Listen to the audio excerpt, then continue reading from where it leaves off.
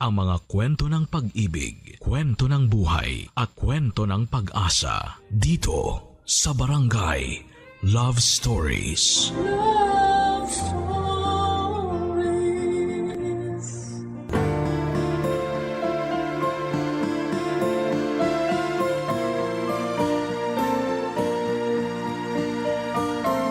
Hindi pwede na bigay todo tayo sa pagmamahal sa ibang tao tapos ay wala nang matitira para sa atin. Kaya nga dapat ay ibalanse natin at unahin nating mahalin ang ating sarili upang makapagbahagi tayo ng pagmamahal sa iba. Ikaw, kabarangay, mahal mo ba ang iyong sarili? Dear Papa Dudut, good day po sa inyo at sa mga kabarangay nating nakikinig sa Barangay Love Stories. Sobra talagang nakaka-addict ang bawat episode na tinatampok ninyo. Kaya naman nag-decide na po akong sumulat din at magpadala ng aking kwento. Pero bago ang lahat ay magpapakilala muna ako. Tawagin niyo na lamang po ako sa pangalang Norman. 35 years old at taga Malolos, Bulacan. Kung ilalarawan ko po ang aking sarili ay proud kong sasabihin na isa akong masipag na anak, mapagmalasakit na miyembro ng pamilya at talaga namang bigay todo. Ang motto ko kasi ay lahat kakayanin para sa mga mahal ko sa buhay. At kung tatanungin ninyo mismo ang nanay Mirna ko, ay papatunayan niyang nagsasabi ako ng katotohanan.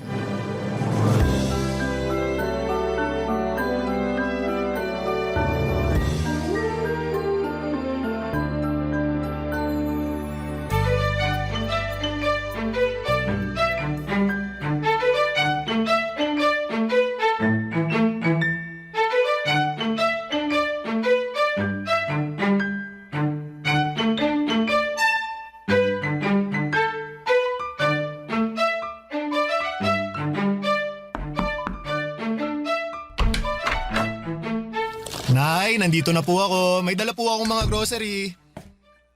Pasensya na po ang konti ng nabili ko, eto lang. Anong konti? Ang dami-dami na nito.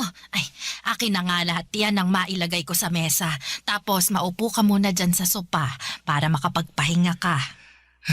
Sige po, Nay. Salamat po. Ako ang dapat magpasalamat sa'yo kasi gumastos ka na naman para sa bahay natin. Sweldo ko naman po ngayon, Nay. Basta, salamat pa rin. Teka, ikukuha kita ng tubig na maiinom, ha? Mukhang uhaw na uhaw ka na dyan. Medyo nga po eh. Sige po, salamat po.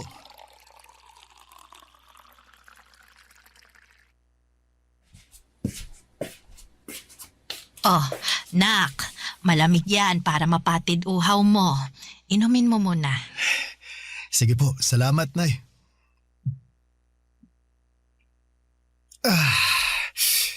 Sarap ng tubig. Tanggal uhaw ko dun. Nako, kawawa naman tong anak ko. Ang dami-daming binuhat. Kaya ko naman po, Nay. Kahit na. Ay, kumain ka na ba? Kung hindi pa, nagluto ako ng paborito mong ulam doon. Yung sarsyadong tilapia. Nako, dinamihan ko na yung itlog at kamatis kasi alam kong gustong-gusto mo yan. Oh!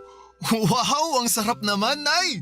Masarap talaga yon kasi punong-puno rin yun ang pagmamahal ng isang ina. Paano? Ipaghahain na ba kita, anak? Nako, mamaya na po, Nay. Gusto ko munang umupo rito sa sofa para naman malapat ko sandali yung puwet at likod ko. Ako na lang din po ang maghahain ng pagkain ko mamaya. Ayaw mo ba na asikasuhin kita? Siyempre gusto ko po, pero chillax na lang po muna kayo dyan. Ako na bahala sa sarili ko. Kakain din naman po ako maya-maya. At teka, may ibibigay po pala ako sa inyo, Nay. Kunin ko lang po wallet ko, ha?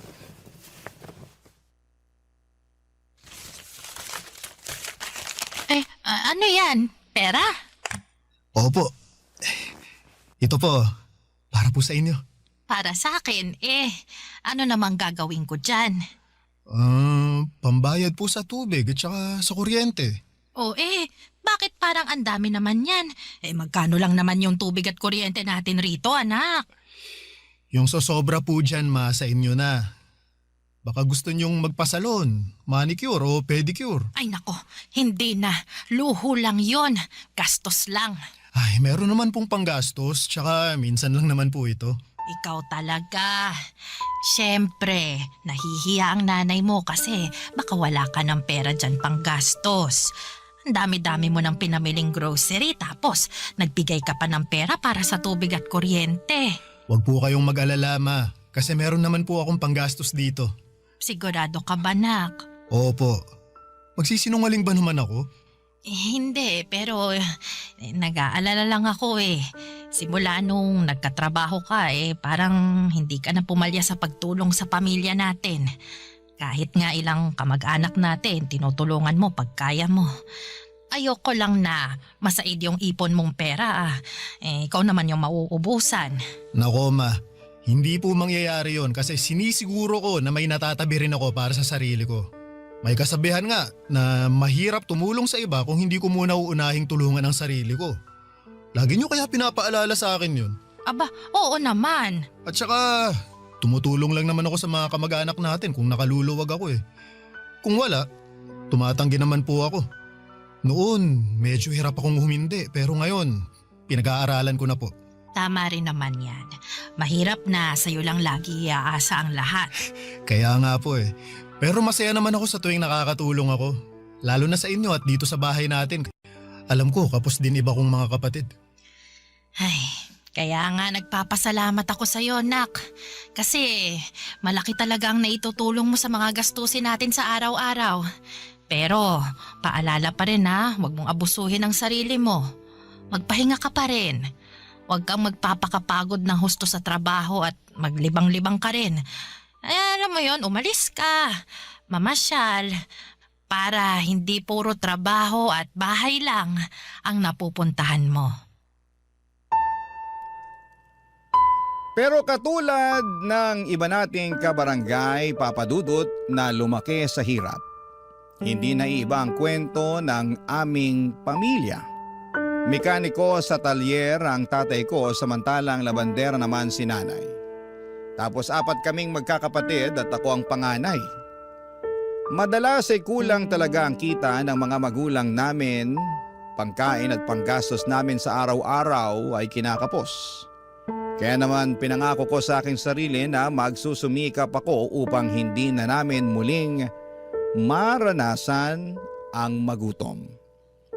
Kaya naman binuhos ko talaga ang panahon ko sa pagtatrabaho. Sa katunayan ay hindi pa ako nakontento sa pag-oopisina. Dahil tuwing day off ko ay rumaraket pa ako sa food business ng kaibigan ko bilang kosinero. Dahil sa pagiging abala ko ay nakalimutan ko na ang aking buhay pag-ibig. Bagay na madalas kumustahin sa akin ng nanay ko.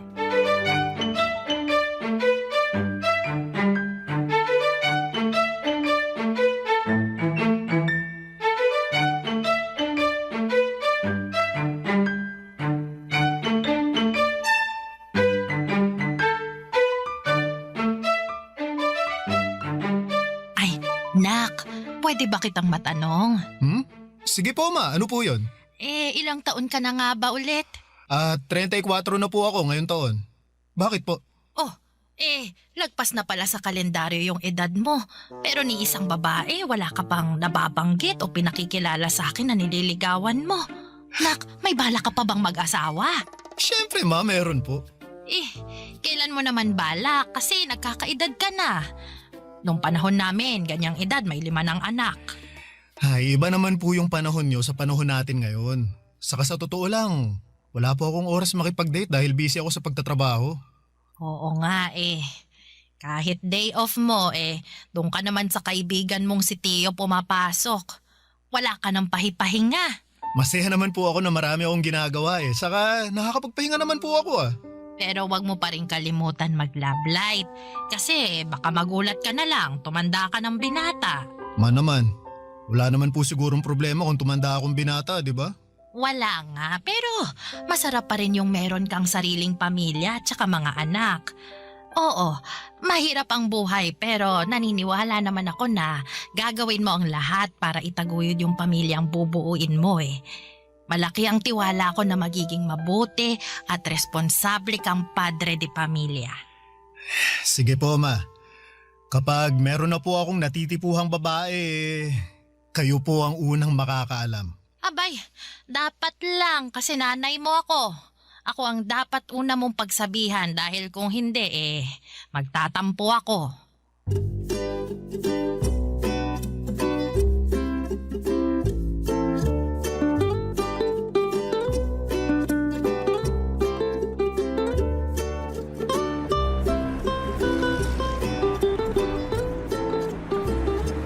Thank you talaga sa tulong mo sa business ko, tol ah.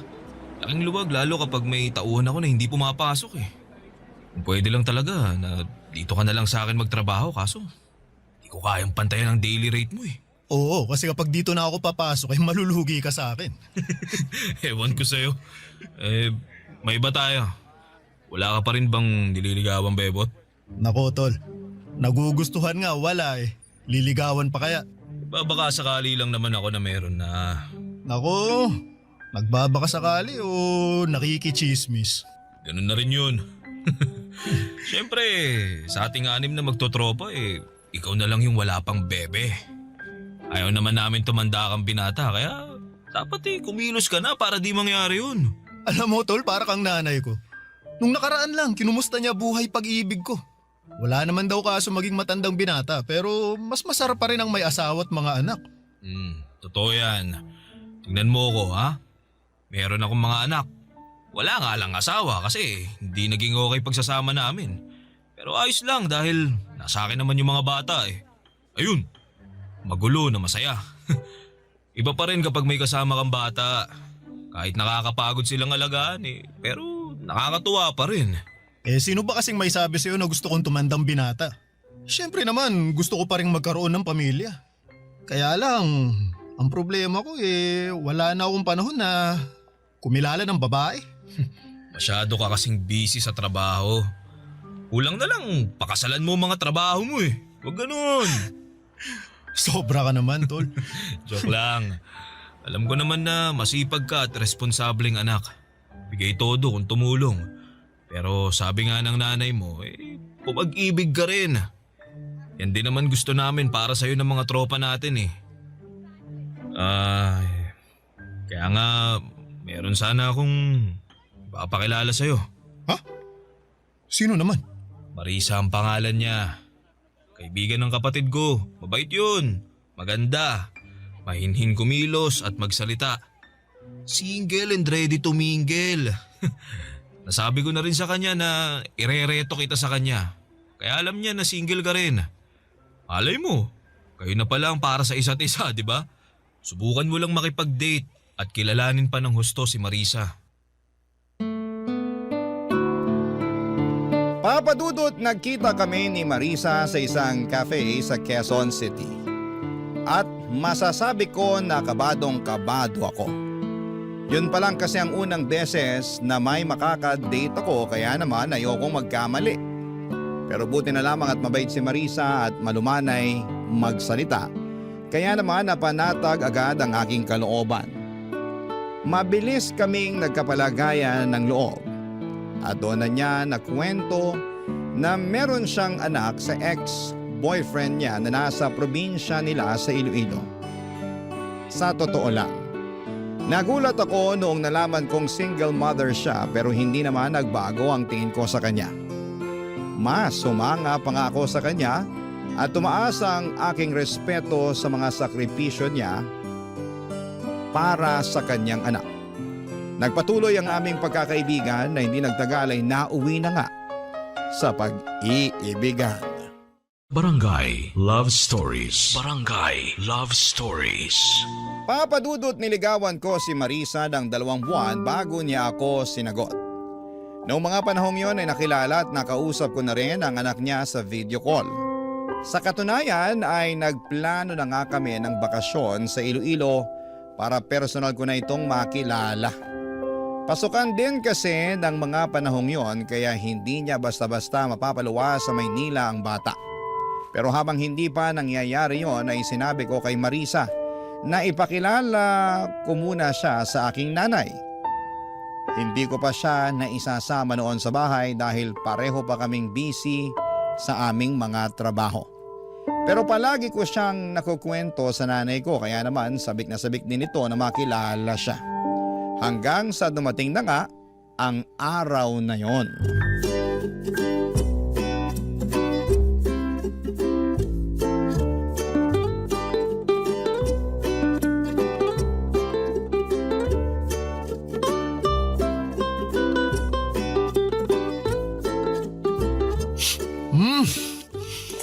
Ang sarap po talaga nitong niluto niyong kare-kare, Nay. Nako, salamat anak. Uy, pero magdahan-dahan ka nga sa pagkain ha. Baka mabulunan ka, tsaka baka kung ano na lang ang isipin ni Marisa, oh. Nako, Nay. Alam po ni Marisa na masarap kayong magluto kaya ganadong-ganado ako pag kumakain. Lagi ko rin kasing nakikwento sa kanya yun, Nay. Di ba, babe? Tama po si Norman. Walang araw na hindi niya binida yung bawat luto niyo na pabaon niyo sa kanya. Nako, ganun ba? Salamat naman. Pero bakit parang hindi ka halos kumukuha ng ulam? Ayaw mo ba ng kare-kare? Yung totoo, allergic po kasi ako sa mani eh. Aha? Ganun ba? Nako, paano yan? May nakain ka na? Hindi naman po malala yung allergy ko, tsaka kaunti lang naman yung nakain ko, kaya ayos lang po ko. Marisa, nako, sorry ha, hindi ko alam na may allergy ka sa mani. Specialty kasi ni Nana yung kare-kare, kaya yan yung nirequest ko na lutuin niya. Special din kasi yung okasyon dahil nga ipapakilala kita sa kanya. Ayos nga lang ako. Kaunti lang nakain ko, di ba? Tsaka saka kung wala akong allergy siguradong hindi ko pa rin kakainin yung luto ng nanay mo. Kasi hindi naman masarap. Paano niya naging specialty yan? Ang tabang naman. At ang lansa ng karning ginamit. Makunat din. Pati yung gulay mapait. Nakakadiri. Ha? Anong sinabi mo? Narinig mo yung sinabi ko, Norman? Kailangan ko pa bang ulit-ulitin? Pasensya ka na ha kung hindi ka nasarapan sa luto ko. Wala na po ba kayong ibang niluto? Ha? Kasi hindi ko makakain yung kare-kare na yan. Baka hindi lang malalang allergy abutin ko dyan eh. Baka sumakit din tiyan ko. Sige. Teka, ipagluluto kita ng ibang ulam. Nay, Nakita ko sa ref natin. Ha? Nay, wag na, Nay. Order na lang tayo. Wag ka nang umorder. Gastos lang yan. Tsaka meron pa naman tayong mga sangkap dyan sa ref. Ako nang bahala, ha? Kumain na lang kayo dyan, ha? Sandali lang, magluluto lang ako. Nay! Marisa, mag-usap nga tayo dun sa labas. Bakit sa labas pa? Pwede naman dito na lang sa mesa. Mamaya malamok pa dun kagatin pa ako. Please, Marisa, kahit sandali lang. Ay, nako! Kakainis ka talaga.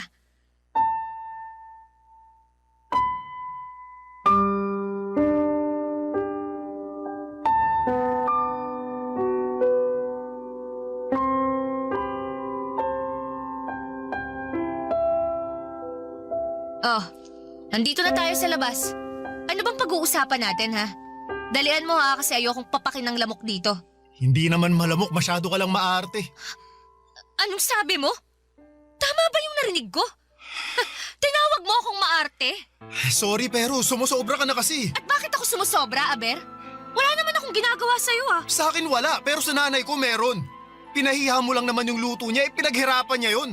Saka saan galing yung pinagsasasabi mo kanina na hindi masarap sarap na sarap nga ako sa pagkain kanina. Aba, anong malay ko kung na-immune na yung panlasa mo sa luto ng nanay mo? Lagi mong kinakain malamang nasanay na yung dila mo. Pambihira ka, ano ba kasi problema mo? Wala akong problema. Pero nag-expect lang talaga ako na mala 5-star restaurant yung luto ng nanay mo. Pero turns out, hindi naman pala. Hindi ko na nga malunok kaya tinigilan ko ni. Kahit titigan masakit sa mata. Okay, look. Hindi naman sa nilalait ko yung luto ng nanay mo, ha? Mali ko lang din siguro Masyado akong nag-expect. Sinadya ko pa namang hindi kumain bago pumunta dito sa inyo. Kasi nga plano ko na dito kumain ng marami. Kaya lang ganun pa ang nangyari. Mali pa rin na pinahiya mo ang nanay ko. Sana sinarili mo na lang yung opinion mo. Wow! Kasalanan na palang pagiging prangka, ha? Kung hindi ko sasabihin ng totoo ako naman ang kawawa, di ba?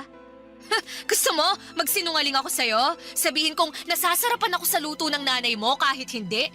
Hirap sa'yo, masyado kang balat sibuyas eh. Kung hindi mo kayang tanggapin yung pagiging prangka ko, buti pa maghiwalay na tayo. Papa Dudut, ayoko namang maghiwalay kami ni Marisa kaya naman pilit ko siyang inunawa ng mga panahong yon. Inihingi ko na lamang siya ng pasensya sa nanay ko na nagsabi naman na ayos lang. Pero ramdam ko na labis niyang kinalungkot ang una nilang pagkikita ng girlfriend ko dahil sa pagiging prangka nito na wala naman sa lugar.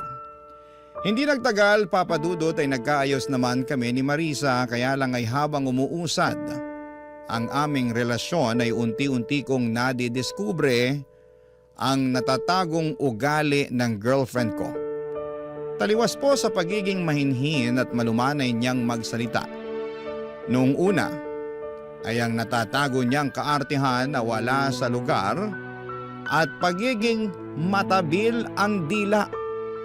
Bukod doon ay magastos din po si Marisa, Papa Dudut.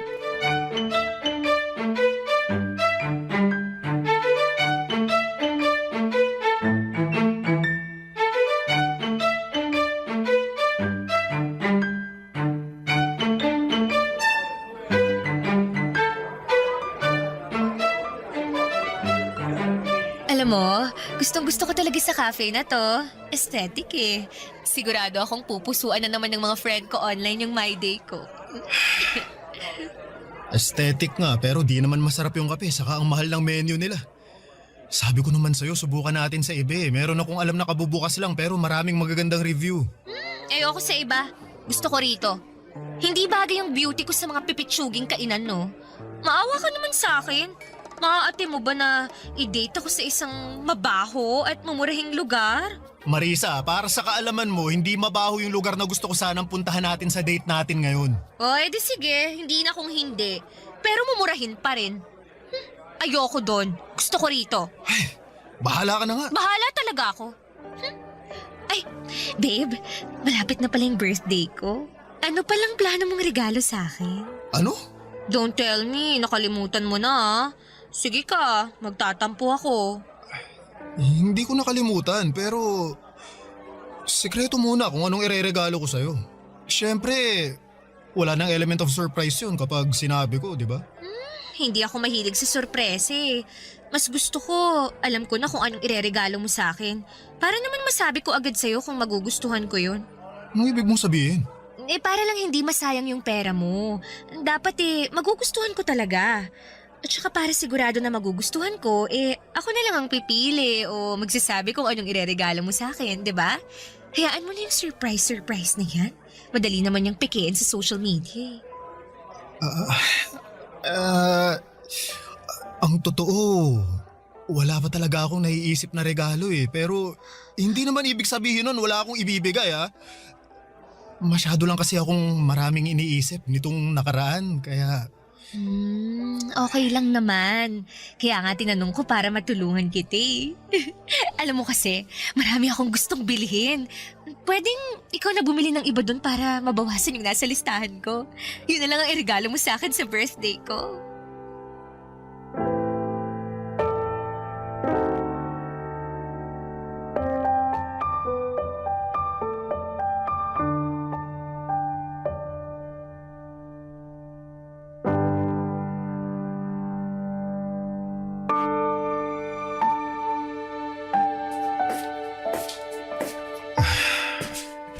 Nandito na po ako, Ma.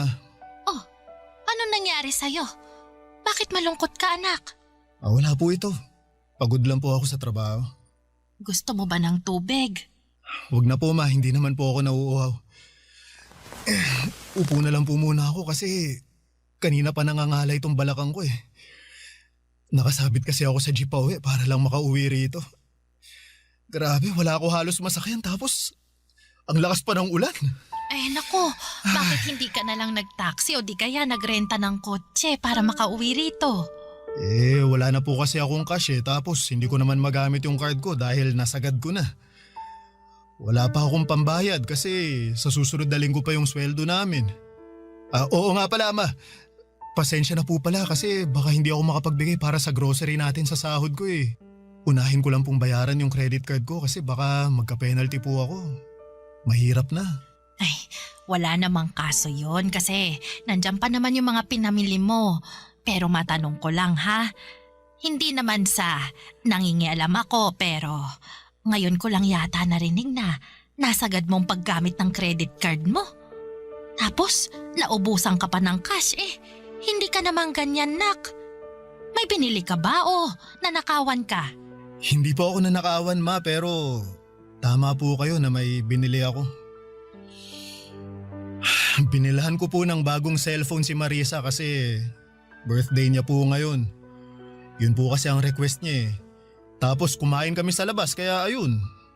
Naubos naman yung cash na dala ko. Barya na lang ang natira kaya hindi na nga ako nakapag-taxi pa uwi. Ganun ba? Ay, buti na lang ligtas ka pa rin na nakarating dito sa atin, nak. Di bale, sa susunod, siguraduhin mo na lang na may ititira ka pang pamasahe. O di kaya, kapag wala ka na talagang pera dyan, di tawagan mo ko. Sasabihan ko yung mga kapatid mo na pahiramin ka ng pera. Yung isesend nila gamit yung e-wallet para meron kang magamit. Opo, Ma. Salamat po ha. Wala yun, anak. Oh, sige na. Kumain ka na doon para naman makapagpahinga ka na pagkatapos.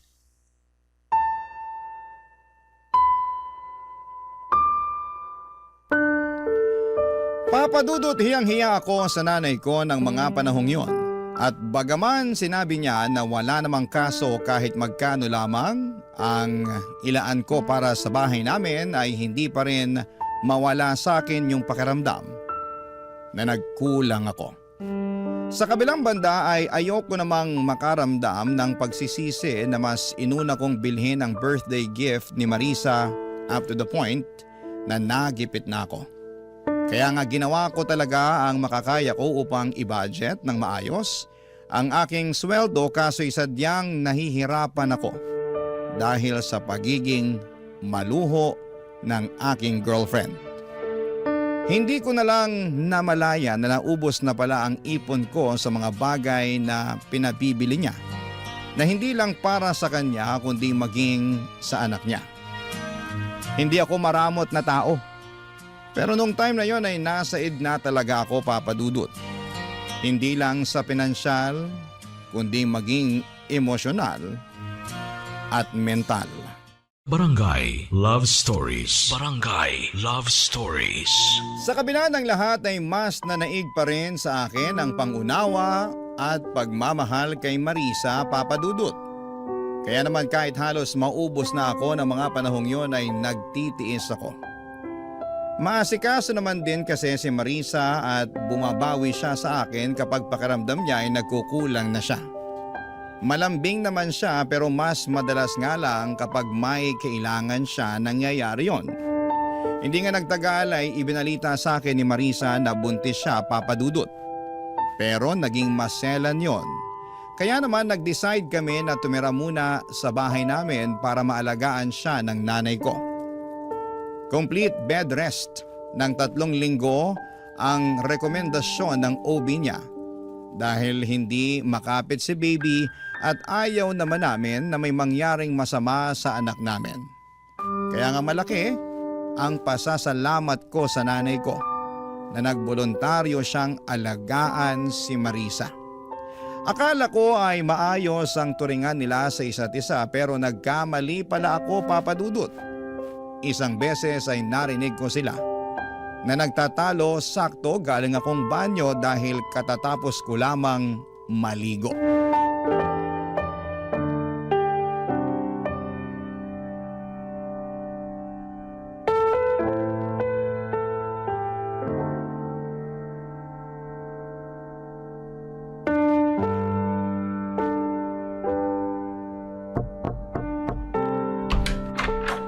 Marisa, tulog ka na ba?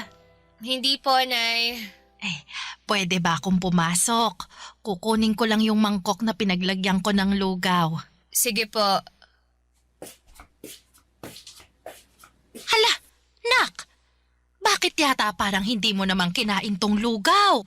Wala naman kasing lasa, tsaka nakakasuka. Ay, paanong nakakasuka maayos naman at malinis yung pagkakaluto ko dyan. Tsaka may lasa yan, tinikman ko yan kanina Sa wala nga akong nalalasahan Alam nga namang ipilit kong sabihin na meron kahit wala, di ba? Lumabas naman akong sinungaling nun. Ganun ba? Pasensya na ha. Baka nagkamali lang talaga ako. Hoy, Marisa. Bakit mo sinisigawan ng nanay ko? Hindi ko sinisigawan ng nanay mo. Nag-uusap lang kami. Anong hindi Ang taas ng boses mo, saka dinig na dinig ko dun pa lang sa banyo. Kaya nga tinapos ko na yung paliligo ko para labasin na kayo. Hindi ko nga sabi sinisigawan yung nanay mo. Masyado ka namang OA Pinagsasabihan ko lang siya na hindi masarap yung lugaw na niluto niya para sa akin. Tsaka, bakit ba siya panipakain sa akin ng lugaw? Wala naman akong sakit. Nagkataon lang naman talaga na kailangan kong humilata sa higaan na to ng 3 linggo, pero hindi naman ibig sabihin nun hindi ko kayang ngumuya ng matinong pagkain. Ayoko niyan. Hindi ako nabubusog dyan tapos ang tabang pa. Marisa, pwede mo namang sabihin ng maayos sa nanay ko Hindi yung ganyan na pinagsasalitaan mo pa siya ng hindi maganda. Teka nga, abogado ka ba ng nanay mo? Anong sinabi mo? Lagi mo na lang kasi siyang pinagtatanggol imbis na ako ang kampihan mo. Baka nakakalimutan mong partner mo ko at magiging nanay na ng anak mo. Siyempre hindi ko nakakalimutan yun, pero nanay ko pa rin yung binabastos mo. Anong binabastos pinagsasasabi mo dyan? Alam mo sumusobra ka na ha? Ma, magsalita naman kayo! Sabihin yung hindi ko kayo binabastos! Hindi naman ako binabastos ni Marisa, anak. Anong hindi? Dinig na dinig ko nga mga pinagsasasabi sa inyo ng babaeng yan. Hindi na niya kayo nirespeto. Hoy Marisa, nanay ko pa rin yung kausap mo at wala kang karapatan na bastusin siya. Wala ka ba nanay? Ano bang klaseng tanong yan? Sinong nag-aalaga sa anak ko kung wala akong nanay, di ba? Meron naman pala, pero ganyan mo ba kausapin at pakitunguhan ng nanay mo? Hindi! Nanay ko yun Kung ganon, matuto ka ring igalang ang nanay ko kasi parang ako na rin yung hindi mo nirespeto sa tuwing binabastos mo siya. Ang bait-bait ng nanay ko pero hindi ibig sabihin pwede mo na siyang abusuhin. Ni minsan hindi kanya pinatulan. Siya pa nga madalas humingi ng pasensya matapos mo siyang tarayan, di ba? Sana dun man lang maisip mo na nakakabastos ka na. At kung kaya mong irespeto ang nanay mo, sana gawin mo rin yun sa nanay ko. Norman, hindi naman siguro sinasadya ni Marisa, kaya hayaan mo na lang. Ayos lang naman ako Oh, tingnan mo! Ayos lang naman pala sa nanay mo Pero kung makareact ka dyan, akala mo nakagawa ako ng krimen? Pasensya na, Pasensyahin mo mukha mo! Sabi ng OB natin, hindi raw ako dapat ma-stress, pero sa'yo ako nai-stress! Isama mo pa yung nanay mong ewan! Sana talaga doon na lang ako sa nanay ko sa Iloilo umuwi! At siya na lang yung dapat na nag-alaga sa akin! Hindi kayo! Papadudot dismayado ako at nasaktan sa kung papaanong pakitunguhan ni Marisa ang nanay ko. Akala ko kasi nagbago na siya pero maling-mali ako dahil hindi naman pala papadudot. Sa palagay ko nga ay mas lumala pa ang pag-uugali niya dala na rin ang kanyang pagbubuntis. Isyo na rin kay Marisa na nagbibigay ako ng ambag sa bahay namin lalo na at magkaka-baby na kami. Dapat daw ay sila na lamang ang sinusuportahan ko at hindi na ang pamilya namin. Hindi ko naman pinapabayaan si Marisa at ang magiging anak namin pero hindi ko basta-basta mapuputol ang suporta ko sa nanay ko. Kaya nga sa abot ng aking makakaya ay binabalanse ko yon. Kaso'y hindi yon maintindihan ng kinakasama ko. Pinaramdam niya sa akin at sa nanay ko kung gaano niya kaayaw yung setup namin. Paulit-ulit niya akong sinasabihan na maghanap ng marirentahan dahil kaya naman niyang asikasuhin ang kanyang sarili. Lumipas nga ang 2 buwan at naging okay naman ang baby namin kaya hindi na kailangan ni Marisa na mag-bed rest. Dahil doon ay nagpaalam siya sa akin na lalabas siya para makipagkita sa dati niyang mga katrabaho, bagay na pinayagan ko naman. Kaya lang ay meron akong nalaman na labis kong kinabigla.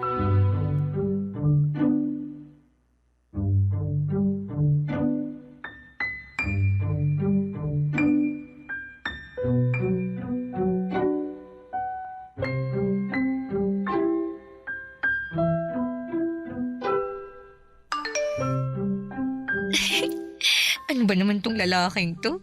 Nasend pa talaga ng picture niya na nakatopless. Oh, kita ko tuloy yung kanyang mga pandesal. Ha, Marisa, anong sabi mo? Ano ka ng kalabaw? Hindi ako anak ng kalabaw, anak ako ng nanay ko. Sinagulat ako kaya nasabi ko yun. Pero ewan ko sa'yo, sineryoso mo naman. Paano hindi ko seseryosohin kung ano-anong naririnig ko sa'yo? Ano bang narinig mo? Nasabi mo may nag-send sa'yo ng picture na nakatopless. Sino ba yan, ha? Saka bakit mo biglang tinatago yung cellphone mo, ha? Wala. Wala ka na doon.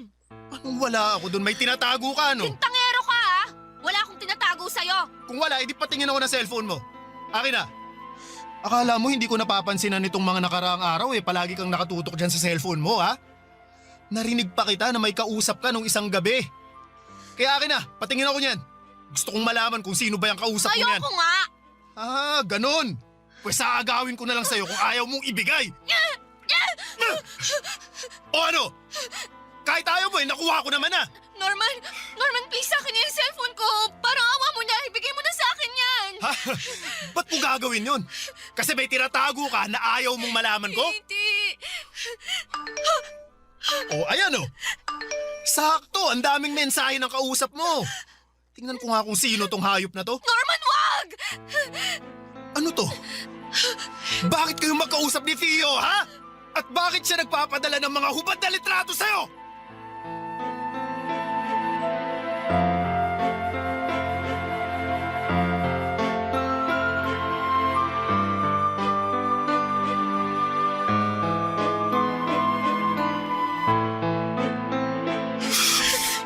Nasaan na yung hayop na yun?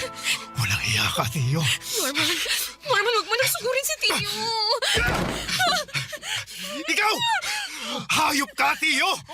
Akala ko kaibigan kita pero tinalo mo ako! Dapat sa mukha mo sinusuntok para makita mong hinahanap mo!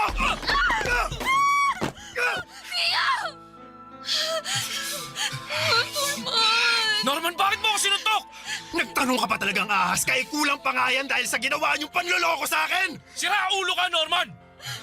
Kala mo siguro hindi masakit yung ginawa mo, no? Halika! Dadagdagan ko pa para lalo ka Sige, masaktan! tara! Magsuntukan tayo! Kala mo yata, tagasang kita eh! Tama na! Tumigil na kayo!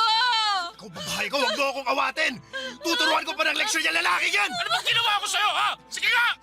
Nagtatanong ka pa rin! Eh bakit sa akin ka lang nagagalit? Eh si Marisa naman ang una lumapit sa akin, ah! Paano hindi ako magagalit? Nakita ko yung mga hubad na litratong sinend mo sa girlfriend ko! Baka nakakalimutan mo. May kinakasama na si Marisa at ako yun! Hindi ko naman nakalimutan yon. Pero yung kinakasama mo, ang humingi ng mga picture ko na yon. Ano? Hindi totoo yan! Anong hindi totoo? Sabi mo gusto mong makita ang katawan ko kaya nag-send ako ng picture. Kaya lang nagpahuli ka naman kay Norman kaya yari tuloy tayong dalawa. Tio! Sumusobra ka na, Norman. Akala mo hindi kita papatulan, ha? Sige! Magsuntukan tayo para lalo ko mapadugo yung bastos mo ka! Ano ba kayo? Sinabing tama na eh! Makinig naman kayo sa akin! Huwag akong magsabihan at awatin mo kundi ang Norman na yan. Siya naman na nang nanunto ka at mag-amok dito sa pamamahay ko. Meron akong dahilan kung bakit ko ginawa yun! Tinalo mo ako, tol! Akala ko pa naman magkaibigan tayo! Tigil na kayo sa amin! Ang sakit! Marisa! Marisa! Marisa, nagdudugo ka! Ang baby ko! Ang baby ko! Tulungan niyo ako! Ang baby ko! Dalhin niyo ako sa ospital!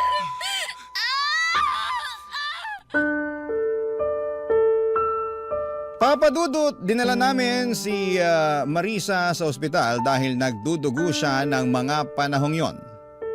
Takot na takot ako ng mga panahong yon para sa kaligtasan ng baby namin. Kaya nga pansamantala kong nakalimutan ang galit ko kay Theo dahil natuon ang buong atensyon ko para kay Marisa. Pagdating namin sa ospital ay agad na inasikaso ng mga doktor ang kinakasama ko. Pinaghintay kami ni Theo sa labas ng emergency room at doon ko na tinawagan ang nanay ko.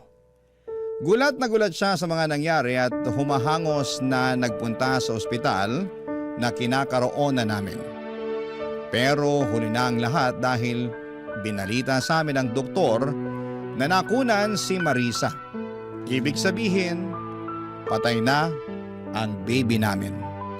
Sobrang sakit ang pangyayaring yon at hindi ko mapigilang sisihin ang aking sarili dahil pakiramdam ko ay kasalanan ko kung bakit nawala ang aming anak. Pero mas masakit na pagkagising ni Marisa ay inamin niya sa akin na hindi ako ang ama ng sanggol na dinadala niya. Matagal na pala silang may relasyon ni Theo at may ginagawang milagro habang nakatalikod ako at hindi pa sila nakontento dahil pinaako pa nila sa akin ang bata na hindi naman nanggaling sa akin. Kaya nga noong araw ding yon ay nakipaghiwalay na ako kay Marisa at tinapos ko na ng tuluyan ng pagkakaibigan namin ni Theo. Sa kasalukuyan ay nagmo-move on ako, Papa Dudut. Tinuring ko na lamang na blessing in disguise ang redirection na nangyari at mas nag-focus na lamang ako sa aking pamilya na siyang tunay na nagmamahal sa akin. Hanggang dito na lamang po ang sulat ko. Maraming salamat. Sakaling mapili po ninyong i-ere sa Barangay Love Stories. Ang inyong kapuso at kabarangay forever, Norman. Ako? Gigil na gigil talaga ako sa nangyayari sa kwento natin. O ikaw, kabarangay, kumukulo rin ba dugo mo? Pwede kang mag-iwan ng comment sa ating comment section. Ang mga kwento ng pag-ibig, kwento ng buhay at kwento ng pag-asa dito sa Barangay Love Stories. Love Stories.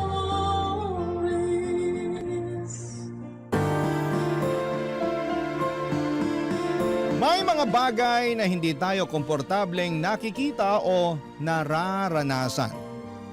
Hindi natin pwedeng pilitin ang mga sarili nating tanggapin yon kung hindi naman kailangan.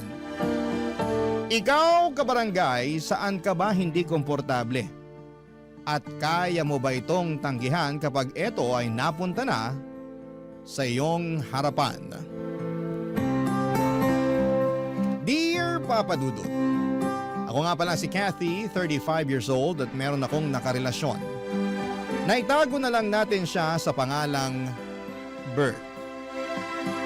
Mas matanda siya sa akin ng 20 years.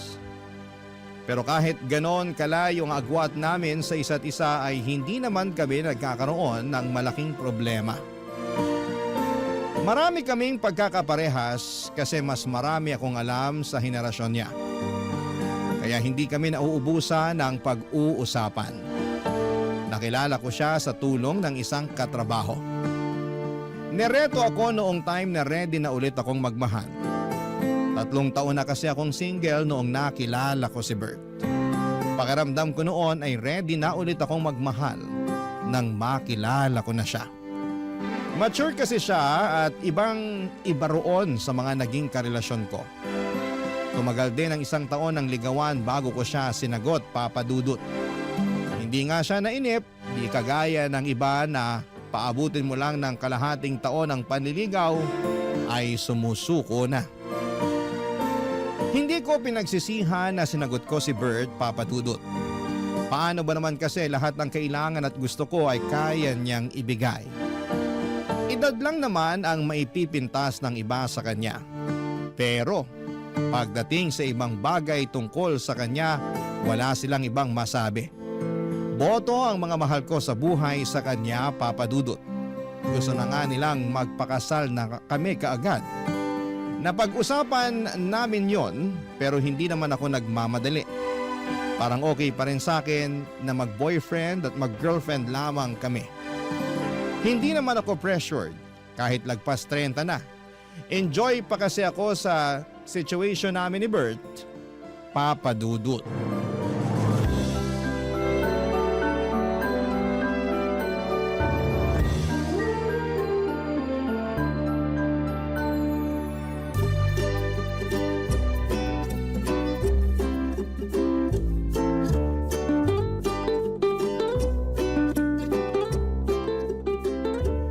Saan tayo sa day off ko? Ikaw ba? Gusto mo mag-out of town? Huwag muna, naghihingalo pa ang wallet ko eh. Ako naman ang gagastos. Ay naku, ayoko masanay sa ganyan ha. Baka mamaya isipin ng ibang tao eh, pineperahan lang kita. Alam ko namang hindi mo ako pineperahan. Gusto ko lang din na nakakapag-provide ako sa'yo. Nakakakilig naman yan. Alam mo, yan pa naman yung hanap ng mga babae. Good provider. Sana all na lang talagang sasabihin ng ibang tao sa atin. So, pahig ka na sa out of town. Siguro wag nga muna. Nakakatamad din kasing bumiyahe. Ano palang gusto mong gawin natin? Siguro ayos na sa akin yung lambingan habang nanonood ng TV sa kondo ko. Baka sitahin mo na naman ako kapag nakatulugan kong panonood ng TV. Naku, sanay na ako sa'yo, no? Bawasan mo kasi yung rice at saka salt intake mo para hindi ka kagad antukin. Wala na sa kinakain ko yan. Nasa edad ko na talaga. Pagkakapihin na lang kita ng 1 litro para siguradong walang tulugan. Kawawa naman ang puso ko niyan. Alam mo naman na mahina na ang puso ko dahil sa edad ko. Alam mo, lagi mo nalang nirarason ang edad mo, ha? Sinasabi ko lang ang totoo. Kailangan ko ring mag-ingat. Kailangan mo talagang mag-ingat dahil dapat mahaba pa ang panahon na magkasama tayo. Ayoko mabiyuda ng maaga, ha? Kaya nga, healthy living na ako para sa'yo eh. Ikaw kaya ang inspirasyon ko kaya gusto ko magpabata ulit. Hindi mo na kailangan magpabata. Mahal ko na ang matandang version mo. Aray, sinampal na naman ako ng realidad. Alam mo, kahit may senior citizen ID ka na, tanggap at mahal pa rin kita. Basta kahit sino ka pa. Kahit sino ako? Kahit ano pa ang nakaraan ko? Past is past, sabi nga nila, di ba?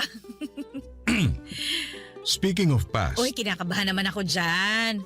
Huwag mo sabihing may asawa ka pa pala, ha? yan naman ang wala. Alam mo namang matagal na kaming anal ng dati kong asawa, hindi ba? O so ano nga yung past na sinasabi mo? Tungkol sa anak ko. Ha? May anak ka na? Oo, Joy Joy ang pangalan niya. Nag-iisa lang. Anak ko sa una. Bakit ngayon mo lang sinabi sa akin? Baka kasi busted din mo kapag nalaman mong may anak na ako eh. Ang babaw naman ang tingin mo sa akin. Tanggap ko naman kung una pa lang sinabi mo nang may anak ka na. Wala na rin naman ako magagawa kasi nabuo na yung batang yun bago pa ako dumating sa buhay mo. Hindi na siya bata. Ilang taon na? 30 years old na siya. Wow! Mas matanda lang ako ng 5 taon? Oo, pero minsan isip bata yun kaya parang na rin siya mas bata sa'yo ng 20 years. Ano ba to? Halos magka-batch na kami ng anak mo Hindi naman mahalaga ang edad, hindi ba? Baka kasi dahil hindi nagkakalayo ang edad namin, alam mo na, ayawan niya ako. Open-minded si Joy Joy. Hindi problema sa kanya ang edad mo. Nakwento na kita sa kanya noon pa man. Hindi mo siya kumontra. Sa katunayan, gusto ko nga niyang makilala. Kinabigla ko talaga yung pag-amin sa akin ni Bert na may anak na siya na halos kaedad ko na. Napansin niyang hindi ako komportable noon kaya inassure niya na magiging okay ang una naming pagkikita ng anak niyang si Joy Joy. Nagpakwento na ako sa kanya tungkol sa ugali ni Joy Joy Papadudut. Sinabi niyang liberated ang anak niya, bukas ang isipan nito sa maraming bagay. Kung ano raw ang magpapasaya kay Bert, ay sosuportahan daw yon ni Joy Joy. Papa's girl daw kasi si Joy Joy. Palibasa noong baby pa lamang ito ay si Bert na lagi ang kasama niya. Nag-ibang bansa kasi ang nanay ni Joy Joy after nitong mga anak. Kaya na-develop yung bonding nilang mag-ama. Kahit nung time na nagkahiwalay na si Bert at ang asawa niya ay hindi nagbago ang koneksyon ng mag-ama Papadudut. Kahit tuwing weekends na lamang daw silang magkita pero madalas pa rin silang nagkukumustahan, salamat na lamang sa social media. Marami pa akong nalaman tungkol kay Joy Joy. Dahil doon ay napanatag na rin ako kahit papaano. Baka naman makakasundo ko si Joy Joy, lalo't hindi naman nalalayo ang edad namin sa isa't isa. Marami rin kaming pwedeng pag-usapan. Naisip ko nga rin baka pwede na rin kaming maging magkaibigan. Weird yon kung iisipin, pero para sa akin ay maganda nga yun para mas lalo akong mapalapit kay Bert. Alam kong mahal na mahal ni Bert si Joy Joy. Base pa lang kung paano kumislap ang mga mata ng nobyo ko kapag pinag-uusapan namin ang anak niya. Alam kong wala na siyang ibang hihilingin pa kapag nagkasundo kami ni Joy Joy. Kaya naman pinaghandaan ko na ang unang pagkikita namin ni Joy Joy. Kabado man pero kinaya ko yon para sa relasyon namin ni Bert, Papa Dudut.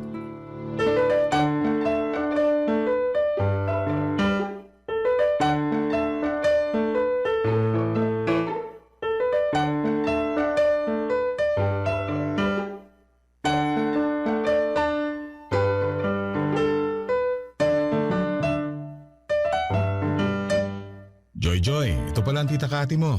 Pwede bang Kathy na lang ang itawag ko sa'yo? Kasi naman 5 years lang ang agwat natin sa isa't isa eh. Ay, mas gusto ko nga yan. Aba, una pala nagkasundo na kayong dalawa. Mukha naman kasing madaling pakisamahan tong si Kathy eh. Saka mukhang marami kaming mapagkakasunduan. Ramdam ko rin eh. Parang may lukso ng dugo ako sa'yo. Ay, nanay lang? Char. Huwag mong sobra ng biro mo, Joy Joy. Baka mabigla naman to si Kathy. Ay hindi. Maganda nga una pa lang nilalapag na niya sa akin yung totoong ugali niya eh. Para wala nang gulatan. Alam mo ngayon pa lang, gusto na kitang maging stepmother. Pero mas mukha tayong stepsisters. Oo nga pala, Joy Joy. Dito matutulog sa bahay si Kathy, ha? Si Papa naman? Anak ba kita para magpaalam ka sa akin kung pwedeng matulog ang girlfriend mo sa bahay mo? Baka lang kasi dito ka rin matulog ngayon. Eh dito naman talaga ako matutulog ngayon. Nakaschedule na, di ba? Wala namang kaso sa akin kahit maglambingan kayo magdamag ni Kathy. Basta wag lang kayo masyadong maingay sa kwarto ha. Walang kalampagan ng kama. Hoy, huwag yung ganyang biro, ha? Hindi naman maiilang tong si Kathy. Ako ang naiilang eh. Eh di sorry. Sorry Kathy ha kung nabibigla ka sa bunganga ko. Sana masanay ka na. Ganito lang talaga ako makipag-usap kay Papa para lang kaming magkaedad. Naku, okay lang yun. Parehas lang tayo. Parang kaedad ko lang din ng tatay ko kapag kinakausap ko siya. Eh, nagkikiss din ba kayo ng tatay mo? Kiss? Oo, bumibeso ako sa kanya pag nagkikita kami. Ha? Beso lang? Para naman kayong magkaibigan lang? Eh, paano pala dapat? Pa, beso lang yung sa kanila oh. Bakit tayo kiss sa lips? Kiss sa lips? Oo. Yun ang nakasanayan namin mula nung baby pa siya. Love language namin yun. Ah, nung bata pa lang si Joy Joy. Mula pagkabata niya hanggang ngayon. Hanggang ngayon? Consistent kami ni Papa dyan. Joke to, no? Anong joke? Sampulan nga natin pa. Okay na. Hindi na kailangan patunayan yung joke nyo. Natatawa na ako. Bahala ka. Pa, alis muna ako. Tumatawag yung best friend ko. Gala lang kami sa mall. Balik ako mamayang dinner. Agahan mo ha. Sumabay ka sa amin ni Kathy mag-dinner. Sure. Bye, Kathy. Bye, Pa. Pakis nga ako. Lambot naman ang lips ng dalaga ko. O ingat ka ha. Update mo kami ni Kathy ha. Ang inakala kong biro ay totoo pala. Nakita ko kung paanong naglapat ang mga labi ni Bert at Joy Joy. Naghalikan talaga sila sa harapan ko at hindi ako nakapagsalita kaagad, Papa Dudut. Inoobserbahan ko kung nagbibiro pa rin sila pero mukhang hindi na. Seryosong kumaway na paalis si Joy Joy habang si Bert naman ay nagtungo muna sa kusina para i-check kung ano ang pwede niyang iluto para sa dinner naming tatlo. Naiwan naman ako sa sala na takang-taka kung bakit may gumagawa pa ng ganon. Masyado lang ba akong malisyosa at normal ba na sa edad ni Joy Joy na yon ay hinahalikan pa siya sa labi ng sarili niyang ama? Ako lang ba ang hindi komportable sa sitwasyon na nakikita ko? Kailangan ko bang sanayin ang sarili ko sa nakasanayan nilang mag-ama? Hindi namin napag-usapan ni Bert ang tungkol sa halik na yon. Parang ako pang nahiya sa nakita ko at hindi ko naman pinahalata sa kanya na nabigla ako sa naging halikan nilang mag-ama. Pagkabalik ni Joy Joy ay nakita ko naman silang naghalikang muli sa labi. Isang malaking pasanin sa akin na ipakita na okay lamang ako sa nakasanayan nilang gawin. Bakit sila ganon? Hindi naman ako conservative na babae pero alam ko kung ano yung limitasyon. Close din naman kami ng tatay ko pero hanggang beso lang ang pupwede. Kina Bert at Joy Joy kailangan talagang magdikit ang mga labi nila ng matagal. Naintindihan ko kung musmos pa lamang si Joy Joy pero dalaga na siya. Halos kaedad ko na nga siya. Hindi ba dapat may boundaries na rin silang mag-ama pagdating sa bagay na yon, Papa Dudut? Barangay Love Stories. Barangay Love Stories. Papa Dudut, marami pa akong napapansin sa kanila mag-ama habang tumatagal na nakakasama ko sila. Sobrang komportable nila sa isa't isa na wala na silang pakialam kung komportable pa ba ang iba kapag nakikita sila. Meron nga noong magkasama kaming kumain sa isang restaurant, silang dalawang mag-ama ang magkatabi. Inakala ng lahat na sila ang magkarelasyon at kaibigan lamang ako ni Joy Joy. Paano ba naman kasi iba ang dikitan nila sa isa't isa? Iba rin ang yakapan na akala mo ay magkarelasyong sabik sa bawat isa. Panay din ang halikan nila sa labi kahit anumang oras nila piliin. Doon ako hindi nakatitig ng mabuti, Papa Dudut. Samantalang kami ni Bert bihira lamang kung maghalikan sa labi. Hindi rin kami gaanong naglalambingan at nagyayakapan. Pero silang mag-ama ay kayang-kaya po nila. Minsan gusto ko nang sabihin sa kanila na hindi ako komportable kaya lang nauuna lagi yung takot ko na baka ma-misunderstand nila ang pinanggagalingan ko. Hanggat maaari ay ayaw ko namang magkaroon kami ng hindi pagkakaunawaan ni Bert. Saka napapalapit na rin kasi kami ni Joy sa isa't isa. Ayaw ko ring masira ang nasimula naming samahan. Ang hirap pa namang ibalik ang magandang samahan kapag nagkalamat na. Kaya pinilit kong itikom ang labi ko para lamang masigurado na hindi ako ang magiging dahilan para lumayo ang loob nila sa akin. Pero isang araw ay meron na naman akong hindi nagustuhan sa ginawa nila. Kararating ko lamang noon ng bahay ni Bert at naabutan kong magkasama sina Joy Joy at Bert. Nakasuot ng nightie si Joy Joy na sobrang nipis. Wala rin itong suot na bra. Dahilan para mailang ako, Papa Dudut.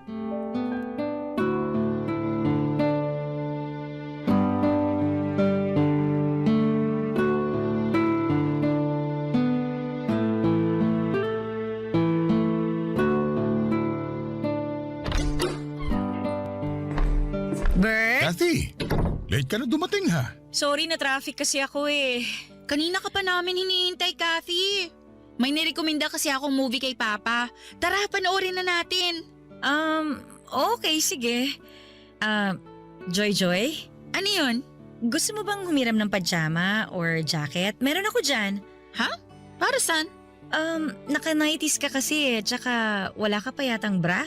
Ganyan talaga manamit yan kapag dito sa bahay natutulog. Lagi kasi siyang naiinitan. Masanay ka ng ganitong suot ko, Kathy. Saka ayokong nagbabra kasi masakit sa likuran. Kailangan din naman kasing ipahinga yung dibdib niya sa bra. Hayaan mo na siya. Okay. Kala ko kasi wala siyang magamit na ibang damit. Hindi nga rin ako nakapanty eh. Seryoso ka ba dyan? Yan ang payo ko sa kanya. May nabasa kasi ako na dapat hindi palagi nagpapante ang babae. Dahil?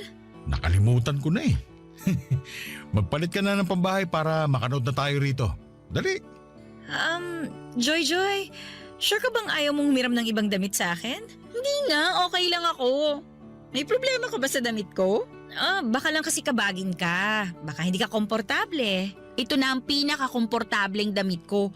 Kung pwede nga lang tong gamitin sa mall eh. Baka pinangrampa ko na talaga. Huwag ka na mag-alala sa suot ni Joy Joy. Asikasuhin mo na lang ang sarili mo para makanood na tayo. True. Saka Kathy, okay lang ba kung kami ni Papa ang magtabi habang nanunood? Kasi maingay kami pag nanunood eh. Baka maistorbo ka. Ayos lang naman. Madikit lang kasi itong si Joy Joy sa akin kapag nanonood ng TV. Lalo kapag sa sinihan at horror pa ang pinapanood. Naku, iba ang dikit nito sa akin. Kumakandong pa nga ako kay Papa kasi lagi ako natatakot eh. Kumakandong? Nakasanayan na naming dalawa yun. Kumakandong siya sa akin lalo kapag nangangalay na yung likuran niya. Lagi kasi sumasakit ang likod nitong dalaga ko eh. Kumakandong kahit ganyan ang suot niya? Oo, wala namang masama. Nakadamit naman si Papa ng maayos. Pero ikaw… Alam mo ikaw, mukhang may problema ka sa suot ko. Huwag mo na nga akong plastikin, sabihin mo na. Medyo nabigla lang kasi ako. Hindi kasi ako sanay makakita nung, alam mo na, nung babaeng naka-90s. Medyo conservative kasi ako eh. Ikaw? Conservative? Hindi ka naman ganun eh. Ganun ako, no? Baka hindi lang halata. O sige na nga, naniniwala na ako. Papa, Ano yun anak? sumasakit na naman yung likod ko. Kakandong ka na? Opo, please.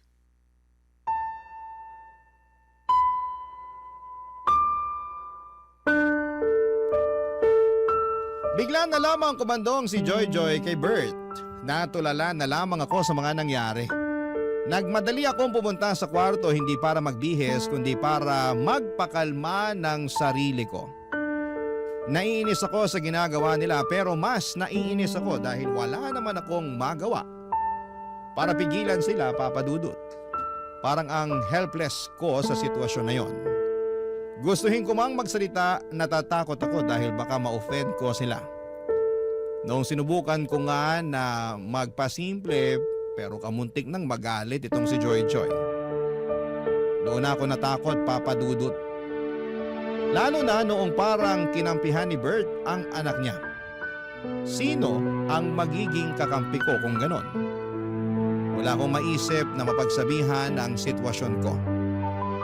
Papa Dudut, natatakot ako na baka may magsabi sa akin na masyado lamang akong malisyosa. Baka ako lang ang nakakakita ng hindi maganda sa mga nangyayari. Baka nga kailangan ko ring mag-adjust. Sa pagdaan pa ng mga araw ay sinubukan kong sanayin ang sarili ko sa mga nakikita ko sa kanila. Kapag hindi ko na kinaya ay pumipikit na lamang ako o di naman kaya ay gagawa ako ng dahilan para makaiwas sa kanila. Napapadalas pa naman ang punta ni Joy Joy sa bahay ni Bert. Natuwa na raw kasi siya sa akin kaya gusto niyang makasama kami lagi ng papa niya. Kung alam lang niya na hindi kami parehas ng nararamdaman. Lagi na lang akong naiilang sa tuwing andon siya. Lagi akong kinakabahan na may makikita pa akong sobra sa ginagawa nila. At hindi nga ako nagkamali, Papa Dudut. Nagkatotoo nga ang aking iniisip. Isang gabi, sinurpresa ko si Bert para sa monthsary namin. Sinabi ko sa kanya noong una na hindi ako makakapunta sa bahay niya pero pumunta pa rin ako. May dala akong cake at regalo para sa kanya. Pero isang malaking sorpresa para sa kanya ay hindi pala kundi ako pala ang masosorpresa sa mga makikita ko.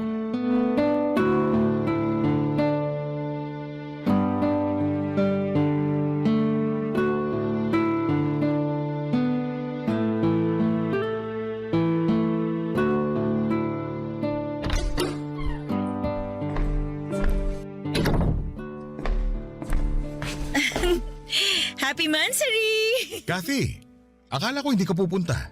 Gusto kitang sorpresahin eh. Happy Monthsary! Ikaw talaga. Sana nagsabi ka. Di hindi na yung surprise. Bumili pala ako ng cake at saka... Kathy! Sabi ni Papa hindi ka raw pupunta rito sa bahay. Kasi bala ko lang naman siyang sorpresahin kaya nagpanggap akong hindi pupunta. Mukha namang na-surprise si Papa, maski na ako. Kahit ako na sorpresa sa'yo eh. Bakit ka naman na-sorpresa? Palagi naman akong andito sa bahay ni Papa. Nasurpresa ako sa suot mo. Ha? May mali ba sa suot ko? Wala namang problema. Nakapanty at bra lang kasi siya. Sabi ko naman sa'yo, mabilis mainitan at pagpawisan to si Joy Joy. May aircon naman, di ba? Hindi effective yan sa akin. Di ba, Papa? Kahit combo pa ng electric fan at aircon, may initan pa rin niyang si Joy Joy. Tingnan mo sa susunod para maniwala ka. Buti nga naabutan mo pa akong nakabra ngayon eh. Madalas kasi... Hindi siya nagbabra? Ba't pa ba ako nagtaka? Uy, may dala kang cake! Ano flavor to, Kati? Mocha. Uy, paborito ko to. Pa, subuan mo ko ha. Sige, ikaw pa ba? Kuha ka na rin ng platito at panghiwa. Teka, punta na ako ng kusina. Bert, kailangan nating mag-usap. Para saan? Kain muna tayo. Hindi na ako kakain. Sa inyo na lang ni Joy Joy ang cake na to. May problema ba? Hindi ba halata? Ano bang problema? Kayo ng anak mo. Hindi mo ba nakikita kung gaano kasagwa yung mga ginagawa nyo? Anong masagwa? Excited na akong lantakan tong cake. Papa, kandungin mo ko please. Masakit na naman tong likod ko eh. Teka lang muna, Joy ha. Nag-uusap pa kami ni Kathy. Wala na tayong dapat pag-usapan. Pakinggan nyo kung paano kayo mag-usap ng anak mo para maintindihan mo kung bakit ako ganito. Teka, ano bang nangyayari? Pumunta lang ako ng kusina tas nag-aaway na kayo bigla? Ikaw, Joy, kasali ka sa problema. Bakit ba kasi ganyan ka manamit sa tuwing nandito ka sa bahay ng papa mo? Kasi bahay naman to ni papa ko at isusuot ko kung anong gusto ko. Dalaga ka na! 30 ka na! Ilugar mo naman ang pananamit mo. Hindi pwedeng naka-brat panty ka lang tapos kakandong ka sa tatay mo. Ano yun? Tapos lagi kayo naghahalikan sa labi? Malisyosa lang ba ako o mali na yung ginagawa nyo? Malisyosa ka lang. Walang mali sa ginagawa namin ng anak ko.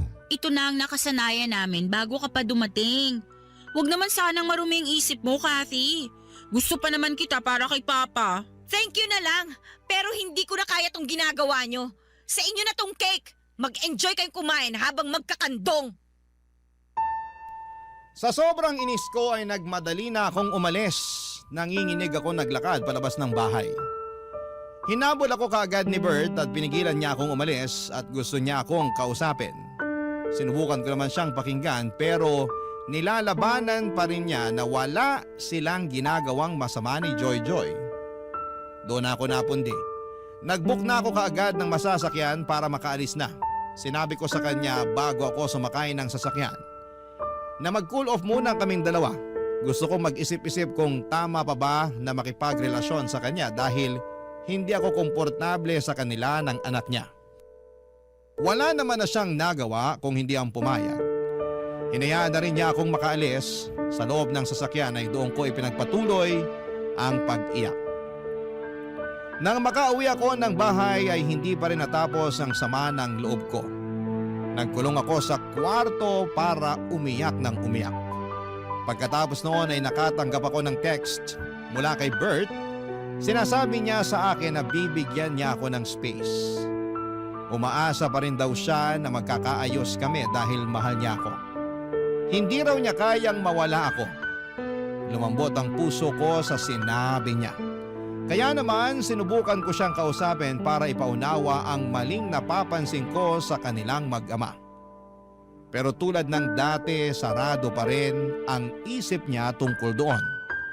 Kaya wala akong nagawa kundi ang itigil ang pag-uusap namin at sinimulan ko nang iwasan silang mag-ama habang pinag-iisipan kung tama pa ba na magstay ako sa buhay niya. Papa Dudut. Barangay Love Stories. Barangay Love Stories. Sa pagnaan ng mga araw ay hindi na nga muling nagparamdam sa akin si Bert. Nirespeto niya ang kagustuhan ko na makapag-isa muna. Pero nami-miss ko siya. Hindi siya matanggal sa isipan ko at in love talaga ako kay Bert. Pero hindi ko naman pwedeng gamitin ang pagmamahal na yon para lamang magstay kung hindi naman ako komportable sa nangyayari sa relasyon namin. Tiniis ko na huwag magparamdam sa kanya. Kahit panayang check ko kung nag-message na ba siya o kung nag-like man lang ba siya ng status ko. Napadalas nga ang pag-post ko sa Facebook para lamang makita kung magre-react pa rin siya pero bigo ako noon. Kahit i-view ang my day ko ay wala pa rin. Kaya ang ginawa ko na lamang ay dine-activate ko na lamang ang Facebook ko para wala akong makita tungkol sa kanya. Nagpaka-busy na lamang ako sa trabaho para makalimutan siya. Pero hindi naging effective. Kapag busy ako sa trabaho ay mas lalo ko siyang naiisip. Hindi na ako makatulog ng maayos dahil nasanay na akong kayakap at katabi siya. Kaya naman niluno ko na ang pride ko at minessage ko na siya, Papa Dudut. Mabilis naman niya ako nireplyan at sinabi ko sa kanya na puntahan niya ako sa kondo para makapag-usap kami. Mabilis pa sa 4:00 ang pagdating niya. Nanginginig akong pinagmasdan siya at na-miss ko talaga siya. At naramdaman ko namang ganon din siya sa akin. Niyakap niya ako at hindi ko naman pinagkait sa kanya ang isang yakap pabalik. Alam kong hirap talaga akong tiisin siya dahil mahal na mahal ko siya. Kaya sinubukan kong i-communicate sa kanya ang nararamdaman ko sa relasyon nilang mag-ama, Papa Dudut.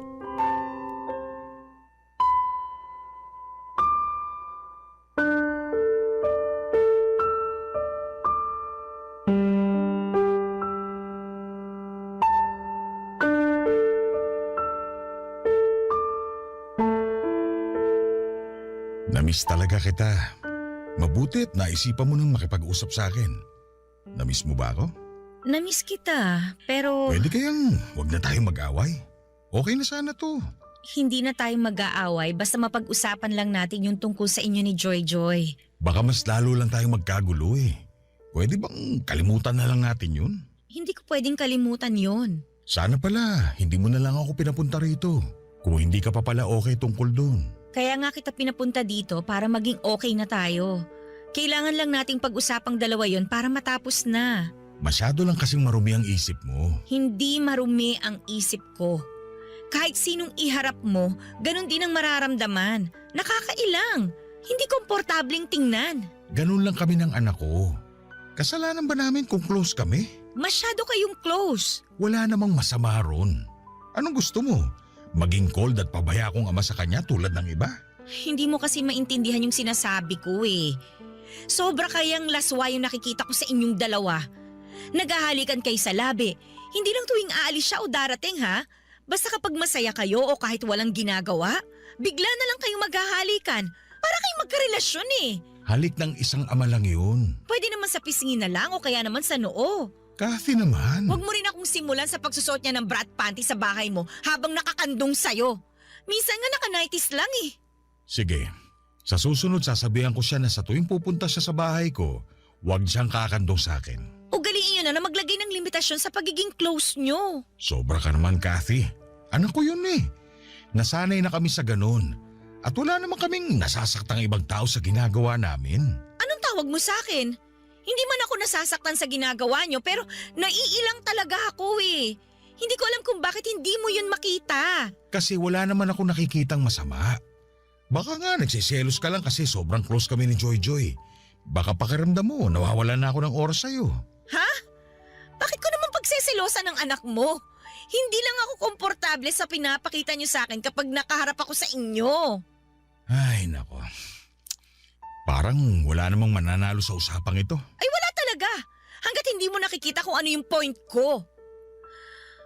Bert, sabihin mo nga sa akin, ano pa ba yung madalas niyong ginagawang mag-ama para ipakita yung closeness niyo sa isa't isa? Mga normal na bagay lang. Anong normal na bagay? Tabi kami matulog. Nakapanty at bra na naman ba siya?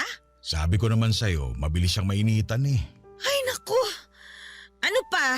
Ayoko na magsabi, baka magalit ka na naman. Eh mas magagalit ako kapag hindi ka nagsabi. Ay, sabay kaming maligo. Nang nakahubad kayong pareho? Malamang. May maliligo bang nakapantalon na t-shirt? Papadudot na irita ako sa pamimiloso po ni Bert. Pero wala nang mas nakapagpairita sa akin nang malaman ko kung ano pa ang ginagawa nilang dalawa. Bakit hindi nila makitang mali yung mga nakasanayan nila? Dalaga na ang anak ni Bert pero kung umasta siya akala mo ay sanggol lamang ang anak niya. Halos kilabutan ako sa mga sinabi ni Bert, Papadudot. Kasama mo matulog ang anak mo nang nakahubad? Kasama pang maligo ng nakahubad? Paano sila nagiging bulag sa mga ginagawa nila? Wala bang ibang taong nagsasabi sa kanila na may mali na? Ang dami kong tanong noon pero dahil sa galit ko ay mas pinili ko na lamang na paalisin si Bert. Baka kung ano pa ang maidagdag niya na makapagpawala ng respeto ko sa kanya. Hindi ko na kinaya. Minessage ko siya at sinabing tapos na kaming dalawa, Papadudot. Hindi naman niya ako nireplyan. Mabuti na rin yon para mamatay na yung natitirang pag-asa sa puso ko na magiging maayos pa kaming dalawa. Panayang iyak ko habang nagmo-move on. Yun marahil ang pinakamasakit na breakup sa akin. Hindi kasi ako ready na magkahiwalay kami ni Bert. Pero kailangan kong gawin dahil hindi ko na kayang tanggapin yung nakikita ko sa kanilang mag-ama. Hindi na siya nagparamdam pa ulit sa paglipas ng buwan. Hanggang isang araw ay nagulat na lamang ako sa isang bisitang dumating sa bahay ko. Si Joy Joy. Kumatok ito sa pinto at nang buksan ko ay nakita ko ang malungkot na mukha ni Joy Joy.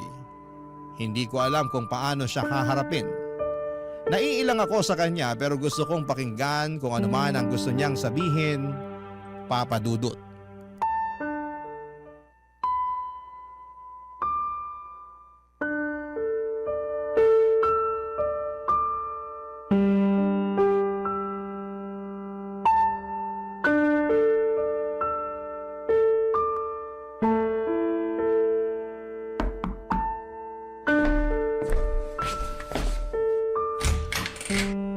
Anong ginagawa mo dito? Makikipag-usap sana sa'yo. Pasok ka.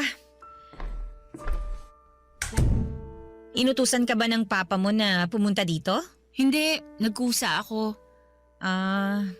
Tungkol saan naman ang pag-uusapan natin? Alam mo na kung ano. Hindi naman na kailangan. Hiwalay na kami ng tatay mo eh. Wala na ring sense para pag-usapan pa yon. Alam kong mahal niyo pa ang isa't isa. Lalo na si Papa. Kung alam mo lang kung gaano kalungkot si Papa ngayon. Kasalanan naman niya. Hindi niya ako pinakinggan eh. Pinakinggan ka naman namin. Kaya lang, kami ang hindi mo maintindihan. Ako nga tong hindi niyo maintindihan eh. Wala bang nagsasabi sa inyo na nakakailang ang mga ginagawa niyo? Wala naman kaming natatapakang ibang tao. Yung tanong ko ang sagutin mo. Wala bang pumupuna sa ginagawa niyong mag-ama? Meron, pero... So hindi lang pala ako, no? Pero pinaramdam niyo sa akin na ako lang tong malisyosa. Kasi hindi naman big deal sa amin eh. Ewan ko ba sa ibang tao kung bakit hindi sila maging open-minded? Ang hirap maging open-minded sa ginagawa niyo, Joy Joy. Parehas mo rin pala yung mga niligawan at naging ex ni Papa eh. Akala ko pa naman iba ka sa lahat. So marami pala kaming kontra sa ginagawa niyo ng tatay mo. Kasi makikitid ang utak nyo. Ay naku, Joy Joy, makinig ka. Hindi ako kontra sa pagiging malapit nyo sa isa't isa ng tatay mo. Pero sana sa edad mo, dapat alam mo na kung ano yung mga bagay na hindi mo ginagawa kasama siya eh. Hindi ka na pwedeng naka-bra at panty lang habang kumakandong sa kanya. Wala na rin sanang halikan sa labi na maganap. Bumeso ka na lang tulad ng ibang mga anak. Sa ganun ako pinalaki ni Papa eh. Kaya nga sinasabi ko sa'yo na mali ang tatay mo na ipagpatuloy pa kung ano yung ginagawa nyo noon. Kahit yung pagtulog na nakahubad ka, katabi siya. Sinong hindi magtataas ng kilay kapag nalaman nilang ginagawa nyo yung ganon? Parehas mo talaga ang mga ex ni Papa. Pinagseselosan nila ako dahil sobrang close naming dalawa. Hindi na selos yung nararamdaman nila. Namin. Hindi na kami komportable. Ang nanay mo ba, alam ba niya yung ginagawa nyo? Hindi naman siya nagtatanong eh. O subukan mo sabihin sa kanya para magkaalaman na. Baka hindi ka na niya ulit papuntahin sa tatay mo kapag nalaman niya yan. Open-minded ang nanay ko. Kaya alam kong wala lang sa kanya to kapag sinabi ko sa kanya. Okay, sige. Hindi na ako lalaban kasi buhay niyo naman yan eh. At saka, tapos na rin kami ng tatay mo. Good luck na lang sa next na stepmother mo kung payag siya sa mga inaakto niyo. Pero Kathy, ikaw na kasi ang gusto ko para kay Papa. Kahit may hindi tayo pinagkakaunawaan, alam kong ikaw yung dapat para kay Papa. Saka alam kong mahal na mahal ka rin niya. Sa'yo ko lang siya nakitang ganun kasaya eh. O so, anong punto mo? Baka naman pwede mo nang isang tabi yung pagkailang mo sa ginagawa namin ni Papa. Tapos balikan mo na siya. Naaawa na kasi ako sa kanya eh. Please, Kathy. Please. Nangingilid ang mga luha ni Joy Joy habang pinapakiusapan akong balikan si Bert. Aminado akong naapektuhan ako sa huling sinabi niya. Nakaramdam ako ng kurot, mas lalo namang nag-ingay ang puso ko. Isinasagawa na naman nitong sinisigaw na naman nitong muli si Bert. Bigla ko namang na-miss si Bert, Papa Dudut. Pinalis ko muna si Joy Joy para makapag-isip-isip ako bago siya tuluyang lumabas ng pintuan. Hinawakan pa nito ang kamay ko at nagmakaawa na huwag ko raw iwan ang tatay niya. Hindi raw niya kayang makitang lugmok sa kalungkutan ng tatay niya. Doon ko naramdaman kung gaano niya kamahal si Bert. Tumango na lamang ako at sinabing kami na lang ng tatay niya ang mag-uusap sa dapat na gawin. Pagkatapos noon ay nagmadali akong isarado ang pintuan at doon ako napasantad. Para ako nanghina sa naging usapan namin. Ilang araw na akong naguguluhan sa dapat kong gawin, Papa Dudut. Mahal na mahal ko po si Bert. Wala na akong ibang lalaki na nakikitang makakasama kung hindi siya. Kaya lang ay hindi ko talaga matanggap ang ginagawa nilang mag-ama. Sinubukan ko namang sabihin yon sa kanila pero mukhang hindi nila babaguhin ang nakasanayan nila. Kasi hanggang sa dulo ay pinapakita nilang walang mali sa ginagawa nila. Ano po ba sa tingin ninyo ang dapat kong gawin? Wala na akong ibang problema kay Bert maliban nga roon sa kakaibang closeness nilang mag-ama. Hindi ko na alam kung ano ang gagawin ko at sana'y matulungan niyo ako. Isa po akong masugid na tagapakinig ng inyong #1 radio station sa Barangay LS 97.1, lalo na ang inyong programang Barangay Love Stories. Makakaasa kayo sa patuloy na pagsuporta ko bilang pasasalamat sa pagbahagi ng aking kwento. Ang inyong forever kapuso at kabarangay, Kathy. Barangay Love Stories. Barangay Love Stories. Nalilito pa rin sa life ang ating kabarangay. Ano kaya ang maipapayo mo sa kanya? Ibahagi mo yan sa ating comment section para mabasa rin niya. Barangay LS 97.1. 97.1. Forever. Number 1.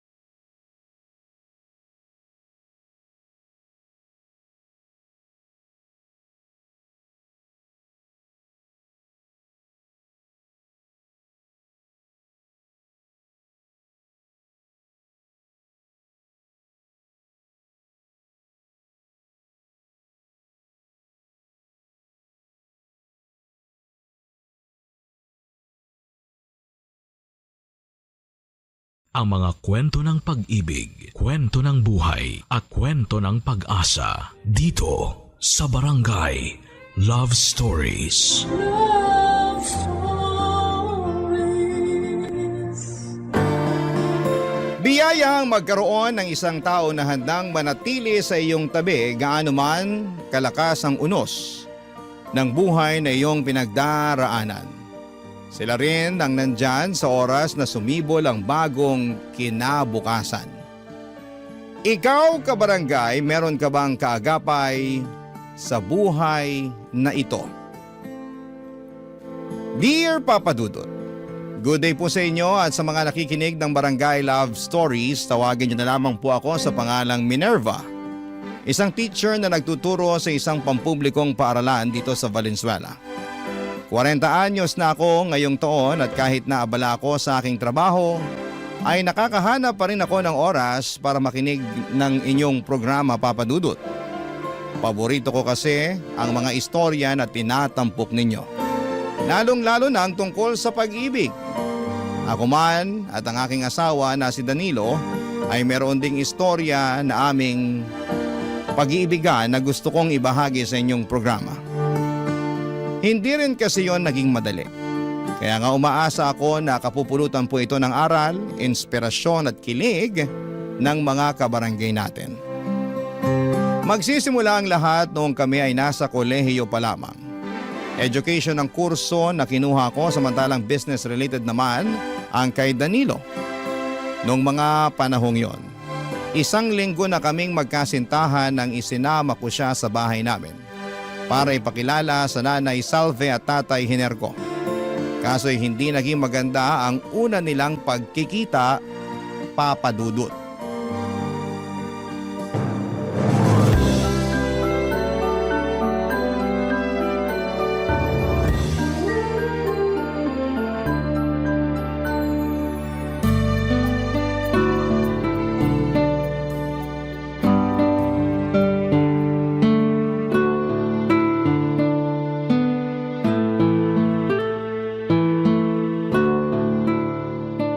Tama ba ang narinig ko?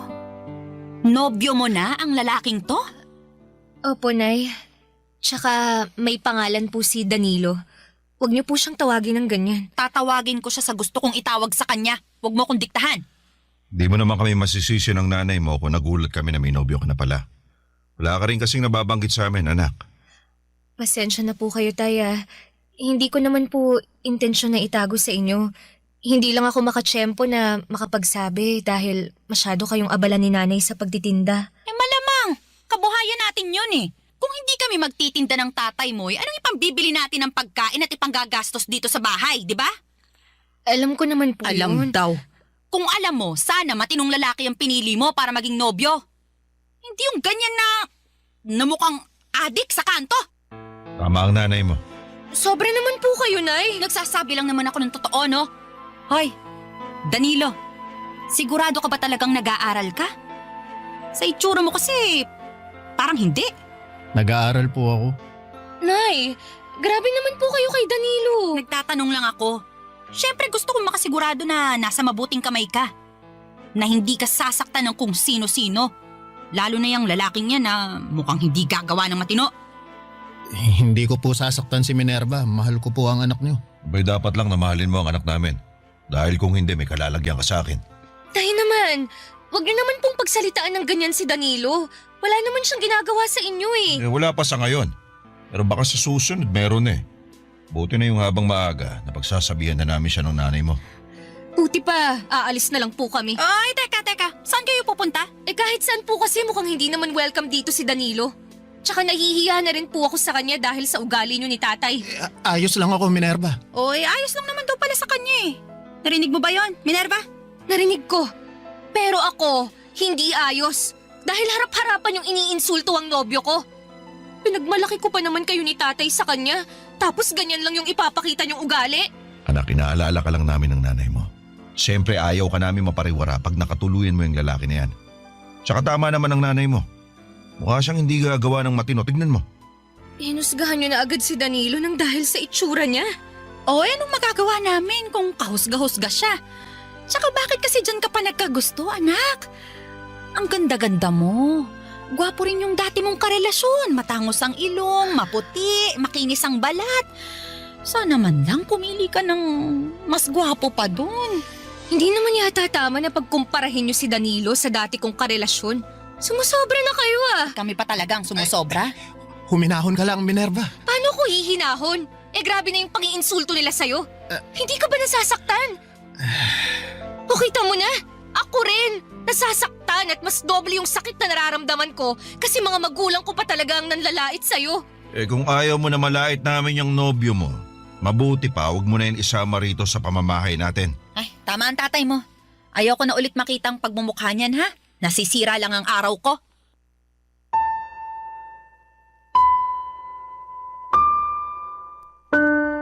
Papa Dudut, hindi si Danilo ang unang nobyo ko. Meron pang isa na nauna sa kanya na nilarawan nga ni nanay na mas nakakalamang daw pagdating sa itsura. Halata rin na mas gusto nila niyon ni tatay kesa kay Danilo kaya naman nasaktan ako kasi mahal na mahal ko ang kasintahan ko. Sa paningin ko si Danilo ang pinakagwapo at pinakamakisig. Bukod doon ay napakabuti rin ng kalooban niya. Mabait siyang anak sa mga magulang niya at kuya sa kanyang mga kapatid. At yon ang mga katangian na una kong nagustuhan sa kanya. Kaya nga kahit tutol sina nanay at tatay sa aming pagmamahalan, ay pinagpatuloy pa rin namin ang aming relasyon ni Danilo. Kaya lang makaraan ng 2 linggo ay merong malungkot na nangyari sa pamilya ng nobyo ko. At yun ay ang pagkamatay ng kanyang tatay, Papa Dudut.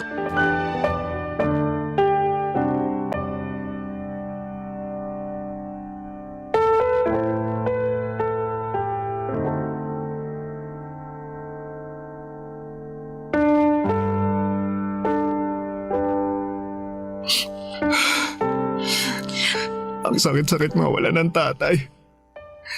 Hindi pa kami handa eh. Masyadong biglaan yung nangyari. Hindi nga ako nakapagpaalam sa kanya bago siya nawala. Sobrang sakit. Para ako mamamatay. Iiyak mo lang, Danilo. Andito lang ako para damayan ka. Maraming salamat, Minerva. Kung wala ka, baka hindi ko kayanin. Huwag mong sabihin yan. Marami ka ng kinaya nung wala pa man ako sa buhay mo, di ba? Oo, pero iba naman ngayon. Lalo nangyari pa to sa pamilya namin, kaya mas kailangan kita. Sa totoo lang, di ko na alam kung paano na kami pagkatapos mailibing si tatay. Anong ibig mong sabihin? Siya lang kasi yung nagtatrabaho sa amin, kaya sigurado mahihirapan kaming makapagpatuloy nito. Tapos sakitin din si nanay at maliliit pa ang mga kapatid ko, kaya walang pwedeng ibang asahan na magtrabaho kundi ako. Ibig mong sabihin, mag-working student ka? Tingin ko nga hindi ko kakayanin lalo sa sitwasyon ng pamilya namin eh. Kaya nga naisip ko na tumigil na muna sa pag-aaral at mag-focus na lang sa paghahanap ng trabaho. Sigurado ka na ba sa desisyon mong yan? Oo. Napag-isipan ko na yun at kinausap ko na rin naman si nanay. Anong sabi niya? Ayaw niya kasi 2 taon na lang graduate na sana ako. Pero naisip ko na matagal pa yun. Paano na lang kami mabubuhay sa 2 taon na yun, di ba? Ibig sabihin hindi kami kakain? Hindi magbabayad ng bills at hindi bibili ng maintenance ng mga gamot ni nanay? Ayoko namang mangyari yun. Kaya kung kinakailangan na magsakripisyo ako, gagawin ko. Naiintindihan ko naman ang sitwasyon. Hindi ko lang napigilang manghinayang kasi pangarap nating makapagtapos ng sabay, di ba? Tapos iba pa rin kapag may diploma kang hawak. Kumbaga, mas maraming malalaki at magagandang oportunidad ang darating sa'yo. Oo nga, pero wala akong choice eh. Mahirap lang din ang mga kamag-anak namin kaya di namin sila pwedeng asahan na tumulong sa amin sa lahat ng pagkakataon.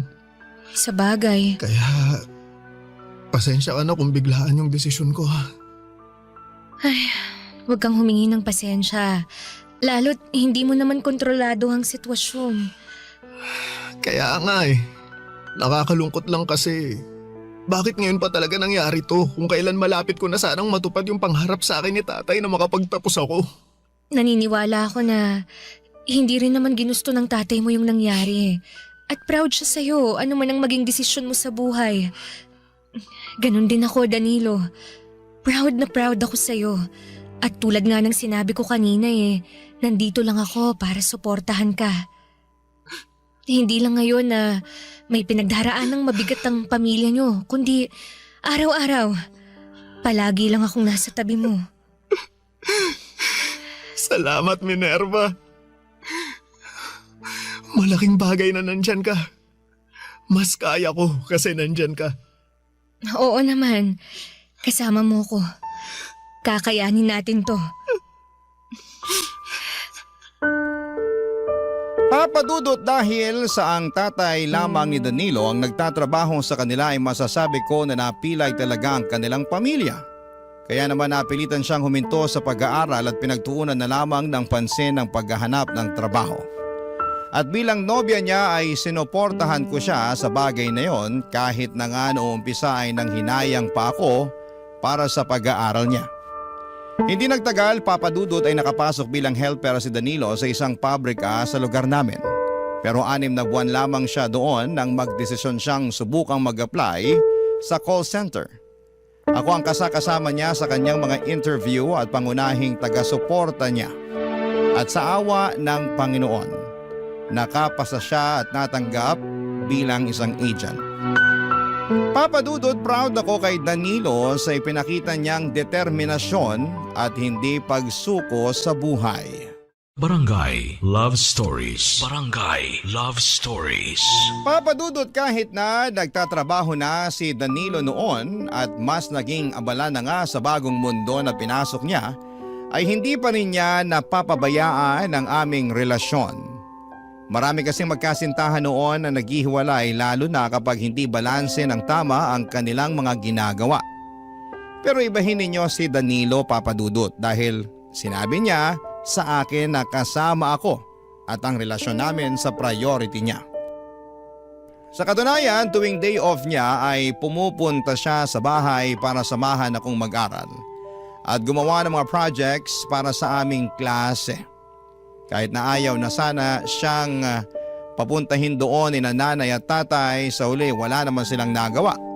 Malaki ang pasasalamat ko sa suporta na binibigay niya sa akin. Minomotivate rin niya ako na tapusin ang aking pag-aaral dahil pangarap namin yon ng mga magulang ko. Kaya nga mas lalong lumalim ang pagmamahal ko para sa aking nobyo, Papa Dudut.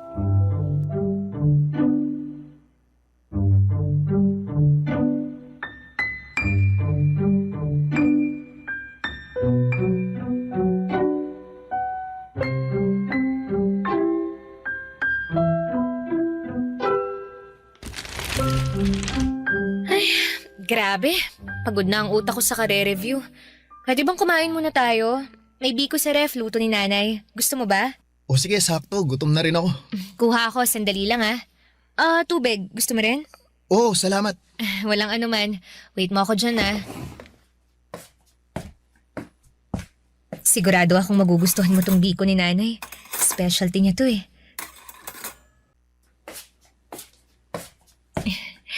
Ito na yung merienda natin. O, tulungan na kita. Salamat.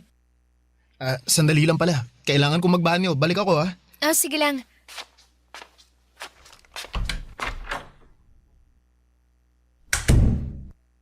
Oh, dahan-dahan, Hiner, ha? Baka matalisod ka niyan eh. Ewan ko na lang sa'yo. Dadahan-dahan naman ako eh. Masakit lang talaga tong tagiliran ko. Nay, tay, andyan na po pala kayo. Tulungan mo nga kami rito ng tatay mo. Kanina ko pa inaakay, nabibigatan na ako. Sige po. Tay, kapit kayo sa akin, ha? Salamat, anak. Upo muna po tayo para makapagpahinga kayo. Sige. Salamat. Nakasandal na rin tong likod ko. Kanina pa ito sumasakit eh. Kanina pa rin sumasakit ang likod ko sa'yo, Hiner. Pasensya ka na. Kung kaya ko lang yung sarili ko, di sana di na ako nagpatulong sa'yo, di ba? Huwag na po kayong mag-away. Hindi kami nag-aaway, anak. Oo, nandito na po pala kayo, Nay, Tay. Oh, anong ginagawa ng lalaking to dito? Nay, pinapunta ko po rito si Danilo para tulungan akong mag-review. Bakit? Hindi ka ba marunong mag-review mag-isa? Bakit kailangan mo pang tulong niya? Tapos nakuha mo pa talagang pakainin at painumin niyang lalaki na yan. Nay naman. Ganitong napapagod ako at nai-stress na nangyayari tapos sumabay ka pa talaga, Minerva. Kabilin-bilin na namin sa'yo na wag mo nang isasama yung nobyo mo dito sa pamamahay natin. Pero sige ka pa rin. Wala naman pong ginagawang masama si Danilo. Pasensya ka na sa nanay ko ha. Pagod lang siya. Hindi, ayos lang. Naiintindihan ko naman. Ay, naku naman talaga. Ganyan na ba mga kabataan ngayon? Hirap niyong pagsabihan. Wala naman po kaming ginagawang masama. Salve, hayaan mo na sila. Kaysa naman sa bahay ng nobyo niya tumambay ang anak mo. Gusto mo ba yun? Siyempre ayoko. Okay, kaya nga manahimik ka na dyan. Ingay-ingay mo, kitang masama na nga pakiramdam ko. Ano po bang nangyari? Kumusta ang check-up ni tatay? Ayun na nga. Kumpirmado na may sakit sa bato tong tatay mo. At ayon sa resulta ng mga test niya, malala na raw. Kinakailangan na nga niya mag-dialysis eh. Di ba ang mahal nun? Saan tayo kukuha ng pera pang pagamot sa kanya? Ganun po ba?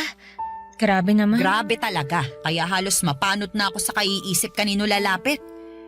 Pero saka na yan. Gusto ko munang matulog. Pagod na rin tong tatay mo. Doon na muna kami sa kwarto. Buti pa, tulungan mo na lang ako para maalalayan ng tatay mo. Sige po, Nay. Tay, tulungan ko na po kayo. Teka, Hindi pa nga nag-iinit puwet ka sa pagkakaupo, tatayo na naman tayo. Huwag ka nang magreklamo dyan. Mas maigi nang nandun tayo sa higaan. Sige na nga, para makahiga na rin ako.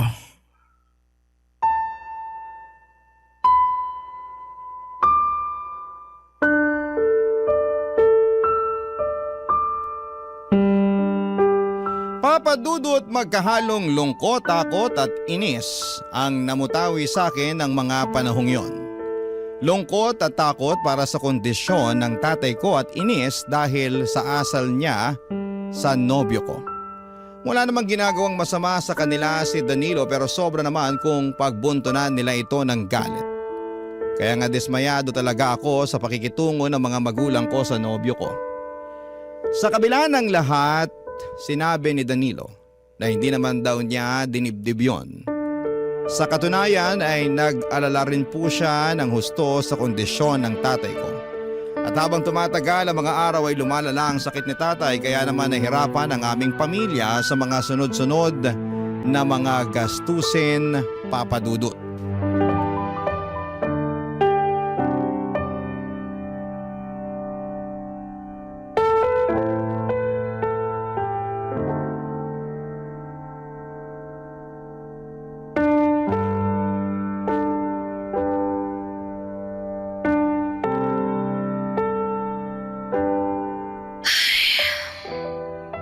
Oh, kanino ko pa napapansin na panay ang buntong hininga mo ah. Sorry Hindi ko lang mapigilan eh. Nalulungkot kasi ako kaya hindi tuloy tayo makapag-concentrate sa pagre-review natin. Ay, okay lang naman. Pwede tayong huminto sandali para pag-usapan kung bakit ka malungkot. May problema ba, Minerva? Meron. Malaki. At tungkol yun kay tatay. Oh, may nangyari ba sa tatay mo? Sabihin mo sa akin. Habang tumatagal, lalong lumalala yung sakit niya eh. Tapos nitong mga nakaraang araw labas-pasok na siya sa ospital para magpa-dialysis at magpa-check up. Bukod kasi sa sakit niya sa bato, may iba pa siyang sakit na iniinda. Kaya halos masaid na yung pera namin sa gastos pagpapagamot sa kanya. Tapos yung kaisa-isa naming negosyo na tindahan sa palengke baka malugi pa. Ano na lang kami, diba? Nalulungkot akong malaman yung sitwasyon ng pamilya niyo, Minerva. Kung may maitutulong ako, magsabi ka lang sa akin. Pwede akong magbigay ng kahit konting tulong pinansyal para makabawas man lang sa mga gastusin ninyo. Salamat, Danilo. Pero alam ko naman na malaki rin ang responsibilidad mo sa pamilya mo. Tsaka kamakailan lang may pinagdaanan din kayo. Tapos ngayon pa lang kayo nakakabawi ulit. Naku, wala namang kaso yon, lalo't pamilya mo naman ang dumaraan sa pagsubok. Kaya nga nandito lang ako para umalalay at dumamay sa'yo. Hindi naman malaking pera ang kaya kong ibigay pero alam ko makakatulong yun sa inyo. Nahihiya ako sa'yo kasi hindi mo naman kami responsibilidad. Pero mahal ko kayo. Lalo ka na. Mahal mo pa rin si nanay at tatay kahit hindi maayos ang trato nila sa'yo. Oo naman, kasi mga magulang mo sila eh. Saka naniniwala naman ako na magbabago rin sila pag nakita nila na seryoso ako sa pagmamahal sa'yo. At yun ang gusto kong patunayan sa kanila, na iingatan kita, aalagaan, mamahalin, at hindi sasaktan. Salamat, Danilo. Malaking bagay na nandyan ka. Lalo't dumaraan ang pamilya namin sa pagsubok. Salamat kasi kahit na busy ka sa trabaho mo, dinadamayan mo ko, sinasamahan at sinusuportahan sa pag-aaral ko. Kahit na nga pinanghihinaan ako ng loob at question ko na yung sarili ko kung kaya ko pa bang makapagtapos. Ha? Anong ibig mong sabihin? Naiisip ko kasi na tumigil na lang muna sa pag-aaral. Katulad mo, para maghanap ng trabaho. Gusto ko kasing makatulong kay nanay sa mga gastusin nila ni tatay pampagamot. Tsaka dito na rin sa bahay namin. Kaya lang, sigurado ako na hindi nila magugustuhan yung naisip ko. Lalo't pangarap namin na makapagtapos ako at maging ganap na teacher. Naniniwala naman ako na matutupad mo yung pangarap mo. Pero kung hingi ng sitwasyon na hindi mo na agad-agad, pwede mo namang ipagpatuloy ulit. Pwede mong balikan para tuparin. Katulad mo? Oo. Sa katunayan, nag-iipon na nga ako paunti-unti ng pangmatrikula ko eh. Mabuti naman kung ganun. Basta, sabihan mo ako ha. Nandito lang ako anuman ang mangyari. Pero sana hindi mo na kailanganing tumigil sa pag-aaral. Lalo, ilang taon na lang naman, makakapagtapos ka na. Hindi pa naman buo ang loob ko. Kaya hindi ko pa masabi kung ano talaga ang gagawin ko. Medyo naguguluhan pa ako sa mga nangyayari Kung maluwag naman ang schedule mo at kaya mo, bakit di mo subukang mag-working student? Sa ganung paraan, di mo kailangan tumigil sa pag-aaral. Pero ano kayang trabaho ang pwede kong pasukin?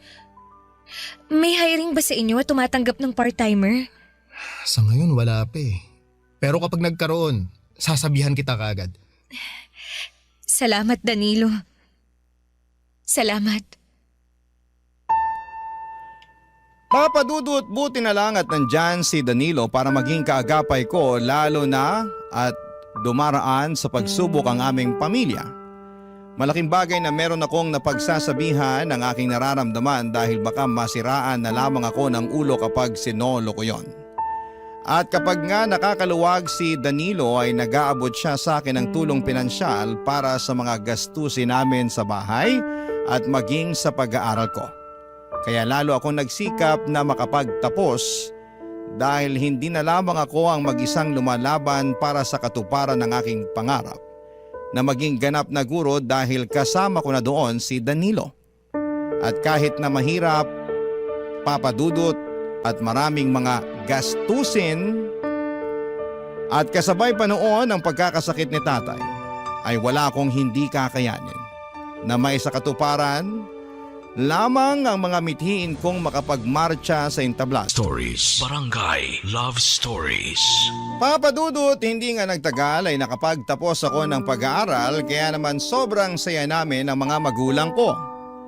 Masayang masaya din po si Danilo at bagaman at hindi siya personal na nakadalo sa seremonya dahil limitado lamang ang mga bisita na pwedeng isama ay in-invite ko na lamang siya sa bahay namin para sa munting salo-salo.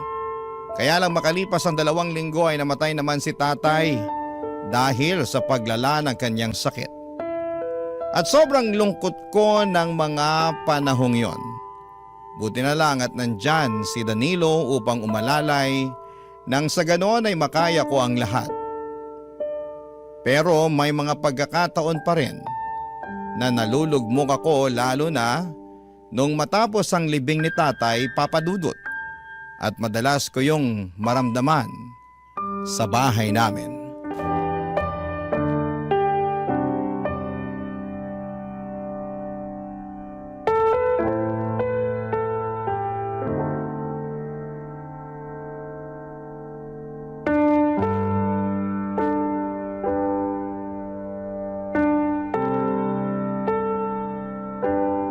Nay, ano pong ginagawa niyo sa mga gamit at damit ni tatay? Hindi ba halata? Di nililigpit ko. Kaya nga kinuha ko tong mga nakatambak na karton sa tindahan. Kasi dito ko planong ilagay ang mga damit at gamit ng tatay mo. Namimiss ko po si tatay. Lalo na yung mga damit at gamit niya. Ako rin. At bilang asawa, masakit sa akin na gawin ang bagay na to. Pero kailangan. Baka lalo tayong hindi makausad kapag nakikita pa rin natin ang mga damit at gamit niya na nandito sa kwarto. Pero hindi naman po ibig sabihin nun na kakalimutan na natin si tatay, di ba? Hindi ko pa po kasi kaya eh. Sino bang nagsabi sa'yo na kalilimutan natin siya? Siyempre hindi. Pero kagaya nga ng sinabi ko kanina kailangan nating umusad. Hindi naman pwedeng huminto ang buhay natin lahat dahil nawala ang tatay mo. Lalong-lalo ka na, Minerva. Ano pong ibig niyong sabihin? Ngayon nawala na ang tatay mo. Siguro naman naisip mo na yung mga responsibilidad na nakaatang sa balikat mo. Isa na nga dun yung maging ganap na guro ka. Para naman kahit nasa kabilang buhay na ang tatay mo mabigyan mo pa rin siya ng karangalan.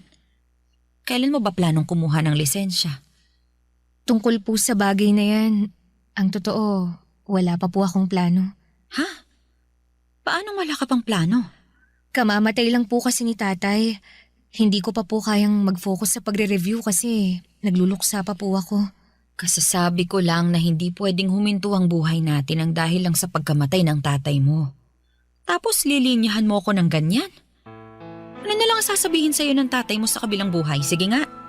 Kabilin-bilinan pa naman niya na gusto kanyang maging lisensyadong guro kahit na wala na siya. Tapos sasabihin mo sa akin na hindi mo pa kaya? Nay naman Naku, wag mo nga akong artihan ng ganyan, Minerva. Hindi po ako nag-iinarte. Pero sana, wag niyo naman po akong i-pressure. Ipe-pressure kita hanggang maisip mo na hindi ka pwedeng tatamad-tamad lalo't wala na ang tatay mo. Kung hindi ka magiging lisensyadong guro, anong plano mong gawin sa buhay mo, Aber? Hindi ko naman po sinabing hindi ako magiging lisensyadong guro Pero gusto ko po munang magpahinga lalo't nagluluksa pa ako. Luksa ka dyan. Ando na tayo. Pero hanggang kailan? Hindi ko po alam. Yan ang dapat mong alamin dahil wala kang habang buhay para magluksa, Minerva. Kung hindi ka rin lang naman kukuha ng lisensya ngayong taon, mabuti pang magtrabaho ka na lang para makatulong ka dito sa bahay natin. Baka nakakalimutan mong mag-isa na lang ako na nagtataguyod sa inyong magkakapatid. Ay, baka hindi ko kayanin at ako naman ang bumigay at magkasakit. Sige ka. Alam ko naman po yun. At hindi ko rin naman kayo pababayaan Pero sana, bigyan niyo muna ako ng panahon na... Paulit-ulit tayo Hirap kasi sa inyong mga kabataan, mahihina ang loob. Madamdamin, kaya kaunting bagay, kaunting kibot dinidibdib. Huwag ganon, Minerva, ha? Gayahin niyo kami. Kasi kahit na nagluluksa kami, kahit na malungkot ang buhay, nagpapatuloy pa rin kami. Umuusad kahit na mahirap, kasi mas lalo kaming walang mapapala kung magpapakain kami sa kalungkutan. Ay naku, wala akong matatapos kung dadaldal lang ako sa'yo rito Buti pa, tulungan mo na lang ako rito para magkaroon ka naman ng pakinabang. Papa Dudut, sa totoo lang, lalong bumigat ang pakiramdam ko sa pag-uusap naming yon ni nanay. Hindi pa kasi talaga ako handang umusad at magpatuloy sa buhay lalo na at kamamatay pa lamang ni tatay. At 1 linggo pa lamang noong naililibing siya. Ngunit natanga na agad ako ng mabigat na responsibilidad sa aking mga balikat. Litong-lito po ako at hindi ko po alam kung saan at papaanong magsisimula. Kaya nga si Danilo ang madalas kong kasakasama ng mga panahong yon. Sa katunayan ay sa bahay nila ako natutulog dahil mas gumagaan ang loob ko at nakakahinga ako ng maluwag pag wala ako sa bahay namin. Naalala ko lang kasi doon si tatay. Kaya naman lagi ako nalulungkot at umiiyak doon. Tapos ay pinipressure pa ako ni nanay, Papa Dudut. Makalipas nga ang 3 buwan ay nabuntis ako ni Danilo at masasabi ko na lalong nag-ibang takbo ng mundo ko. At kahit pa kapwa kami may takot sa magiging reaksyon ni nanay ay matapang pa rin naming sinabi sa kanya ang mga plano namin ni Danilo. Ngunit bukod sa pagbubuntis ko ay meron pa kaming sinabi kay nanay na labis niyang ikinagulat.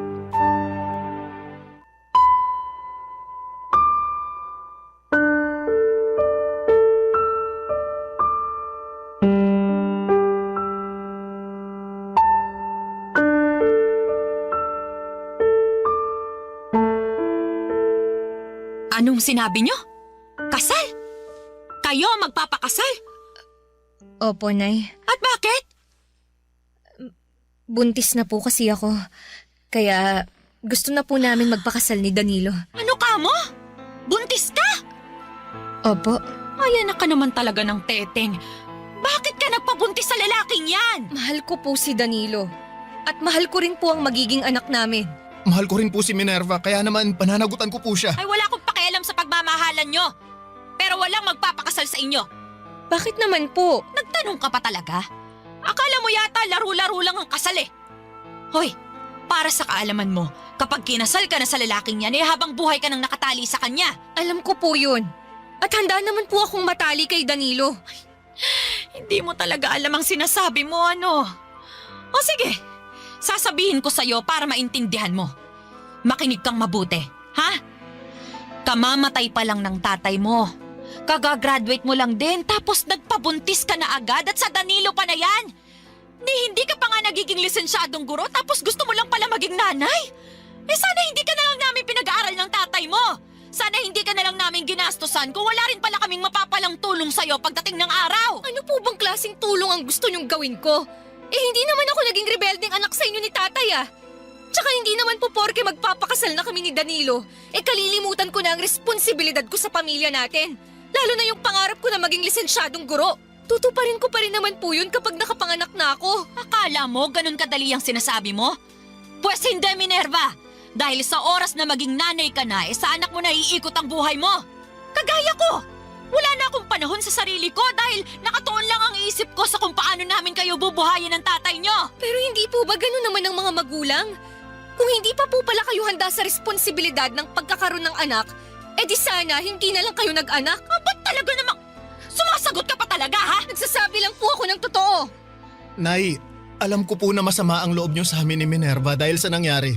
Pero pinapangako ko po na hindi ko pababayaan ang anak niyo at ang magiging anak namin. At kapag kaya na namin babawi kami sa inyo. Saka tama po si Minerva. Hindi namin kalilimutan yung responsibilidad namin sa kanya-kanya naming pamilya kahit na may mga anak na kami. Magsisikap po kami, lalo na ako, para matupad po ang bagay na yun. Magsisikap daw baka naman puro lang kayo salita. Tapos kamukat-mukat makakalimutan nyo na yung sinabi nyo.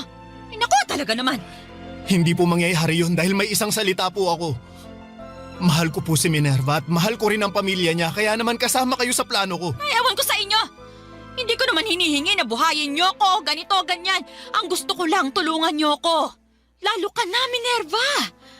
Sana bago ka mag-asawa at magkaanak may maayos ka na ring buhay para hindi kawawa yung magiging anak nyo ni Danilo. Kaya nga magsisikap po kami ni Danilo, Nay. Lalo ngayon na magkakaanak na kami. Bahala kayo sa buhay nyo. Magpakasal kayo kung gusto nyo, wala na akong pakialam. Basta wag na wag kang lalapit sa akin, Minerva, ha? Habang umiiyak at magsasabi na nagsisisi ka na nag-asawa ka ng maaga at nagkaanak dahil sa hirap ng buhay.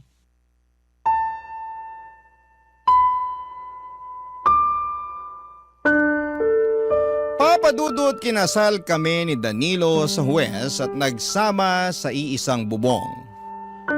Pero tumira muna kami sa bahay nila para maasikaso ako ng nanay niya hanggang sa makapanganak ako. At mag-isang taon ang baby namin, Papa Dudut.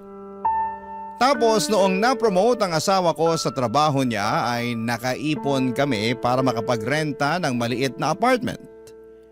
Noong nagdesisyon akong kumuha na ng lisensya sa pagkaguro ay sinuportahan ako ni Danilo. At hindi nga po nagtagal ay nakapasa naman ako at doon na nga nagsimula ang pagtuturo ko. Kung tatanungin ninyo ako kung kumusta kami ni nanay ay masaya akong sasabihin na maayos naman ang relasyon namin. At mahal na mahal niya ang apo niya. Hindi rin kasi niya ako natiis lalo na noong nanganak ako. At siyang nag-alaga sa anak namin ni Danilo kapag nasa trabaho kaming pareho. Sa kabilang banda ay guilty din ako kasi hindi ako agad nakabawi sa kanya lalo na noong namatay si tatay. Kaya nga wala na akong sinayang na sandali noong nabigyan ako ng pagkakataon na tuparin na ang matagal na nilang pangarap para sa akin. At habang tinutupad ko yon ay malaki ang pasasalamat ko sa aking asawa na nanatili sa aking tabi at naniwala sa kakayahan ko. Hanggang dito na lamang po, Papa Dudut, ang sulat ko. Sana po'y mapili po ninyong i-ere sa programa ninyong Barangay Love Stories. God bless and more power sa inyong istasyon. Ang inyong forever kapuso at ka-barangay, Minerva. Kwentuhan naman tayo dito sa comment section. Ang mga kwento ng pag-ibig, kwento ng buhay at kwento ng pag-asa dito sa Barangay Love Stories. Love Stories.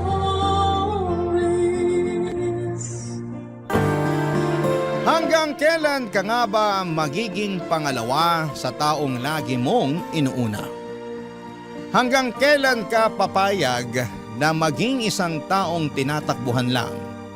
Kapag may kailangan siya pero sa dulo ng araw, iba ang kasama niya kapag masaya na siya. Dear Papa Dudut, itago niyo na lamang po ako sa pangalang Essie. Sumulat ako sa inyo ngayon para ikwento sana sa inyo ang naging maiksing forever namin ng aking ex-boyfriend na si Jay. Tulad ng mga kakasimulang relasyon, napupuno kami noon ng pagmamahalan at halos ayaw naming malayo sa isa't isa. Updated sa ginagawa ng bawat isa kahit nga magkasama na kami sa trabaho, ay nagtitext pa rin kami at nagkukumustahan kung kaya pa ba ang workload na meron kami sa araw na yon. Ganon kami. Facebook official na kami at syempre ang pinaka-importante sa lahat ay official kami sa pamilya ng bawat isa. Akala ko nga ay talagang forever na ito eh. Akala ko. Kasi maayos naman kaming dalawa, walang naging problema pagdating sa oras dahil marami kami noon para sa isa't isa. Lalo na ako. Handa kong ibigay sa kanya ang lahat ng oras ko. Walang naging problema sa pamilya namin kasi boto sila sa amin. Actually ay sila pa nga itong nagpaplano na para sa future wedding namin. Nakakatawa na nakaka-pressure. Wala rin naging problema na sobrang bigat o walang naging challenges sa relasyon namin na hindi namin nalagpasan dahil sinisiguro ko na hindi kami aabot sa punto na matatalo kami ng mga pagsubok na yon. Bago pa man lumala ang inuupahan na naming pareho ang problema o inuupuan na namin ang mga problema at pinag-uusapang dalawa. Sobrang perfect na nga eh. Inabot na nga kami ng 2 taon sa relasyon pero sobrang gulatan na lang talaga. Noong 2nd year anniversary namin ay may bomba siyang pasabog na mas nakakasorpresa pa kesa sa ginawa kong surprise anniversary date para sa aming dalawa, Papa Dudut.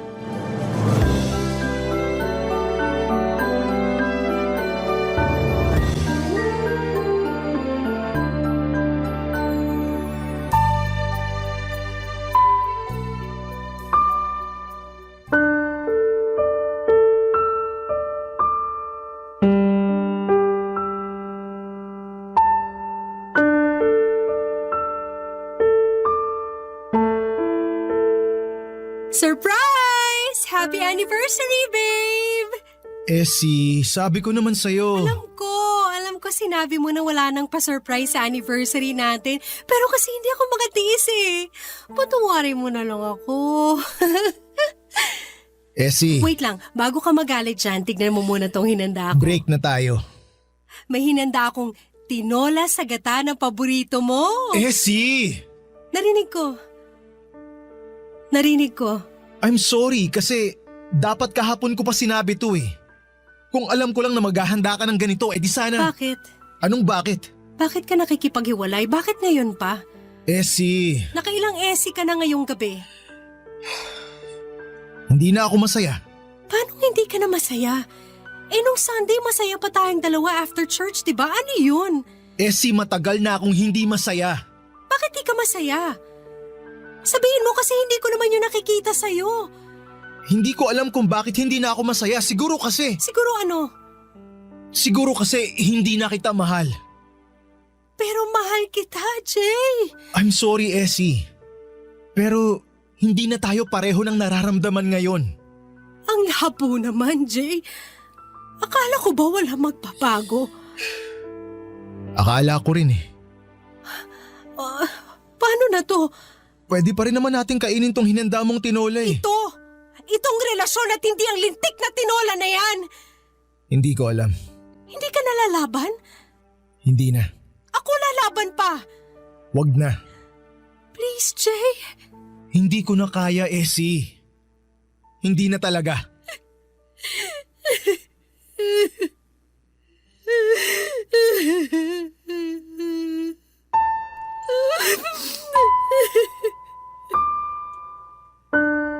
Papadudod ako ang nasorpresa noong gabi ng anniversary namin ni Jay. Iyak ako ng iyak na hindi niya ako mapatahan pa. Umalis siya nang hindi nagpapaalam dahil hindi na rin niya alam ang gagawin at makalipas nga ang ilang oras ay tumawag ito para humingi ng sorry sa mga nangyari. Akala ko noon ay makikipagbalikan na ito kasi natauhan na pero hindi, papadudot. Tumawag ito para sabihin na sana ay hindi pa rin kami mag-iwasan. Na sana sa opisina lalo ay makakapag-usap pa rin kami tulad ng dati dahil hindi naman pwedeng mag-isa sa amin na i-give up ang trabaho dahil lang nagkahiwalay kaming dalawa. Na sana'y kahit na hindi na kami magkarelasyon ay matatakbuhan pa rin namin ang isa't isa tulad ng dati. Tulad nung magkaibigan pa lamang kaming dalawa, papadudot. Hindi ko nasabi sa inyo na bago kami maging magkarelasyon ni Jay ay naging mag-best friend kaming dalawa. Since college, takbuhan na namin ang isa't isa lalo na kapag may problema. Lalo na siya. Lagi ang tumatakbo sa akin kapag may kailangang tulong at andon naman ako para saluhin siya. Nasanay siyang ganon sa akin hanggang sa maging kami. Kaya siguro kahit ngayon na magkahiwalay kami ay gusto pa rin itong maging ganon kami sa isa't isa. Takbuhan kapag may problema at pumayag ako rito. Pumayag akong bumalik kami sa pagiging mag-best friend kung ito ang paraan para hindi siya mawala sa akin dahil aaminin ko na hindi pa ako handa na mawala siya. Baka sa ganitong paraan ay bumalik yung nawala niyang feelings. Baka makita niya ang halaga ko. Kaya pumayag ako. Naging best friend niya ulit ako, papadudot.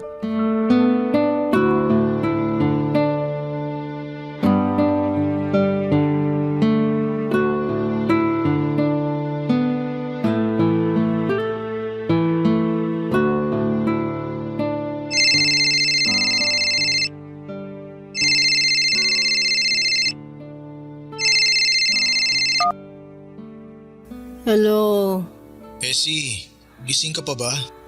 nagising na. Ay naku, sorry talaga Essie kasi... Ano ba yun? Alas 3:30 na ng umaga, oh. Hindi ko kasi matapos tong report na pinapagawa ni boss eh. Di ba para mamaya na yan? Ano nangyari? Kanina ko lang kasi to sinimulan. Akala ko madaling gawin pero hindi naman pala. Anong gusto mong gawin ko? Tulungan mo naman ako please. Hindi kita kayang tulungan kung over the phone lang, Jay. Di, pumunta ka rito. Sige na Essie, please. Please Essie, please. Ano ba naman, Jay? Mag-alas 4 na eh. Please naman Essie oh.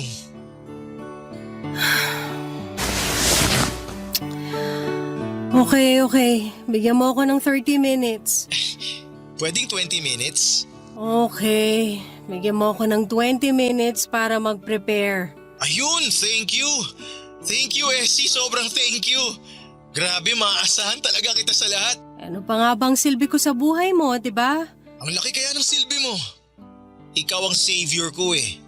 Araw-araw. Savior. Oh, bakit mo naman tinawanan yung sinabi ko? Hindi ko tinawanan. May naalala lang kasi ako. Hulaan ko. Nung college tayo, yan ang madalas kong sabihin sa'yo kapag ginagawa mo yung assignments ko, lalo na nung ginawa mo yung thesis ko. At marami pang iba. Ay, kaya nga thank you kasi kahit hindi na tayo, nandyan ka pa rin. Masasandalan, maaasahan. Best friend. Sabi naman sa'yo eh, mas maganda na ganito tayo kaysa... Huwag mo na ituloy ang sasabihin mo para maibaba ko na tong phone at makapag-prepare na ako. Ay, oo nga pala. O paano? See you. See you.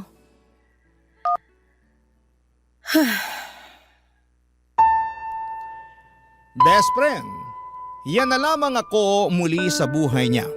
Takbuhan niya kapag may kailangan o may problema.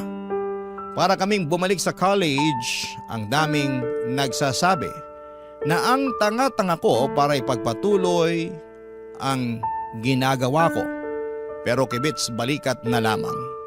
Hindi kasi nila naiintindihan yung kagustuhan ko na mapalapit lamang kay Jay. Nasanay akong kasama siya at nasanay akong lagi siyang nandyan. Kaya hindi madaling putulin yung naging routine namin. Hindi ko kaya.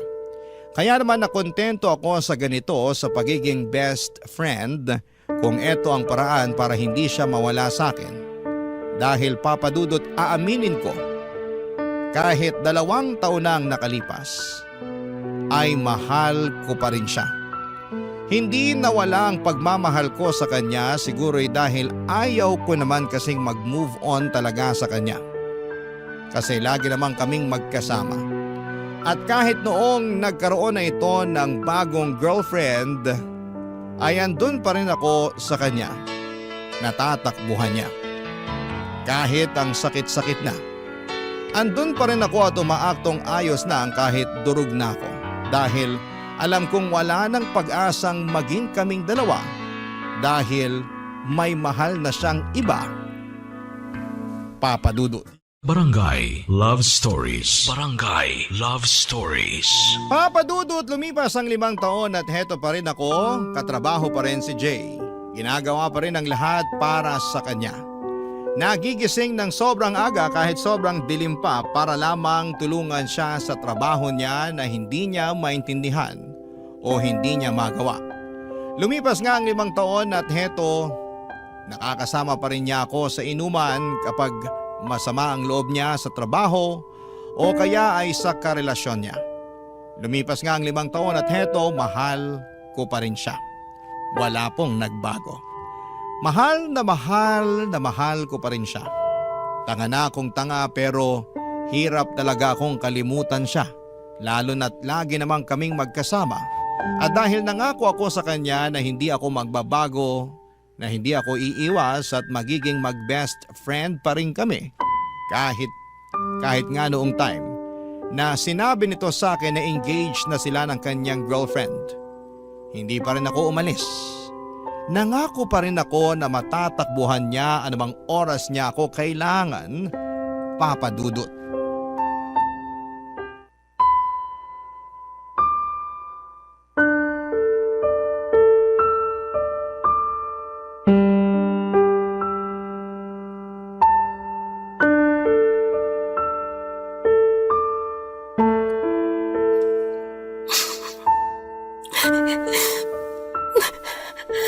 Oh, bakit ka umiiyak dyan?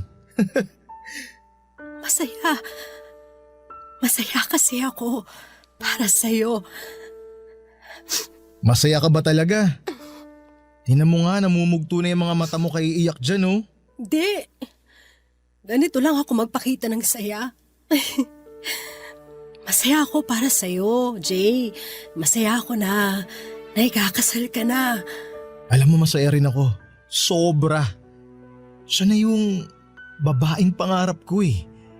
Siya na yung gusto kong makasama araw-araw. Alam mo yun? Alam mo ba yung ganong pakiramdam? Alam ko.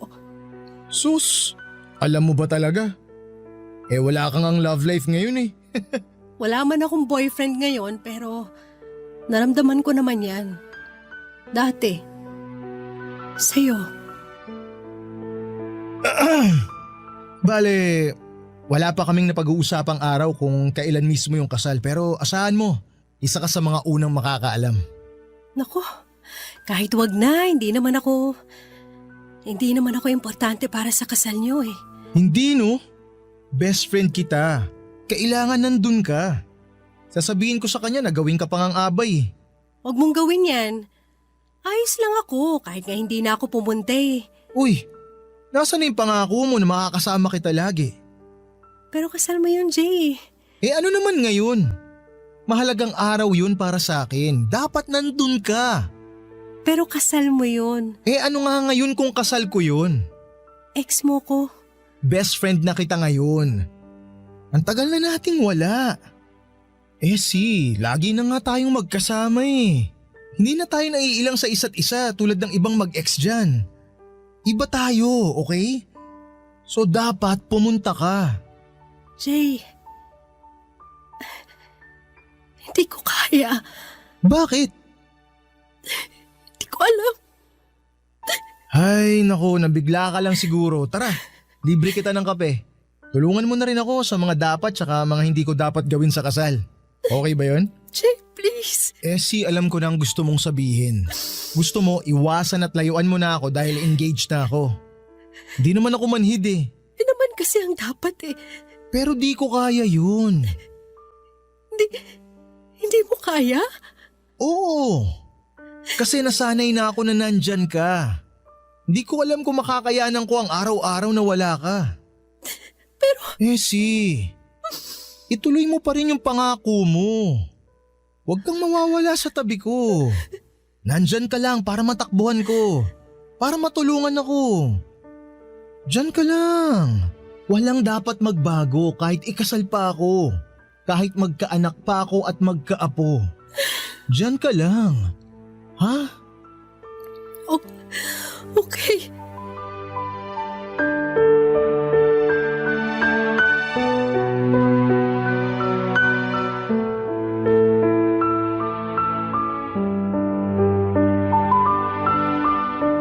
Yun na nga po ang pinakamasakit na pangakong kailangan kong panindigan.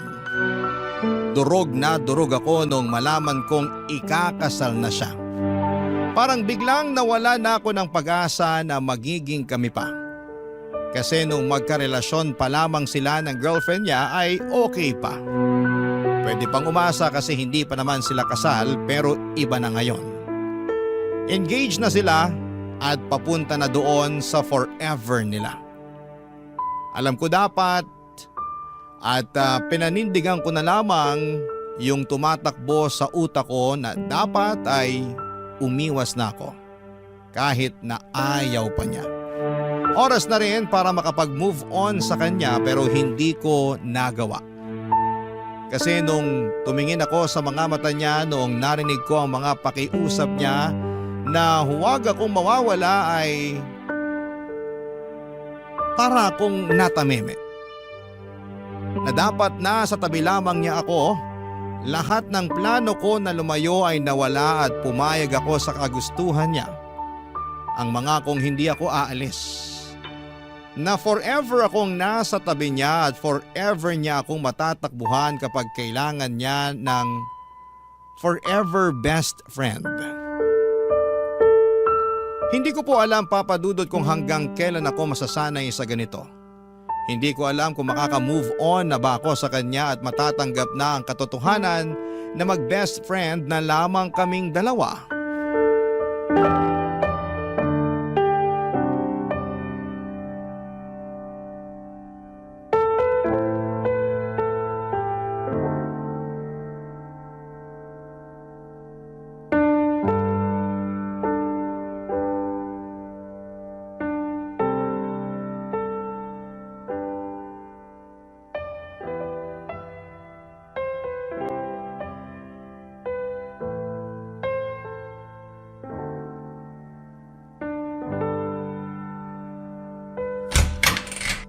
Jay! Anong ginagawa mo rito? Pwede bang dito muna ako? Tuloy ka. Ano ba nangyari? Kasi… Yung fiancé mo. Ha? Paano mo nalaman? Kapag ganyan na itsura mo, alam ko nag-away na naman kayo eh. Hindi ko siya maintindihan eh. Ang labo niya. Ang babae kasi, kahit anong gawin mo, hindi mo maiintindihan. Mahalin mo na lang. Pero bakit ikaw naiintindihan ko? Kasi best friend mo ko at matagal na tayo magkakilala. Ang hirap niyang intindihin. Lagi na lang ako yung nag-a-adjust. Paano naman ako? Kailangan ba lagi ako yung may malawak na pangunawa? Bakit siya hindi niya magawa yun para sa akin? Nagmumukha akong sunod-sunuran sa mga gusto niya eh. Siya lagi yung nasusunod. Para tuloy akong aso. Naiintindihan kita. Ay, buti ka pa. Ha? Buti ka pa naiintindihan mo ako. Buti ka pa ramdam ko na hindi ako nag-iisa kapag kasama ka. Buti ka pa. Jay, maaayos nyo rin yan. Away lang yan. Pero paulit-ulit na lang kasi. Pag-usapan nyo lang, maayos din yan. Mabuti pa tara na lang dun sa sala at ipagtitimpla kita ng kape. Pag-usapan natin yan hanggang sa gumaan ang pakiramdam mo. Ay, salamat Esia. Paulit-ulit ka na lang sa pasasalamat dyan. Ayos lang, gano'n naman talaga eh. Paanong ganun? Ito na yung role ko sa buhay mo. Maging best friend mo. Takbuhan mo nga ako sa lahat, di ba? Di ko alam ang gagawin ko kapag wala ka. Kaya please, Essie. Huwag kang mawawala ah. Oo. Mag-promise ka. Kasi Essie, hindi ko makakayanan ng mag-isa. Kailangan kita. Kailangan kita, Essie. I know. Kape na? Yes, please. Thank you, Essie.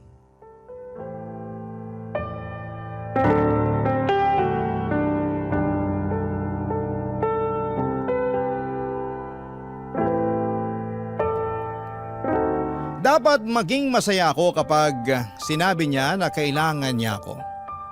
Dati masaya ako noon kapag sinasabi niya yon. Kapag nagpapasalamat siya at sinasabi niya na masaya siya na nandun ako lagi para sa kanya.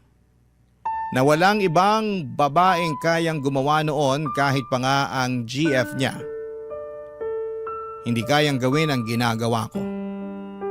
Pero ngayon, kapag naririnig ko ang pasasalamat niya sa akin, kapag napapakinggan ko na sinasabi niya na kailangan niya ako, na hindi niya kayang mawala ako ay parang nadudurog ako ng paunti-unti. Kasi alam ko na hanggang doon na lamang yon. Hanggang takbuhan lamang ako kapag may kailangan at problema siya. Hanggang doon lamang ako. Hanggang best friend lamang niya ako.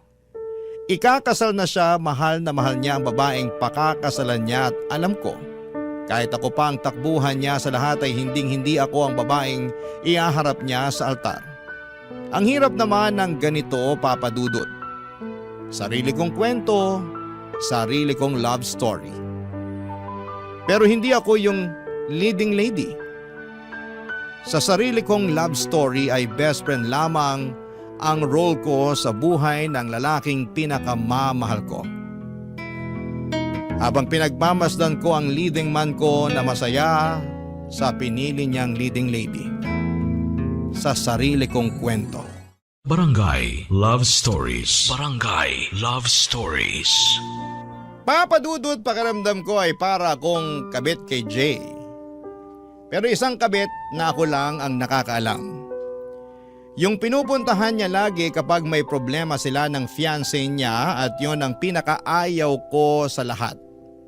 Ng dahilan kung bakit siya lumalapit sa akin. Parang mas lalo niyang pinaparamdam sa akin na talagang wala na akong dapat pang asahan sa kanya. At ang pinakamasakit pa rito, Papa Dudut, ay wala akong lakas ng loob para sabihin sa kanya na nasasaktan ako sa ginagawa niyang paglapit at alam kong wala na akong karapatan na sabihin ito sa kanya. Dahil nangako ako na nandito lamang ako para sa kanya kahit sobrang sakit na. Sobrang sakit, Papa Dudut.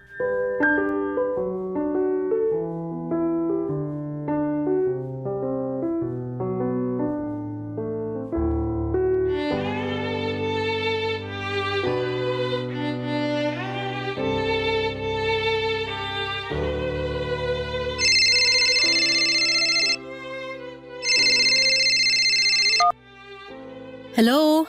Hi Essie, naistorbo ba kita? Hindi naman. Bakit? Wala naman, gusto lang kitang kumustahin. Kumustahin ako? O bakit parang nagulat ka? Wala lang. Kala ko kasi may kailangan ka eh. Nalibago lang. Grabe naman to. Kinukumusta naman kita kahit wala akong kailangan Bihira. Kaya sorry, nagulat lang. Okay lang naman ako. Ano bang meron? Wala naman. Pwede bang tumawag lang ako kasi gusto kitang makausap, ganun? Weird eh. Hindi ako sanay na tumatawag ka na walang kailangan. Uy, nakakasakit ka ng damdamin ha. Kanina kasi sa office napansin ko na parang tulala ka. Tapos tahimik. Di ka nga ata kumain ng lunch eh. Dami lang kasing dami lang ginawa kaya ayun, hindi na nakakain. Tigilan mo nga ako, wala kayang masyadong ganap sa office ngayon. Masama lang siguro yung pakiramdam kasi lately sobra yung puyat ko eh. Aba, mukhang pinariringgan mo ako dyan ah. Oo, bakit naman kita paparinggan? Kasi ako lagi nang pupuyat sa'yo. Ay, teka, parang weird pakinggan yun ah. Ang ibig kong sabihin, napupuyat ka dahil sa katutulong sa akin sa mga take-home ko na trabaho. Sus, wala yun. Ilang years ko na namang ginagawa yan, sanay na ako. Parang masama ata loob mo ah. Pero Essie, sobrang thank you ah. Ano bang nakain mo at ganyan ka ngayon, ha? Wala naman. Bigla lang kasi kitang naisip ngayon. Tapos, naalala ko yung mga pinagdaanan natin nung naging tayong dalawa. Naalala mo nung nag-away tayo dahil nagsiselos ako dun sa isang katrabaho natin? Si Fred? Sus, paano ko makakalimutan yun? Binlock mo pa ako sa Facebook nun sa sobrang selos mo. Pero in-unblock din kita kinagabihan, no? Kasi sabi mo natatakot ka na kapag hindi kita ka-chat, kami ni Alfred yung mag-usap. Praning ka! Sus, ikaw nga rin tong praning eh. Naalala mo si Camille, yung naging kapitbahay ko? Ang tindi kaya ng selos mo dun. Halos araw-araw nasa bahay ka para bakuran ako sa kapitbahay ko na yun. Oy, may dahilan para magselos ako dun sa sakang na yon, ano? Panay kaya pagpapakit niya sa'yo, napapansin ko kaya. Sus, madumi ka lang mag-isip. Di mo lang maamin na selosa ka talaga. Kapal nito, gustong-gusto mo naman na pinagsiselos ako. Ang cute mo kasi pag nagsiselos ka. Tsaka doon ko nararamdaman na ang gwapo ko. Tsaka mahal na mahal mo ako. Oh, kaya pala. Ikaw talaga? Sus, ikaw rin naman dyan. Di ba nga nung... Jay? Isang Hawaiian pizza at pa-upgrade na sa pineapple juice yung drinks. No ice please. Ha? Ano sinasabi? Tapos, available ba yung lasagna nyo? Jay! Hindi na. Okay lang. Sige, siguro sa next order ko na lang. Ano bang? Oo, okay na yun. Thank you. Bye.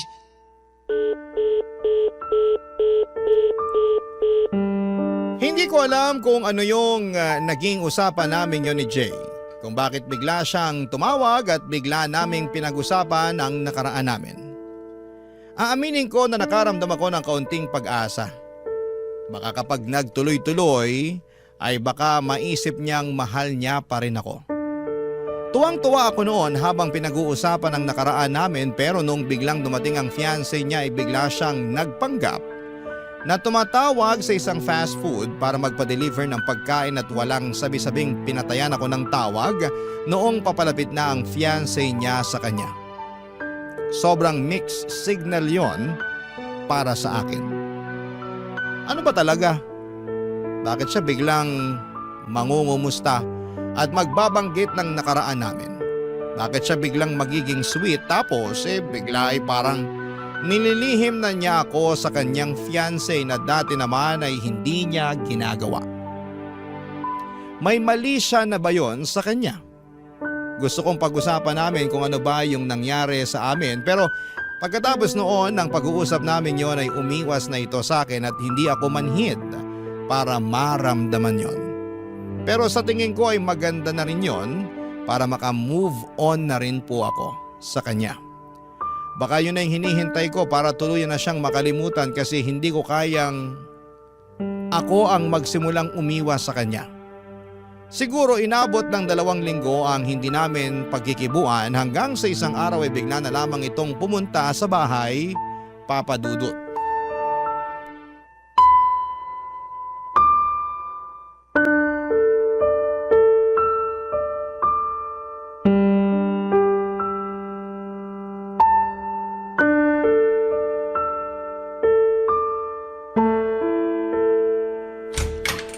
Oh, Jay, anong ginagawa mo rito? Bakit lagi kayong magkasama ni Pete? Pete? From marketing? Bakit? May ibang Pete ka pa bang nakakasama, ha? Wala. Teka, bakit parang galit ka? Hindi ako galit. Hindi. Nagtatanong lang ako kasi lagi kayong magkasama eh. Bakit masama ba? Oo. Kasi wala namang koneksyon ng department natin sa kanila. So hindi ko magets kung bakit lagi siyang umaali-aligid sa cubicle mo kapag break. O kaya kapag meron siyang chance. Bakit? Wala ba siyang ibang cubicle na pwedeng puntahan? May tinatanong lang yung tao. Ano yun araw-araw? Oras-oras may tinatanong? Eh si lalaki ako. Alam ko yan. Anong alam mo? Na meron siyang intensyong iba sa'yo. Eh ano naman ngayon? Pareho naman kaming single, wala namang magagalit. Ako yung magagalit, bakit? O eh bakit ka magagalit? Sino ka ba para kagalitan kung sino man ang lumapit sa akin? Best friend mo ko. Akin ka lang.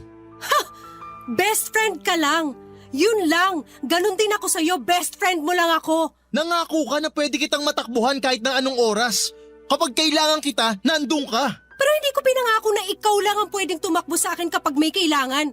So ganun na lang yon. Dalawa kaming pwedeng lumapit sa'yo. Dalawa na kami, ganun. Wala na sa akin ang focus mo. Bakit kailangan mag-focus ako sa'yo? Sino ka ba? Best friend mo nga. Paulit-ulit naman tayo eh. Oo! Uulit-ulitin ko yan hanggang maintindihan mo na best friend ka lang at best friend lang ako at sana alam nating pareho ang limitasyon na yon. Yung pitang bigyan mo ng limitasyon dahil mas nauna ako sa'yo. Nauna ka pero tapos ka na, tandaan mo yan. Wala kang karapatan para pagbawalan ako na lumapit o lapitan ng mga tao kasi hindi mo ko pag-aari. Pero nangako ka. Nangako ka rin naman dati, di ba? Walang iwanan. Tayo lang forever. O asa na yon? Bakit? Ikaw lang ba may karapatang bumali ng pangako? Hindi mo naiintindihan yung punto ko eh. Ikaw ang hindi makaintindi sa sitwasyon natin eh at sa limitasyon natin, Jay, hindi ako. Limitasyon? Walang limitasyon sa atin. Dati siguro oo nung baliw na baliw ako sa'yo pero ngayon, bibigyan ko na ng limitasyon ng sarili ko sa'yo. Bakit? Dahil ba kay Pete? Dahil nakahanap ka na ng ibang matutulungan mo? Ng ibang mamahalin? Ha? Ganun na lang yon? Hindi dahil kay Pete. Dahil sa akin. Pagod na ako. Jay, pagod na ako. Pagod na ako na lagi mo na lang nilalapitan kapag may kailangan ka. Pero anong kapalit doon? Pag-atras ko sa pag-move on. Pagod na ako na maging okay na best friend mo na lang kasi hindi talaga siya okay. Masakit. Masakit ng sobra. Ilang taon na kaya please lang. Hayaan mo naman ako maging masaya ulit. Hayaan mo na lang na makalimutan kita at magpapasalamat ako kung hahayaan mo akong gawin yun, Jay, kasi mahal pa rin kita pero please, tama na. Tama na. Essie! Umalis ka na. Please, umalis ka na. Essie naman, pag-usapan muna natin to. Sandali! Teka! Essie! Essie, ano ba? Essie, buksan mo tong pinto. Kinakausap ko kita.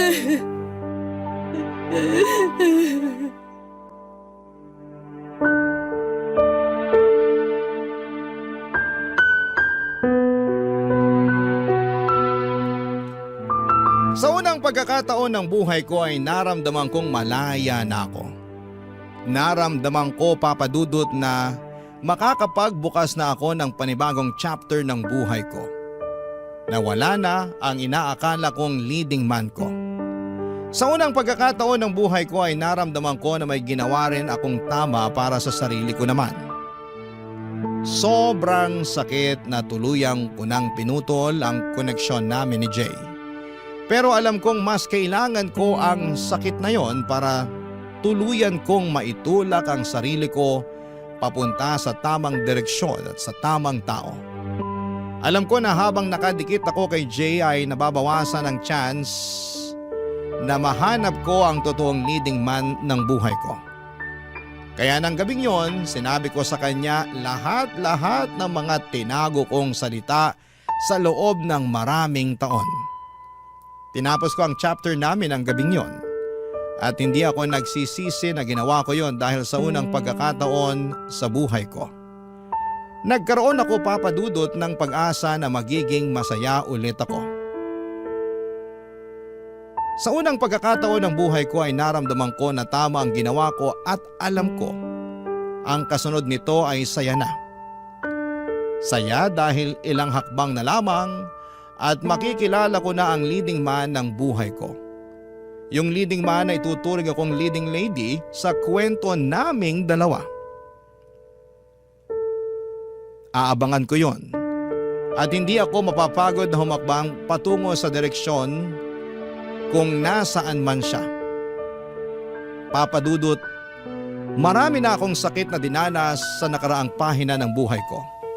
Malit na bagay na lamang ang hahakbangin ko para makalaya.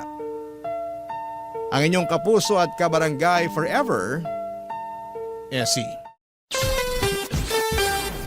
Kwentuhan naman tayo dito sa comment section.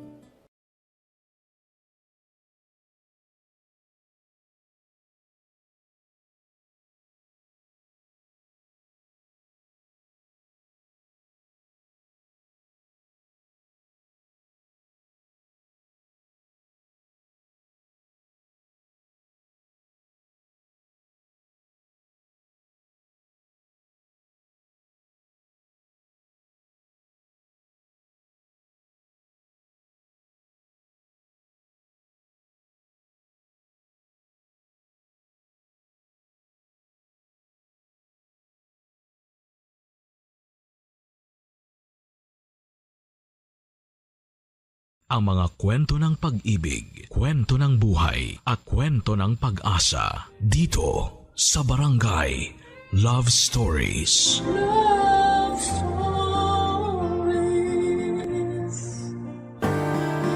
Sa pag-ibig ay hindi may iwasang may masaktan dahil para itong laro na may panalo't talunan.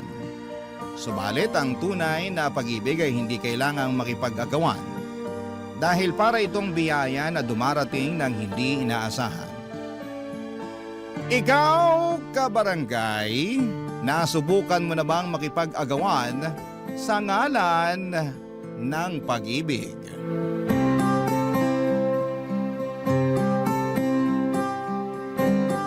Dear Papa Dudut, magandang araw po sa inyo at sa lahat ng bumubuo ng Barangay Love Stories. Tawagin niyo na lamang po ako sa pangalang Kristen. 28 years old mula sa Pasig.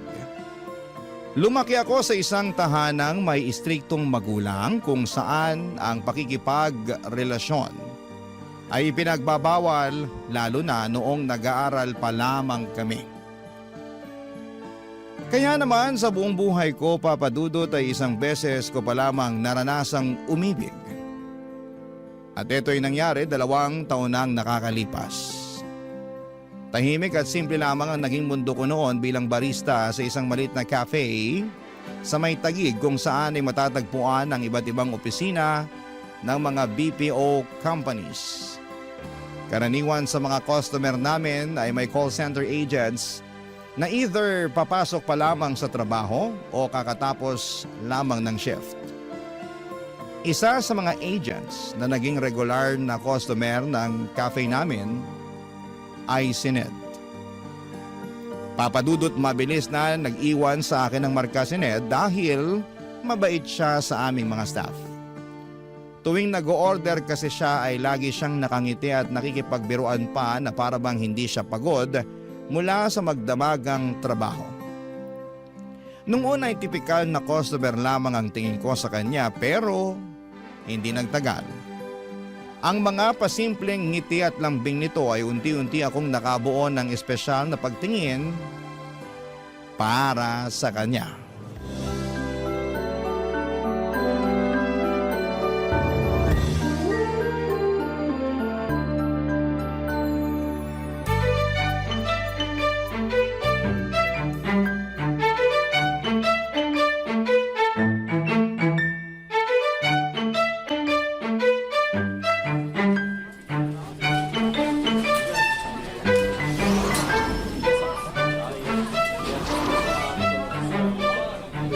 Good morning, Sir Ned! Good morning din. Mukhang ako na naman yata unang customer nyo ha. As usual, sir, kayo ulit. Ano bang dapat tawag sa inyo niyan? Early bird o night owl? Early night owl? Nawala pang tulog hanggat hindi pa nakakapagkape. Ibang klase din kayo, sir. Kape ang pampatulog nyo. Nasanay na kasi yung sistema ko eh. Kapag di ako nakakainom ng kape, nagtatantrum yung katawan ko. Ay, paano nga yung tantrum? Patingin? Hindi na, wag na. Grabe, ganadong-ganado pa rin kayo kahit na magdamag kayo nagtatrabaho. Siyempre, nakita na kita eh. Hello, si sir! Ay, ano po palang order nyo? The usual? Alam mo na yan. Isang large brewed coffee, no sugar, para diretso tulog pag uwi. 1 large brewed coffee for Sir Ned, no sugar. Anything else, sir? Wala na, yun lang. That would be 150 pesos po. Ito. I received 200 pesos. Ito po yung sukle. Salamat. Mukhang sanay na sanay ka na dyan sa ginagawa mo ah. Madali lang naman po to eh. Mukha lang mahirap kapag pinapanood. Pero kapag nasanay na yung katawan mo, kahit nakapikit pa ako, kayang-kaya ko na to. Mukhang biyasa ka na sa ginagawa mo eh. Ilang taon ka na nga bang barista rito? Bago lang. Kakapasok ko lang after ng pandemic. Pero dati na talaga akong barista kaya di na bago sa akin tong trabahong to. I see. Kayo po, gaano na kayo katagal sa call center? Around 3 years na rin. Palipat-lipat nga lang ng company. Ay, bakit naman? Iba-iba yung rason eh. Iniwan ko yung first company ko dahil nagiging toxic na yung work environment. Yung pangalawa naman, overwork, tapos delayed pa yung sahod. Kamusta naman itong company nyo ngayon? So far, okay naman sila. Medyo questionable yung ugali ng TL namin pero wala, tolerable naman. Gusto ko nga rin sanang mag-call center kasi sabi nila malaking kinikita dyan. Kaso di ko na tinuloy. Bakit naman? Try mo, pwede kitang i-refer kung gusto mo. Hindi na. Baka mamaya magpanik lang ako kapag may kausap na ako. Hindi pa naman ako magaling mag-English. May mga non-voice agents naman eh. Karaniwan sa chat lang sila, email, social media, mga ganon. Pero sa bagay, kung ako tatanungin mo, mas maganda na tong trabaho mo. Bakit nyo naman po nasabi yan? Kasi ang ganda mo, bagay iharap sa mga tao eh. Hindi pwedeng nakatago lang yan sa likod ng keyboard. Uy, grabe naman po kayo mambola, sir. Mamaya paniniwalaan ko yan. No joke. Ibang klase yung ganda mo. Very, very classic. Para kang si Gloria Romero nung kabataan niya. Ay sus, kailangan nyo na talaga magkape kasi masyado na matamis yung mga lumalabas dyan sa bibig nyo. Eto na po, large brewed coffee to go. Alright, salamat. See you again tomorrow? Yes po, bukas ulit.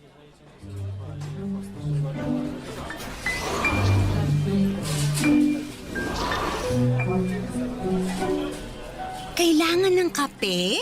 Kasi matamis na yung lumalabas sa bibig. Ate ko, ang corny mo makipaglandian. Uy, Mara, kanina ka pa dyan? Oo, kanina ko pa kayo sinisilip magharutan ng Prince Charming mo. Prince Charming ka dyan? Mas, kunwari ka pa. Aminin mo na, bet mo yung customer nating yon, no? Ano ulit pangalan? Si Sir Ned? Hindi Wala akong gusto sa kanya. Ikaw talaga, kung ano-anong pinagsasabi mo dyan. Ay nako, Kristen, wag mo nga akong pinaglololo ko dyan. Yung mga ngiting yan, yung mga pa-cute na boses mo tuwing kausap mo si Sir Ned, isa lang ibig sabihin yan. Ano naman? In love ka na sa kanya. Okay naman sa in love? In love agad? Hindi ba pwedeng attracted lang ng slight? Oh sige, attracted na akong attracted. At least inamin mo, na bet mo siya. To be honest, cute din naman kasi siya. Tsaka, ang gaan niyang kausap. Kaso, mukha siyang high maintenance, no? High maintenance man o hindi, isa lang ang nakikita ko based sa daily interactions nyo. May gusto kayo sa isa't isa. Hoy, ang eme mo naman. Funny pa naman ako. Funny walain. Totoo nga. Alam mo, marami na akong love life na pinagdaanan at alam ko na ang galawan ng mga lalaking yan. Hindi naman sa pagmamayabang, no? Pero marami na akong flavors na natikman kaya basang-basa ko na yung mga galawan nila. Basta, ayoko mag-assume. 'Di ba sabi nga nila, never assume unless stated. Aminado po ako, Papa Dudut, na sa unang kita ko pa lamang kay Ned ay nakaramdam na agad ako ng attraction sa kanya na malimit ko lamang maramdaman sa ibang tao. Matangkad si Ned na may makinis na balat at magandang pananamit. Kaya naman kahit puyat ay malinis at maliwalas siyang tignan. Isa pa sa mga nagustuhan ko sa kanya ay very friendly siya at approachable ang aura nito. Malambing din ang boses niya tuwing nakikipag-usap siya sa akin kaya may impact ang mga yon para sa akin. Naging close pa kami ni Ned sa mga sumunod pang mga buwan. Sa mga araw-araw na small talks naming dalawa ay madalas niyang ikwento sa akin ang tungkol sa pamilya niya sa probinsya. Ang mga struggles niya bilang breadwinner, pati na rin kung paano siya nangangarap para sa kinabukasan ng kanyang pamilya. At dahil nga sa closeness na nabuo naming dalawa ay may mga pagkakataon noon na inaaya na rin niya akong lumabas. May mga time nga noon na iniimbitahan niya akong samahan siya sa opening ng restaurant ng kaibigan niya. Inaya din niya akong maglaro ng bowling at manood ng sine kapag nagkakasabay ang day off namin. Nung mga panahong yon, napapaisip na ako kung totoo nga ba ang sinabi sa akin ni Mara na baka nga interesado rin sa akin si Ned. At dahil never ko pang naranasan na umibig noong mga time na yon, ay hirap akong basahin ang sitwasyon naming dalawa. Hindi ko po alam kung friendly lang ba talaga siya o may nais na siyang ipahiwatig sa akin. Ganon pa man, hindi ako masyadong umaasa dahil baka mali lang pala ang iniisip ko. Hanggang sa isang araw ay nasagot din ang mga katanungan sa isipan ko, Papa Dudut.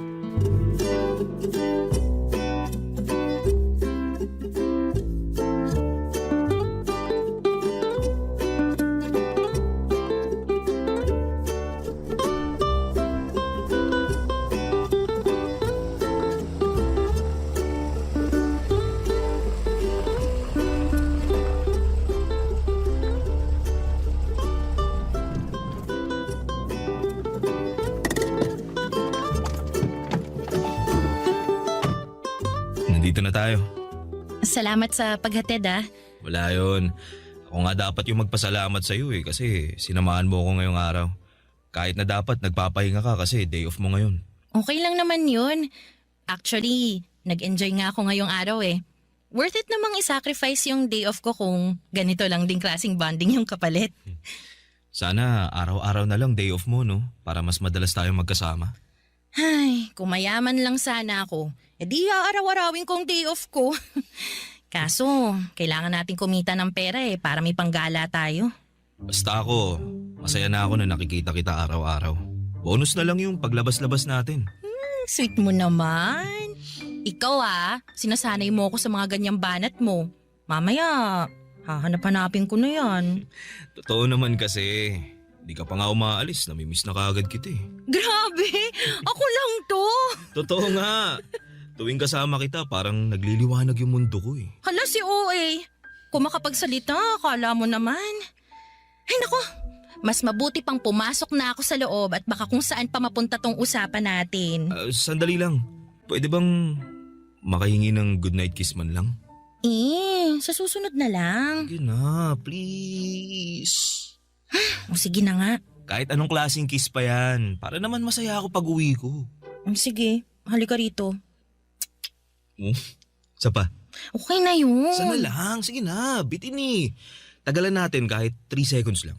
Oo, sige. Last na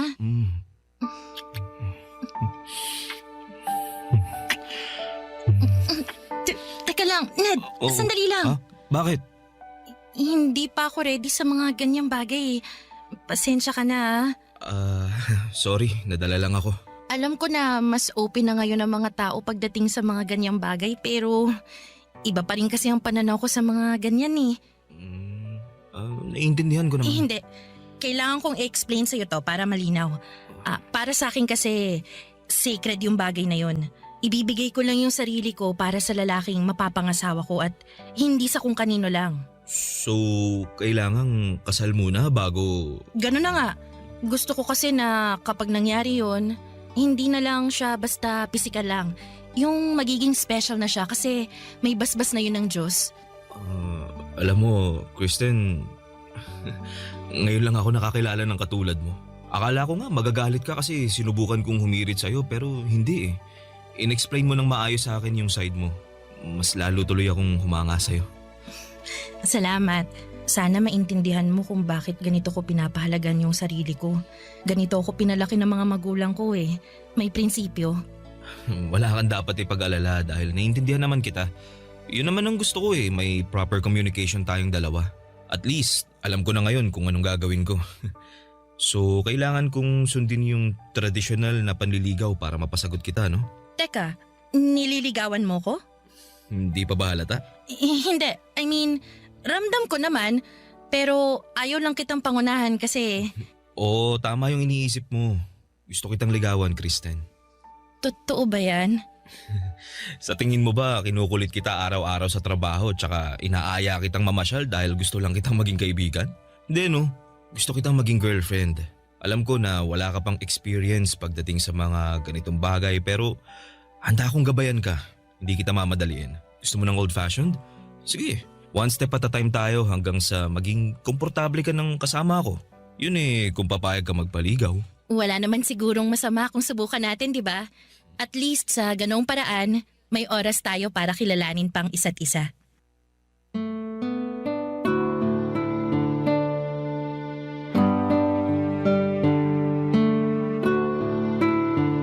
Papa Dudut, hindi na naulit pa ang pagtatangka sa akin ni Ned. Sa halip na mainis o mawala ng gana ay mas pinili niyang ipakita sa akin na kaya niyang maghintay. Doon ko napatunayan na hindi siya tulad ng ibang lalaki na basta-basta na lamang sumusuko o nagmamadali para makuha ang gusto nila. Sa mga sumunod na buwan ay nagpatuloy ang panliligaw sa akin ni Ned. Hindi para puwersahin na magkaroon kami ng relasyon kundi para lamang makita ko kung komportable ba kami para sa isa't isa. Never ako nakaramdam ng pressure mula sa kanya. Sa halip ay ipinaramdam niya sa akin kung gaano kasaya ang pag-ibig. Kahit na noong mga panahong yon ay hindi ko pa rin naibibigay sa kanya ang inaasahan niyang relasyon. Ginawa niyang lahat para maging komportable ako sa piling niya. Binigyan niya ako ng maraming rason para pagkatiwalaan ko siya. Kilig na kilig nga ang mga kaibigan at katrabaho ko noon, Papa Dudut, dahil first time lang nila akong nakita na binuksan ko ang puso ko para sa ibang tao. Matagal ko rin kasing iningatan ang puso kong ito dahil natatakot akong baka paglaruan lamang ito ng maling tao. Pero sa mga sandaling yon, pakiramdam ko ay safe na ako kay Ned, Papa Dudut. Iniisip ko nga noon na baka siya na talaga ang tamang tao na matagal ko nang pinapangarap. At matagal ko nang hinihintay, Papa Dudut. Barangay Love Stories. Barangay Love Stories. Sa unang buwan ng pagdadate namin ni Ned ay masasabi kong naging smooth sailing ang lahat. Wala akong ibang naramdaman kundi puro tuwa at kilig lamang tuwing kasama ko siya. Pagkatapos ng trabaho ko at bago magsimula ang shift niya ay sabay kaming nagdi-dinner sa labas. Hindi lamang yon dahil halos oras-oras ay nag-a-update din kami sa isa't isa, Papa Dudut. Sa mga simpleng, kumain ka na ba? O ingat ka sa biyahe na message niya sa akin ay sapat na para makumpleto ang buong araw ko. Sa pamamagitan kasi ng mga bagay na yon ay ramdam ko ang efforts niya. Para sa isang tulad ko na no boyfriend since birth, bago lang para sa akin ang mga karanasang yon. At sobra akong natuwa dahil daig ko pa ang bida sa isang rom-com na pelikula. Pero Papa Dudut, pagtungtong namin sa 2 buwan ng pagdadate namin, doon ko na po napansin ang ilang pagbabago sa ugali ni Ned. Unti-unting nabawasan ang mga tawag at message niya para sa akin. Kung dati siya ang laging nauunang mag-chat sa akin, ako na karaniwan ang nangungumusta sa kanya. Ang dating mahahabang messages niya ay umaabot na lamang sa 2 hanggang 3 salita. Kapag nagkikita kami, ramdam ko ang tila ba kawalan nito ng interes para sa akin. Hindi ko po alam kung ako lang ba ang nag-iisip noon o talagang may nagbago na sa pagitan naming dalawa. Kaya bago pa man ako mabaliw sa kakaisip ay kinausap ko na siya tungkol sa nararamdaman ko.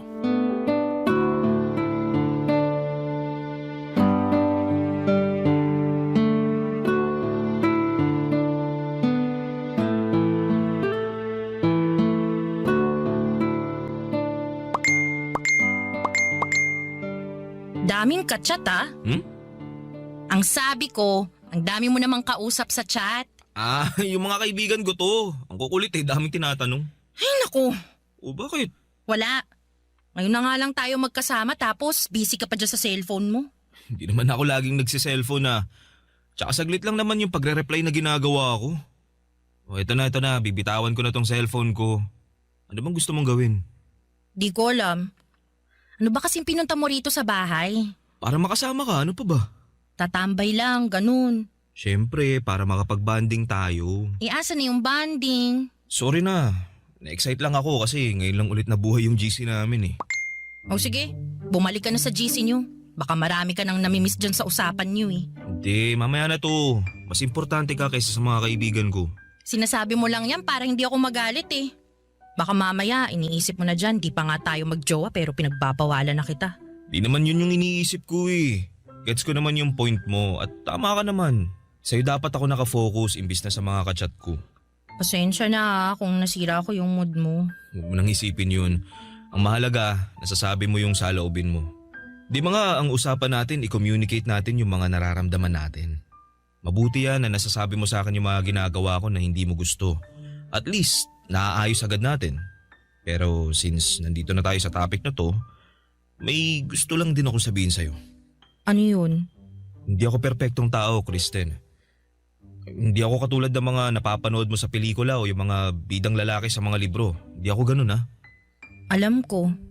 Hindi naman ganun ang tingin ko sa'yo Ay, naisip ko lang kasi na baka masyado nang mataas yung standard na sinet mo para sa akin. Baka hindi ko na tuloy maabot.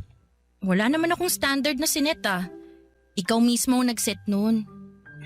Minsan kasi napapansin ko lang na ang bilis mo yatang mairita sa akin. Tulad ngayon, kauwi lang natin galing sa labas pero parang bad mood ka na naman.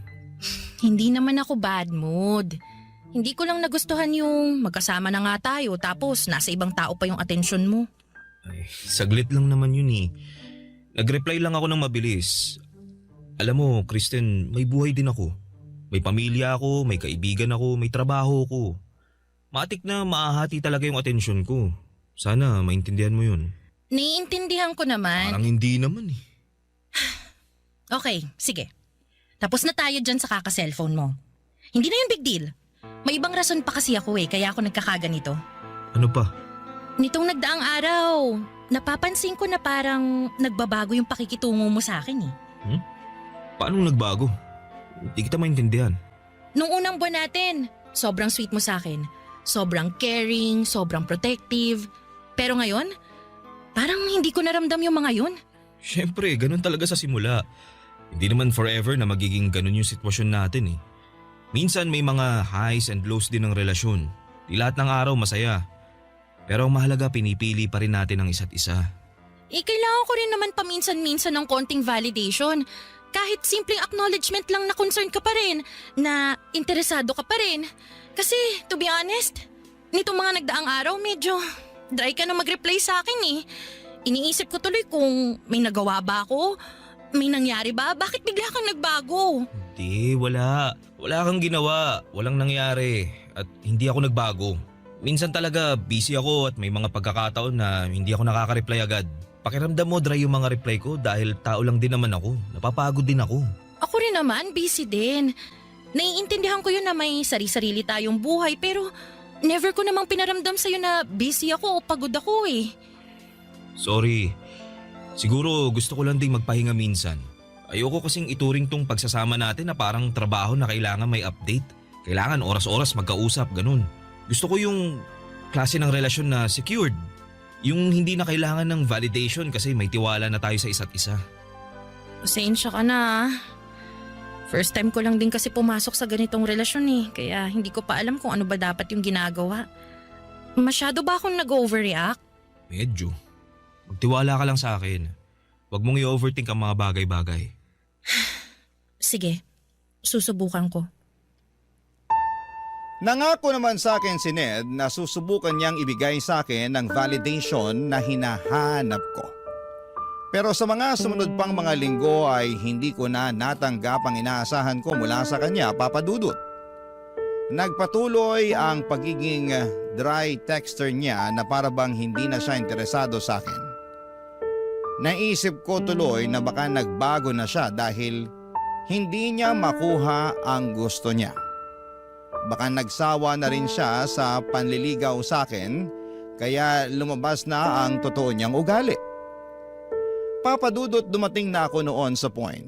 Napakiramdam ko ay one-sided na lamang ang nangyayari sa pagitan naming dalawa. Ako na lamang ang nag-i-effort para magkaroon kami ng oras sa isa't isa. At kapag nagkikita kami ay parang ako na lamang din ang masaya na magkasama kami. Siya naman ay tahimik. Laging malayo ang iniisip at walang gana. Ang lagi niyang rason noon ay sobrang busy niya raw sa trabaho.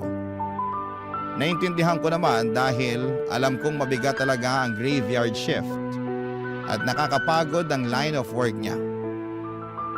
Pero habang tumatagal ay napapansin kong hindi na ito simpleng pagod lamang.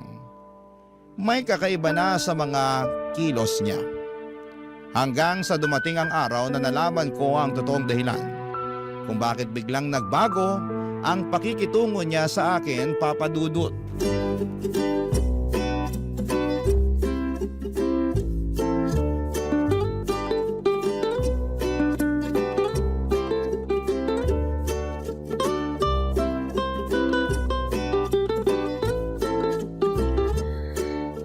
Sa wakas, makakapag-break na din.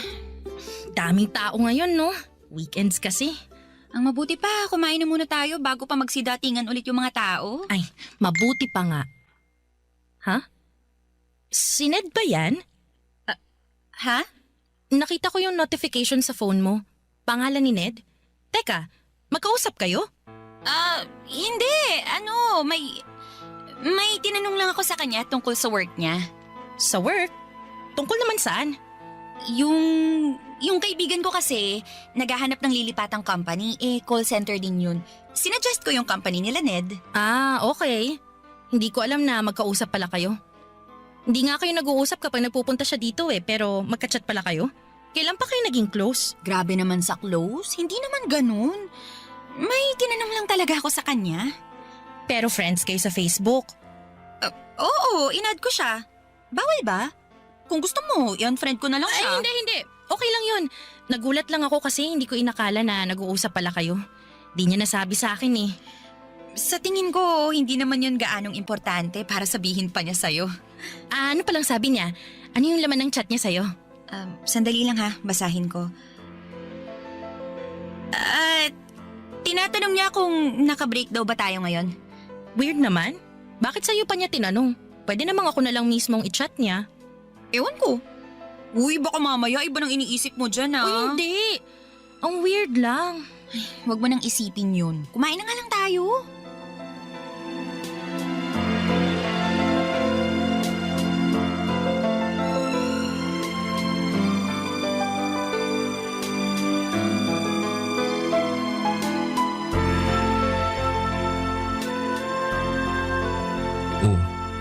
Di mo yata ginagalaw yung pagkain mo. Wala kang gana? Di ko alam. Gutom naman ako pero hindi ko ma-enjoy tong kinakain ko eh. Bakit? May problema ba? Wala naman. May bumabagabag lang sa isip ko ngayon. Ano naman? Hindi naman to big deal pero nababother lang talaga ako. Magkausap pala kayo ni Mara? Mara? Oo. Nag-chat siya sa akin tungkol sa kaibigan niya. Gusto daw niyang lumipat sa company namin. Bakit ka naman nababother dun? Hindi mo kasi nabanggit sa akin na magkausap pala kayong dalawa. Wala namang masama dun . Nagtanong lang naman yung tao. Hanggang ngayon ba, nagkaka-chat pa rin kayo? Paminsan-minsan, nangungumusta siya. Bakit daw? Teka, nagsiselos ka ba? Hindi naman sa nagsiselos. Hindi ko lang magets kung bakit biglang naging interesado sa'yo si Mara eh. Hindi rin naman kami ganun ka-close para makapag-close siya sa'yo. May tinanong nga lang tungkol sa work, tapos naging close na kami after that. Alam mo, nagsisimula ka na naman dyan sa pag-overthink mo eh. Di maganda yan ha. Sorry na. Di ko alam kung bakit ganito ko eh. Di naman ako ganito dati. Magtiwala ka lang kasi sa akin. Yun ang wala sa'yo eh, yung tiwala. Lahat kasi ng galaw ko masyado mong binibigyan ng meaning. Lahat na nangyayari gusto mo may rason. Di lahat ng bagay kailangan ng eksplanasyon ha. Ibigay mo sa akin yung buong tiwala mo katulad ng pagtitiwala ko sa'yo. Tingnan mo, matatahimik ka. Pwede bang huwag mo na lang pansinin yung mga chat sa'yo ni Mara? Bakit naman? Wala naman kaming ginagawang masama. Para lang mapanatag ako. Kristen, di dapat ako gumagawa ng paraan para mapanatag ka. Ikaw dapat ang gumawa nun kasi sariling isip mo yung kalaban mo eh. Alam ko, pero tulungan mo naman ako. Masyado ka naman nagiging controlling yan eh. Una sa mga kaibigan ko tapos ngayon, pati mga taong kachat ko kailangan ko ring i-consider para sa'yo. Di na healthy yung ganun. Alam ko, pero please, kahit ngayon lang. Para namang wala kang tiwala sa akin sa ginagawa mo. May tiwala ako sa'yo. Pero kay Mara, wala. Araw-araw ko siya nakakasama kaya alam ko na kung anong ugali niya. Eh di sige, oo na. Di ko na siya kakausapin. Masaya ka na. Wala na tuloy ako ng gana. Di pa nga tayo tapos, ganyan ka na umasta. Sorry. Nagsiselos ako ng mga panahong yon, Papa Dudut. Aminado naman ako. Nung una ay sinubukan kong baliwalain ang mga nangyayari dahil tama nga naman na wala akong dapat ikatakot kahit magkausap pa sila sa chat. Basta magtiwala lamang ako kay Ned. Pero habang tumatagal, nagsimula akong kainin ng pagdududa. Sa tuwing late mag-reply si Ned, agad kong naiisip na baka si Mara ang kausap niya. Sa bawat oras na hindi siya available, ang iniisip ko'y baka mas pinipili niyang makipag-chat kay Mara kesa sagutin ako. At kapag nakikita kong nakangiting mag-isa si Mara habang hawak ang kanyang cellphone ay kusang pumapasok sa isipan ko na baka si Ned ang dahilan ng mga ngiting yon. Dahil nga sa mga naisip kong yon, Papa Dudut, ay unti-unti kong iniiwasan si Mara. Hindi ko na siya pinapansin katulad ng dati. Naging malamig na ang pakikitungo ko sa kanya hanggang sa hindi ko na napansin na nagkaroon na pala ng tensyon sa pagitan naming dalawa. Ang dating magaan naming samahan bilang magkatrabaho ay unti-unting napalitan ng awkwardness at pananahimik. Ramdam kong nagtataka na si Mara noon kung bakit ako nagbago. Pero dahil sa selos yon na nararamdaman ko, pinili kong manahimik na lamang kesa linawin ang lahat. At doon ko naramdaman, Papa Dudut, kung gaano kalakas ang epekto ng selos. Unti-unti nitong sinisira hindi lang ang relasyon ko kay Ned, kundi ang samahan namin ni Mara. Barangay Love Stories. Barangay Love Stories. Papa Dudut, hindi ko na alam kung tuloy pa ba ang ginagawang panliligaw sa akin ni Ned ng mga panahong yon o tuluyan na siyang sumuko. Hindi ko na kasi maramdaman ang kagustuhan niyang mapasagot ako ng mga panahong yon. Ramdam ko na unti-unti na siyang lumalayo sa akin. Sa sobrang pagka-desperada ko nga, ay makailang beses ko na siyang sinabihan na willing na akong sagutin siya. Pero lagi niyang sinasabi sa akin na hindi pa raw siya ready.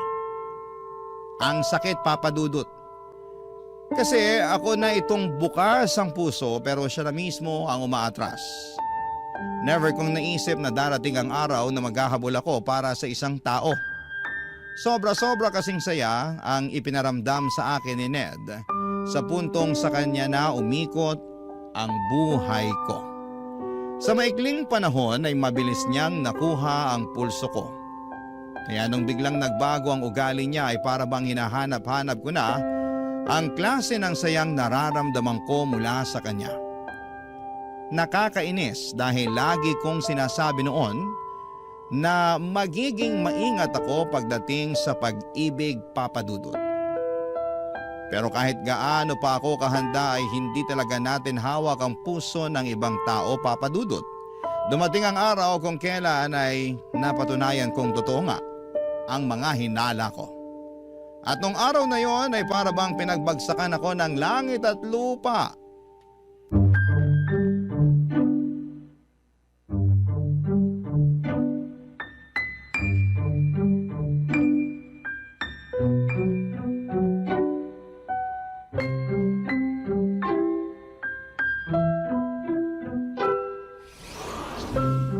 Oh, Kristen, anong ginagawa mo rito? Closed ang cafe ngayon ah. Closed? Bakit daw? Ay, may pumutok na electrical wiring kagabi dun sa may kusina. Inaayos pa ngayon. Ang sabi ni boss, bukas na lang daw tayo mag-resume. Bakit naman hindi niya sinabi sa group chat? Ewan ko. Ako nga rin hindi sinabihan eh. Sayang yung pamasahe ko papunta dito. Sana natulog na lang ako. Nasaan yung mga kasama natin? Nauna nang umuwi. Di mo man lang ako minessage para sana hindi na ako pumasok. Ay, sorry, nawala sa isip ko eh. Ano, tara na?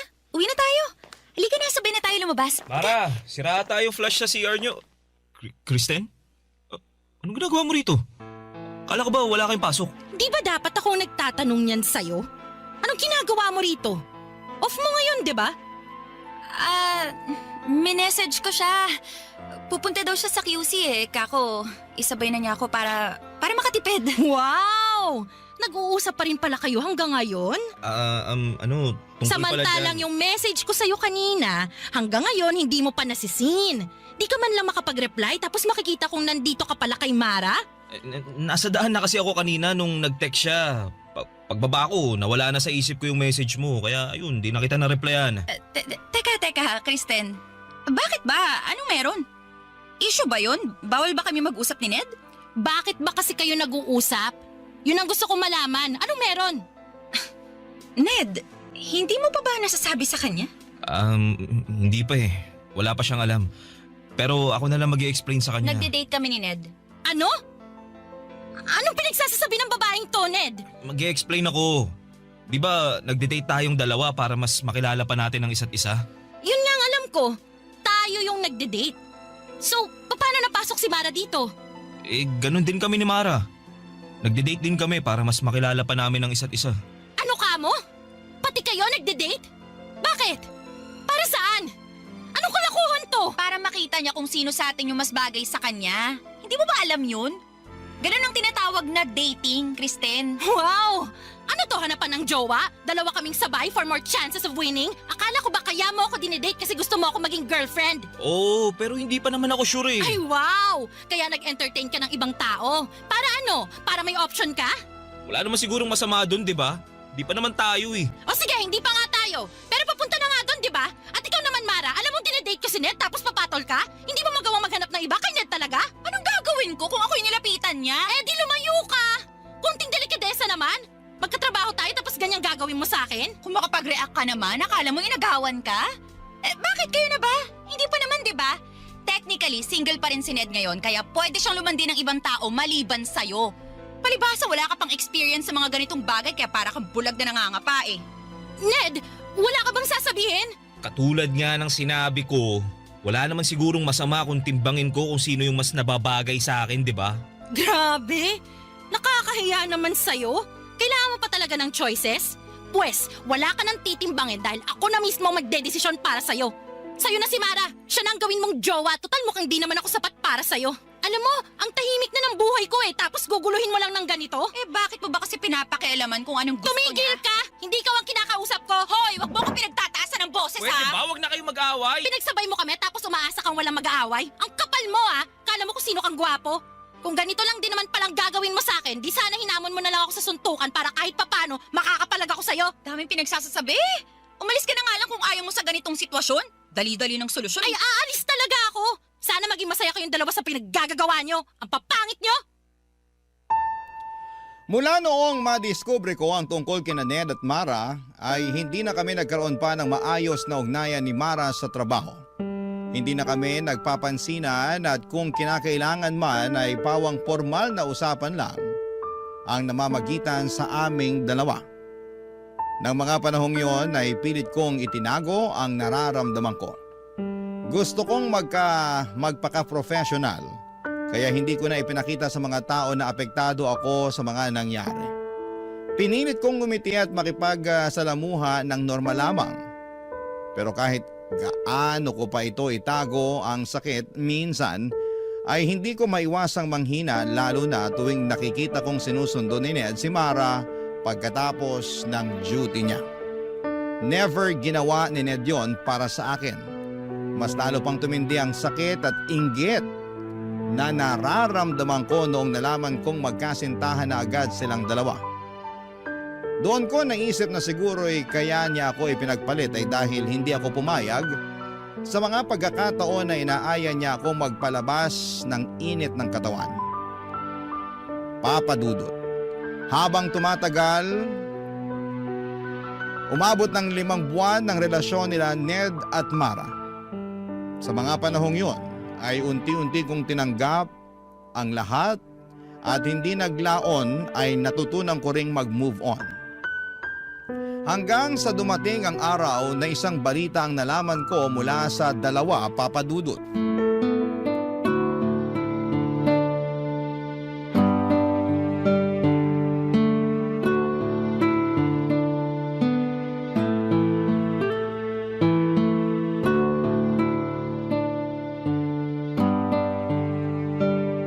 Ba naman tong counter? Dumi-dumi. Di marunong maglinis. Grabe naman makapagdabog. Ano ba problema mo? Wala akong problema. Kayo ang may problema sa akin. Ha? Anong pinagsasasabi mo? Akala nyo ba? Hindi ko naririnig yung mga sinasabi nyo sa likuran ko, ha? Alam ko nang pinagchichismisan nyo ko. Una sa lahat, hindi ako kasama sa mga nang chichismis sa'yo, no? Pangalawa, wala na akong paki sa nangyayari sa buhay mo. Kaya hindi kita kailangan pagchismisan. Nagmamaang-maangan ka pa.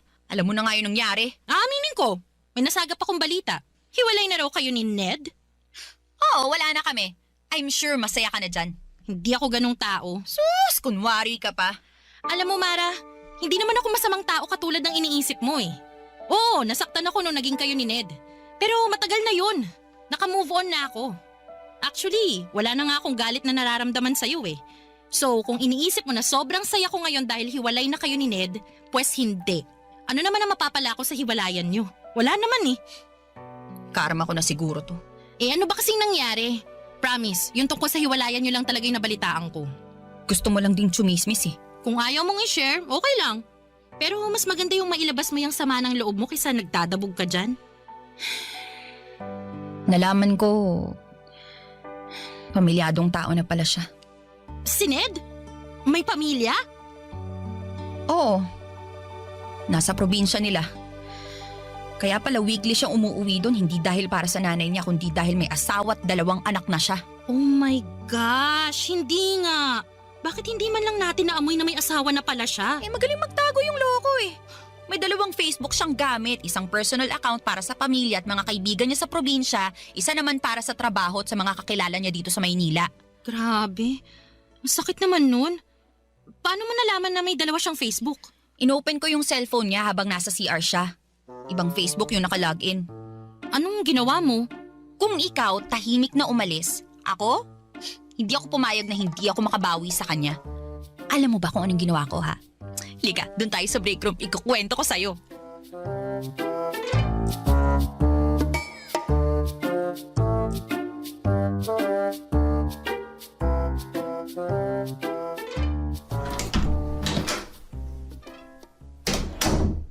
Mara, ikaw na sunod, tapos na ako maligo. Ano to? Ano yan? Ba't mo hawak cellphone ko? Amin na nga yan. Tinatanong kita, ano to? Anong ano? Ayusin mo tanong mo para maintindihan kita. May iba ka pa palang Facebook? Ha? Wala. Wala na ako ibang Facebook. Eh ano yung nakita ko dyan sa cellphone mo? Bakit may ibang Ned dyan? Wala to. Dami account ko lang to. Dummy account? Na family picture ang nakalagay sa cover photo? Tapos nung 2019, ang profile picture mo ikaw at yung asawa mo nung kasal nyo? Teka, magpapaliwanag ako. Ano yung papaliwanag? tinag mo?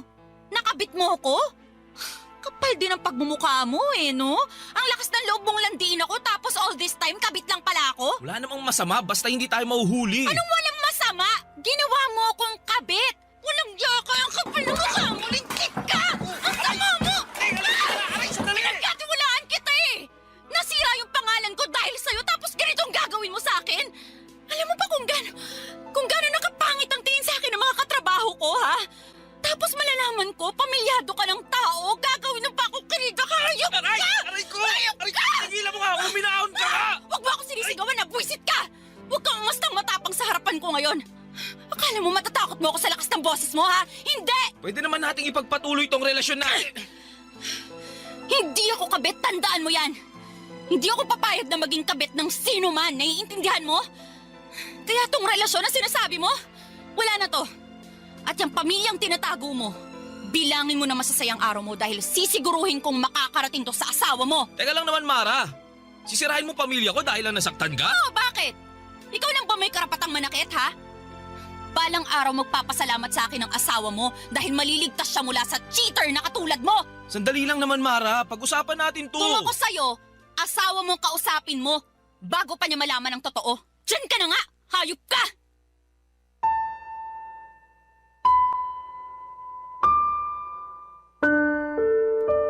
Sa huli, Papa Dudut, ay napagtanto ko na blessing in disguise pala ang mga nangyari sa akin. Papa Dudut, oo, maaga akong nasaktan pero mas mabuti na rin po yun kesa mas lumalim pa ang sugat sa puso ko. Kung sa akin kasi nangyari ang sinapit ni Mara ay tiyak na hindi ko kakayanin yon. Minsan talaga may paborito ang tadhana. Kinakampihan nito ang mga taong marunong magmahal ng totoo at pinaparusahan ang mga taong mapang-abuso at manluloko. Hindi ko naman ikinatuwa ang nangyari kay Mara pero umasa ako na sana'y nagsilbi na yon bilang aral sa kanya na huwag mang-agaw ng taong hindi naman para sa kanya. Dahil ang karma, mabilis kumilos at palaging nakakahanap ng tamang oras para ito ay gumanti. Sa ngayon, Papa Dudut, ay maayos na ang buhay ko at mas pinili kong mag-focus na lamang muna sa sarili ko, sa pamilya ko, at sa mga pangarap ko. Nagsimula rin akong sumubok ng mga bagong bagay, mga bagay na noon ay hindi ko nagagawang gawin dahil sobrang nakasentro ang atensyon ko para kay Ned. Natutunan ko ring mas pahalagahan ang sarili ko bago ang iba at natutunan kong hindi ko kailangang madaliin ang pag-ibig. Alam ko, Papa Dudut, na darating po ang tamang tao para sa akin. Isang taong handang maghintay at mamahalin ako ng buong buo. Sa ngayon naman po ay kontento na ako sa pagiging masayang mag-isa. Dito na po nagtatapos ang kwento ko at maraming salamat po, Papa Dudut. Ang inyong forever, kapuso at kabarangay, Kristen. Ano ang masasabi mo sa ating Barangay Love Stories today? Aabangan namin yan sa aming comment section. Ang mga kwento ng pag-ibig, kwento ng buhay at kwento ng pag-asa dito sa Barangay Love Stories. Love Stories.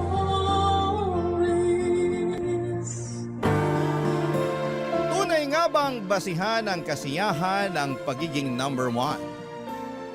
Kapag ikaw ang nanalo, ikaw ang napili, ikaw ang numero uno. Masasabi bang masaya ka na talaga?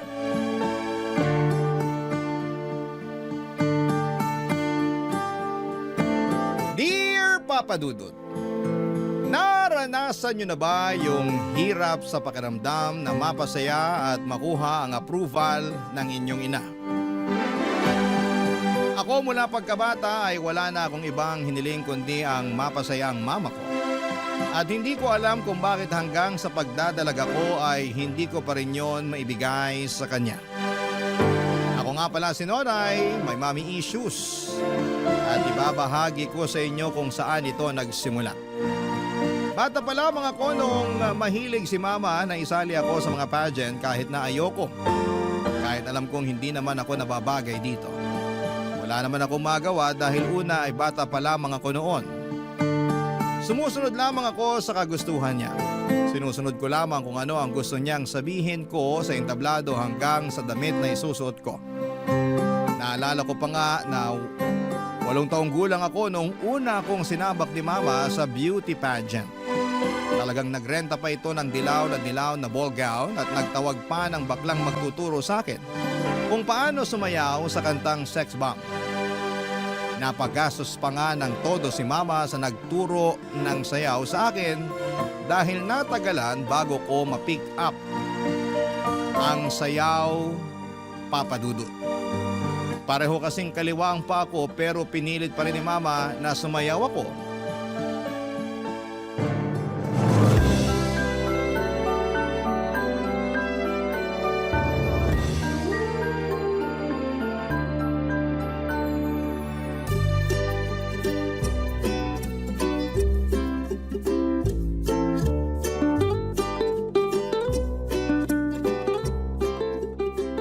Basta, kahit magkamali ka, mali ka sa steps, okay lang yun. Basta itodo mo ang ngiti mo. Kinakabahan ako, Mama. Baka kasi puro mali ako eh. Okay lang yan. Nadadaan yan sa ngiti at saka lakas ng loob. Basta lagi mong tignan yung mga judge pag nagsasalita o sumasayaw ka. Judge po? Sila yung 3 mama na nakaupo sa harap ng entablado. Ituturo ko sila sa'yo sa mismong pageant para alam mo kung kanino ka magpapakitang gilas. Ano po bang gagawin nila? Nakaupo sila doon at manonood. Sila ang magdedesisyon kung sino ang panalo. Kaya anak, parang awa mo na. Gumastos na ako sa'yo ng todo kaya galingan mo ha. Paano po kung meron mas magaling sa akin? Di higitan mo. Mama, kasali si Kimberly sa pageant eh. Ang ganda-ganda kaya nun. Tsaka mayaman sila eh. Matatalo ako nun. Sus! Makeup lang naman ang magpapaganda dun. Maputi lang yun.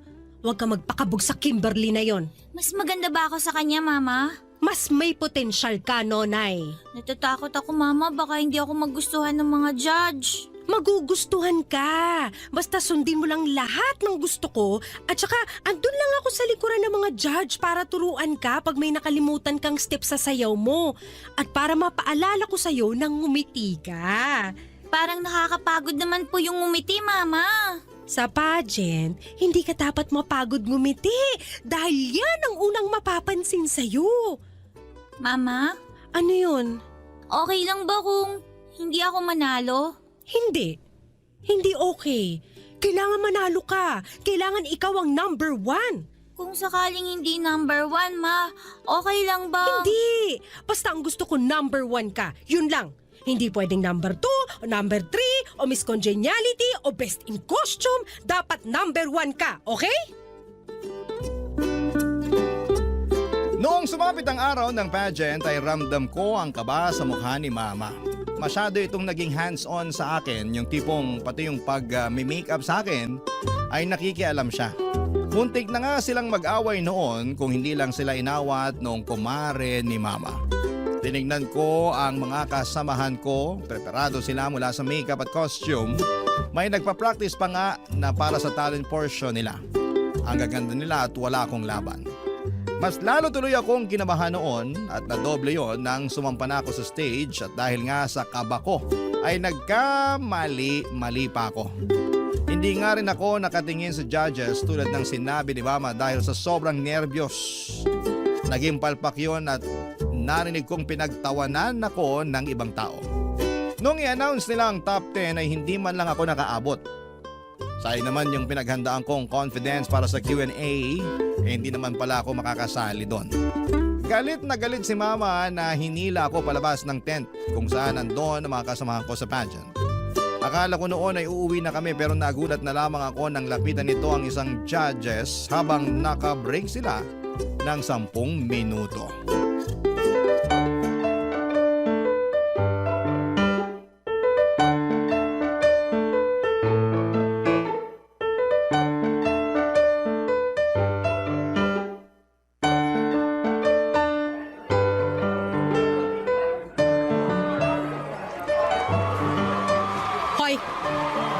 Ako po ba ang tinatawag nyo?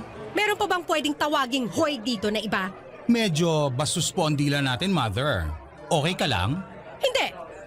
Paano ako magiging okay pinatalo mong anak ko? Ano po?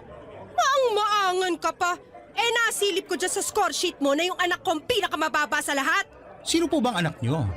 Kasi marami akong binigyan ng mababang scores. At teka, hindi ko naman kailangan mag-explain sa puntos ko na binigay ko sa mga candidates. Yung naka-blue na hanging blouse at naka-boots ng black? Yun yung anak ko. Yung sobrang glitter sa pisngi. Nung natama ng spotlight, pati kami nasilaw. Medyo bastos ka rin, no? Sino po bang nauna? Sino ka para husgahan ng anak ko? Mother, judge po ako sa pageant na to. Malamang kailangan ko siyang husgahan. Kaloka. Iba yung panghuhusga mo May halong panlalait. Kung ayaw niyong malait ang anak niyo, di huwag niyong budburan ng glitter sa pes. At ibagay niyo sa balat niya ipapasuot niyo. Saka ano ba, Mother? Puro peklat ang legs ng anak mo. Kahit dito sa malayo, nabilang ko Aba, talagang... Natalo ang anak niyo hindi dahil masyado ako mapanghusga. Kung hindi nagsasabi lang ako ng totoo. Hindi maganda ang anak niyo. Sobra ka na talaga, Halika nga rito, bakla ka!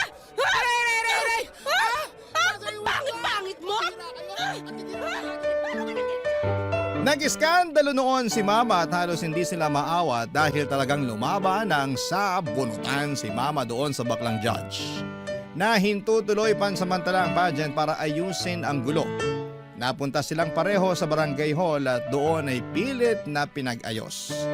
Mabuti na lamang at hindi nagdemanda ang baklang judge kay Mama dahil kung nagkataon ay dihado kami. Pagka-uwi namin ay hindi ako kinikibo ni Mama. Alam kong masama ang loob niya sa pagkakatalo ko. Pumasok na siya sa kwarto na hindi man lamang ako inasikaso para bihisan at ayusin ang mga ginamit ko sa pageant, Papa Dudut.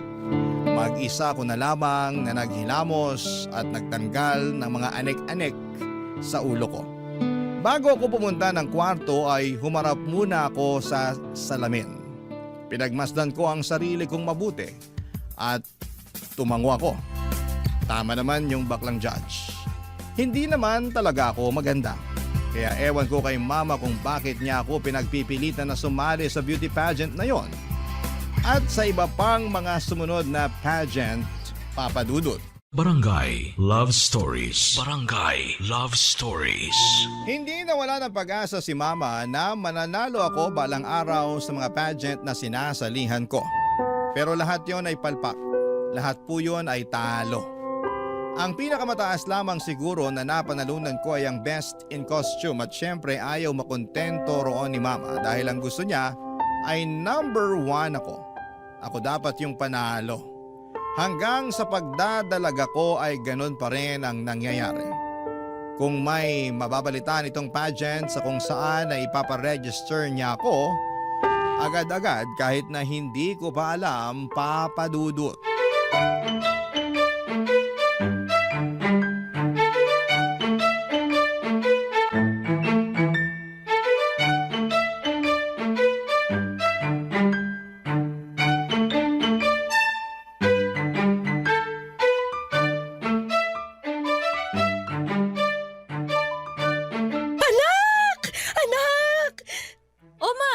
Ang saya mo dyan Masaya talaga. Hulaan mo kung bakit. Bumaba na ba ang bill natin sa kuryente? Hindi ka clown, huwag ka magpatawa ng ganyan. Ano nga po? Naibok ko na yung kakilala ni Tina na choreographer. Bali-balita kasi na sobrang galing nun. At saka nakakita ko ng magandang gown Para po saan, Ma? sa pageant na sasalihan mo next month. Unang Sabado sa kabilang barangay. 3 months ago pa pala nung mai-register kita, nakalimutan ko lang sabihin. Kaibigan ko nung high school yung organizer kaya naisingit ka kahit wala nang screening. Ho? Bakit ngayon lang po niyo sinabi sa akin yan? Ano ba diferensya kung kahapon o ngayon ko sinabi? Sa dulo sasali ka pa rin naman. Ma, may NSTP ako tuwing Sabado Sana in-inform niyo muna ako sa date ng pageant bago niyo ako sinali. Wala akong pakialam. Gabi naman ang pageant kaya hindi masasagasaan yung NSTP mo. 5 to 6 p.m. ang klase ko sa NSTP, Ma. Alas 8 naman ang pageant. Anong problema doon? Ma, ayoko naman yung gipit masyado sa oras. Kaya Kaya yan! Magaling ang makeup artist na nakuha ko. Alam na niya ang gagawin sa mukha mo kaya hindi na mangangapayan sa ipapahid sa iyong kolorete. Pero kasi... Walang pero-pero, Nonay, ha? Nakapag-advance na ako ng bayad sa magtuturo sa inong sayaw eh. Umayos ka dyan! Hindi ko pinupulot ang pera. Eh di sana hindi niyo po muna ako sinali sa pageant na yan para hindi kayo gumastos. Sabi mo? Wala po ma. Sabi ko sana makahabol ako sa pageant. Kailangan humabol ka talaga! Hindi pwedeng hindi! At siguruhin mong mananalo ka na this time! Eh paano kung bokeh pa rin? Hindi! Malakas ang pakiramdam ko na ito na yung unang panalo mo at magtutuloy-tuloy na to. Yan din naman yung sinabi niyo sa nakaraang sinalihan ko eh. Iba ngayon. Matindi ang vibrations ko. Iba eh. Teka, saan ka pupunta? Sa kwarto po. Anong gagawin mo? Magpa-practice na pong ngumiti. Baka palpak na naman eh. Kung ngingiti ka kasi, huwag kita gilagid. Hindi pink ang gums mo, anak. Saktuhang ngiti lang, okay? At tulad nga po ng inaasahan ay natalo pa rin po ako sa pageant na yon. Mali na naman ang vibrations ni Mama na paulit-ulit niyang sinasabi. Hindi na naman ako number 1. Kahit bongga na ang naging pagsayaw ko with matching backup dancers pa, ay wala pa rin akong binatbat sa ibang mga kandidata na tanging ganda lamang ang nilatag. Doon po ako nagkulang. Aminado naman ako na hindi ako maganda lalo na noong nagdalaga ko. Kaya nga nagtataka rin ang lahat kung bakit ako sumasali pa rin, gayong alam ko naman sa sarili kong hindi pang beauty pageant ang mukha ko. Well, alam ko naman ang sagot doon. Maraming kakilala si Mama sa mga nag-o-organize na mga pageant na ito. Kaya ako napapasali kahit na wala ngang screening. Pasok agad. Brasuhan, ika nga. Kumbagay parang nagiging panggulo lamang ako o dagdag option sa mga papatalunin sa mga pageant na yon. Tuwing natatalo ako ay laging galit si Mama. Tuwing natatalo ito, ako ang pinag-iinitan niya at tuwing natatalo ako ay hindi niya ito tatanggapin.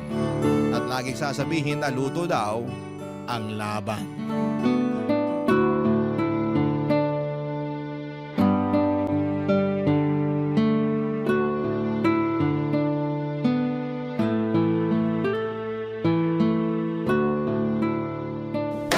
Luto ang laban! Ma, tanggapin na lang po natin, okay? Hindi! Ano tatanggapin? Kung nakita mo lang yung galing mo sa pagsasayaw kanina, iisipin mo mananalo ka talaga eh! Baka sa dance contest talaga ako dapat, ma. Huwag ka nagbibiro, hindi ako natatawa. Sorry po, ma. Yung isang judge doon, inaanak niya yung isang kandidata eh. Narinig ko tinawag siyang ninong before mag-start. Dapat pala sinabi ko yun sa organizer para hindi na umabante sa laban yung bruhang yun eh. At sana ikaw ang nakapasok. Ma, deserving naman po lahat ng mga nanalo eh. Ang gaganda kaya nila. Yung mga damit nila, alam mong mahal at pinaghandaan. Ultimo makeup, plakado. So anong point mo? Wala naman po. Hindi eh. Meron eh. May laman yung mga salita mo.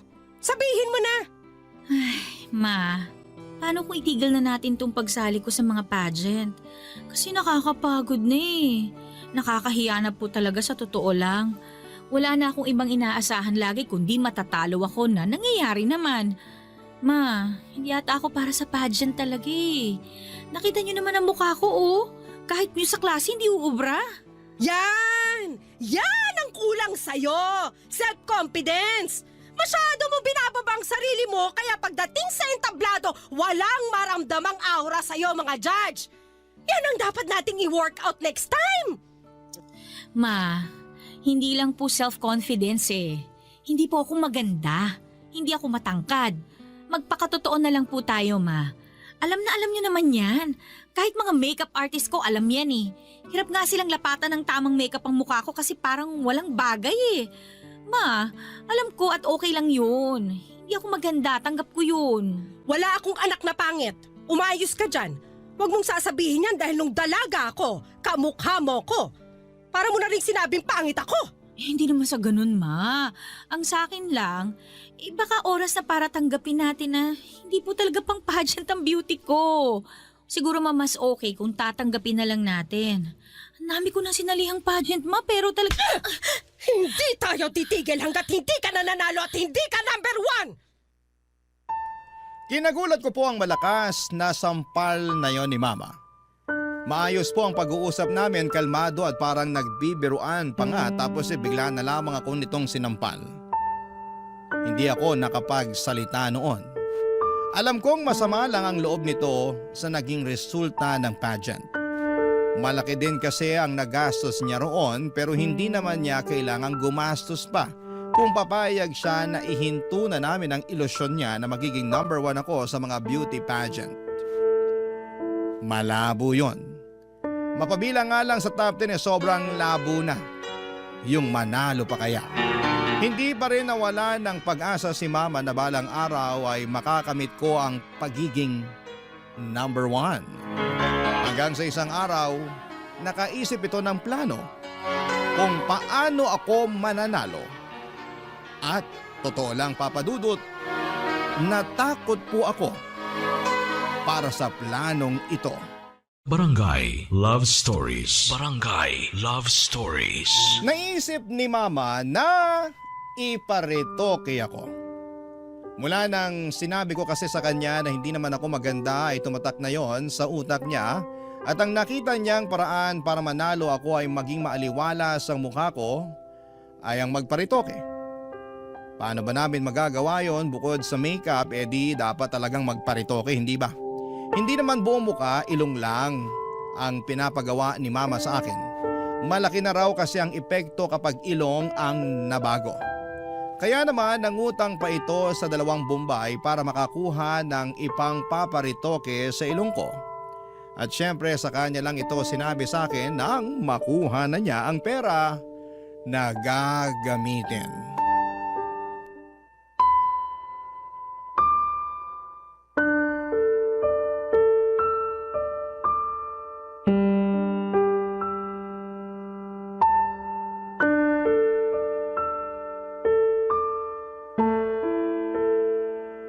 Ma, ayoko.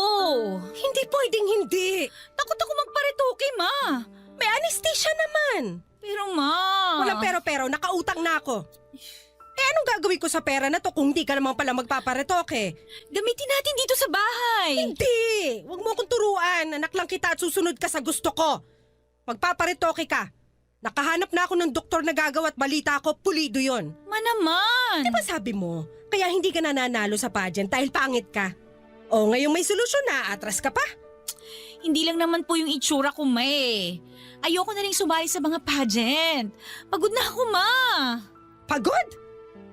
Sino ba sa tingin mo sa ating dalawang mas pagod? Ako na naglalakad lahat ng kailangan mo para sa bawat pageant na sasalihan mo at halos putulin ko na ang gitid ko sa kakasigaw para makapuntos ka lang na malaki sa audience impact o ikaw na magpapakyut lang sa stage. Eh kasi naman, Ma, kayo lang naman kasi gusto mag-pageant ako eh. Sali nyo na lang ako sa ibang contest. Makakatipid pa kayo ng sobra. Sa beauty pageant lang kita gustong makita at wala nang iba. Hihinto ka muna next sem para makapag-focus ka sa pagpapageant. Ano po? Nabingi ka na sa kaartehan mo? Ang sabi ko, hindi ka muna mag-e-enroll next sem. Magpo-focus ka sa pagpe-prepare sa pageant. Lahat aayusin natin. Kailangan mong aralin lahat tungkol sa mundo ng pageantry after nang mapaayos ang ilong mo. Hindi ka rin lalabas ng bahay ha para hindi na lalong masunog ang balat mo. Ma naman, last sem ko na sa susunod eh. Naman pwedeng tapusin ko na muna yung para makagraduate na ako. Ayoko mahuli. Gusto ko na magmarcha. Isang sem na lang naman eh. Yun na nga po, May. Huling sem na. Bakit hindi nyo na lang po ko hayaang tapusin yun? Dahil hindi ka na bumabata. At alam mong may age limit ang pagpapageant. Ang pag-aaral, mababalikan mo pa yan. Pero yung pagpapageant, may limitasyon yan. Isang sem na lang naman yan. Madali na lang yan balikan. Ang importante ngayon ay maging handa ka sa pageant at sisiguraduhin kong number 1 ka na after nito. Naintindihan mo? Pero Ma... Naiintindihan mo? Yes, Ma. Very good! Para na lamang akong robot na sumunod sa gusto ni Mama. Sa unang pagkakataon ay naramdaman kong bumigay ang lahat sa sarili ko at hinayaan na lamang si Mama na patakbuhin ako. Yes, Mama. Oo, Ma. Sige, Ma. Yan na lamang ang mga paulit-ulit kong sinasabi sa kanya kapag may nais siyang ipagawa sa akin. After niyang maparitoke ang aking ilong ay namahinga ako ng almost a month ay na rin sa sinabi ng doktor. At habang nagpapahinga ako ay si mama naman ang nag-aayos ng lahat ng kakailanganin ko para sa pag-iensayo ko.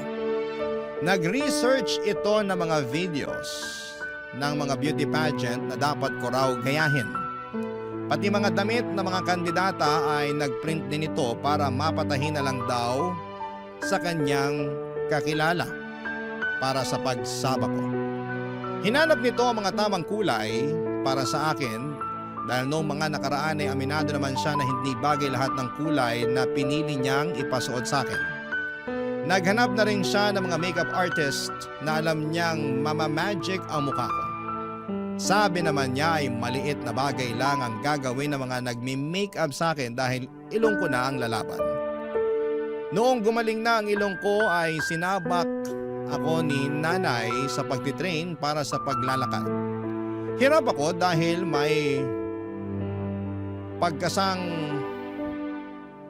dahil sa hirap talaga ako maglakad gamit ang may takong. Pero gumawa kami ng paraan para hindi yon mahalata kapag naglalakad ako. Nag-hire ng panibagong koryo si mama para turuan ako ng sandamukal na sayaw para may imbak daw kami. Sobrang pagod na ako papadudot pero hindi ako makahindi dahil ito ang kagustuhan ni mama. Ginagawa ko na lang yon dahil wala namang pag-asang pumayag siya na itigil na namin yon. Pinagbigyan ko siya at ginalingan ko sa unang pageant na sinalihan ko after kong mag-training at papadudot. Nanalo po ako. Sa unang pagkakataon ay number 1 ako.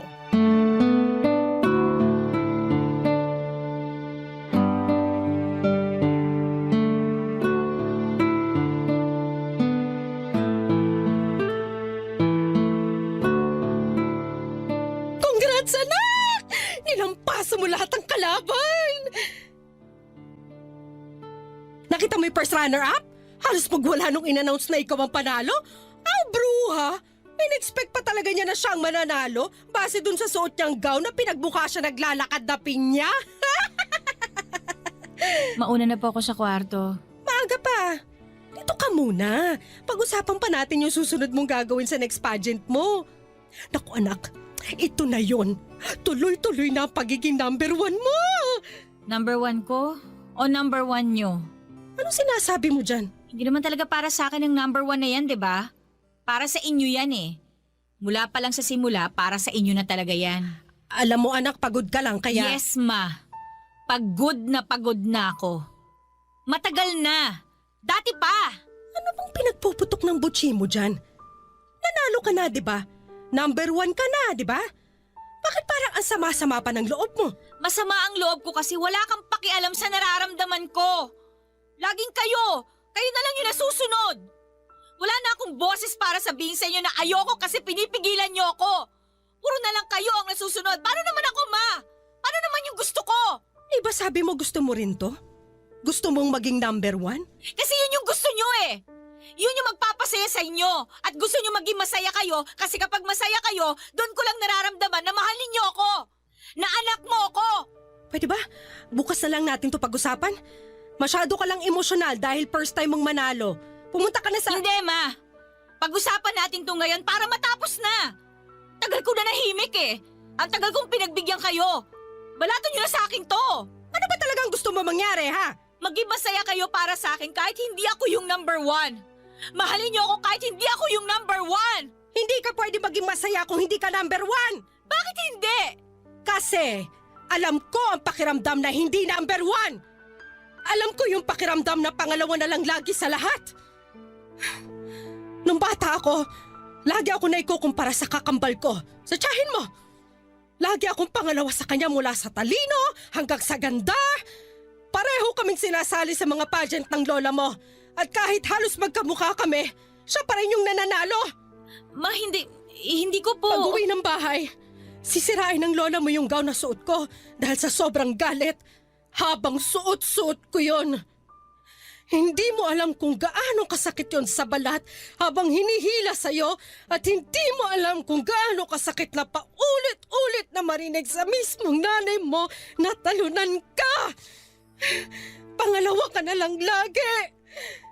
Ma. At sa tatay mo, hindi pa pangalawa lang tayo? Pangalawang pamilya tayo dahil kabit ako? Kaya nung namatay siya, asan tayo? Handun tayo sa dulo at hindi tayo makalapit sa kabaong niya dahil ano? Dahil pangalawa lang tayo.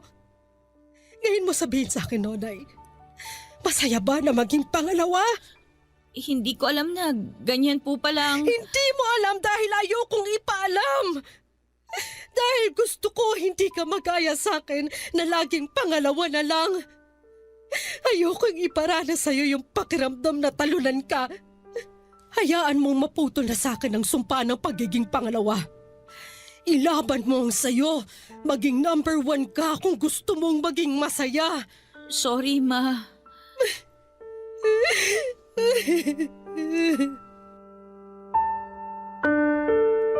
Papa Dudut, hindi ko po alam kung paano lalapitan noon si Mama matapos itong umiyak sa unang pagkakataon. Ito ang unang beses na nakita kong nanghina siya at nakaramdam ako ng konsensya. Dahil ako ang dahilan noon, Papa Dudut. Hindi ko alam na ganito pala ang pinagdadaanan ni Mama kaya ganito ang trato nito sa akin. Kaya naman sa loob ng maraming taon ay paulit-ulit niyang dinidikit sa utak ko ang salitang number 1 dahil hindi siya kailanman naging masaya sa pagiging number 2. Dahil para sa kanya, kapag pangalawa ka ay talo ka. Ayoko pa ring paniwalaan ang ganitong pag-iisip ni Mama dahil alam ko na pwede namang maging masaya kahit pangalawa ka lamang, kahit natalo ka, kahit na hindi ka mag-number 1. Pero iba ang pinagdaanan ni Mama mula sa magulang at kapatid niya hanggang kay Papa.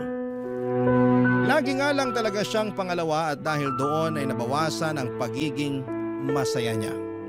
Pinaramdam sa kanya ng buong mundo na dahil pangalawa siya ay walang maiaabot sa kanya at nabawasan ang mga karapatan niya. Sa ngayon, Papa Dudut, ay pinagpapatuloy ko ang pagpapageant at hindi pa rin para sa akin, kundi para kay Mama. Ginagawa ko na lamang yon para maging masaya siya at madalas nananalo na ako sa mga pageant at nakikita ko kung gaano siya lumundag sa saya. Kapag nangyayari yon at aaminin ko na nagiging masaya ko kapag ganon ang nakikita ko sa kanya. Kahit ayoko nang mag-pageant at kahit pagod na ako, Papa Dudut, basta makita ko lamang siyang masaya ay okay na ako. Hindi ko alam kung hanggang kailan ko maibibigay ang pagiging number 1 kay Mama. Pero sana sa ngayon ay maging sapat na yon para mahalin at tanggapin niya ako. Maraming salamat, Papa Dudut, ang inyong kapuso at kabarangay, Nonay. Anong say mo sa Barangay Love Stories na ito? Pagkwentuhan natin sa comment section yan.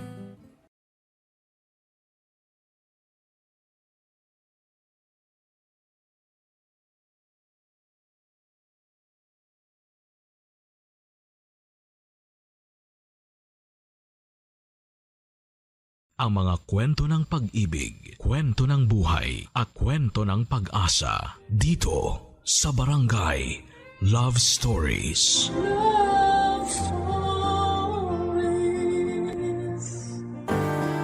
Para sa isang ama ay walang bundok ang hindi niya kayang akyatin para sa kapakanan ng kanyang anak. Pero minsan ay may mga bagay na sumusobra na.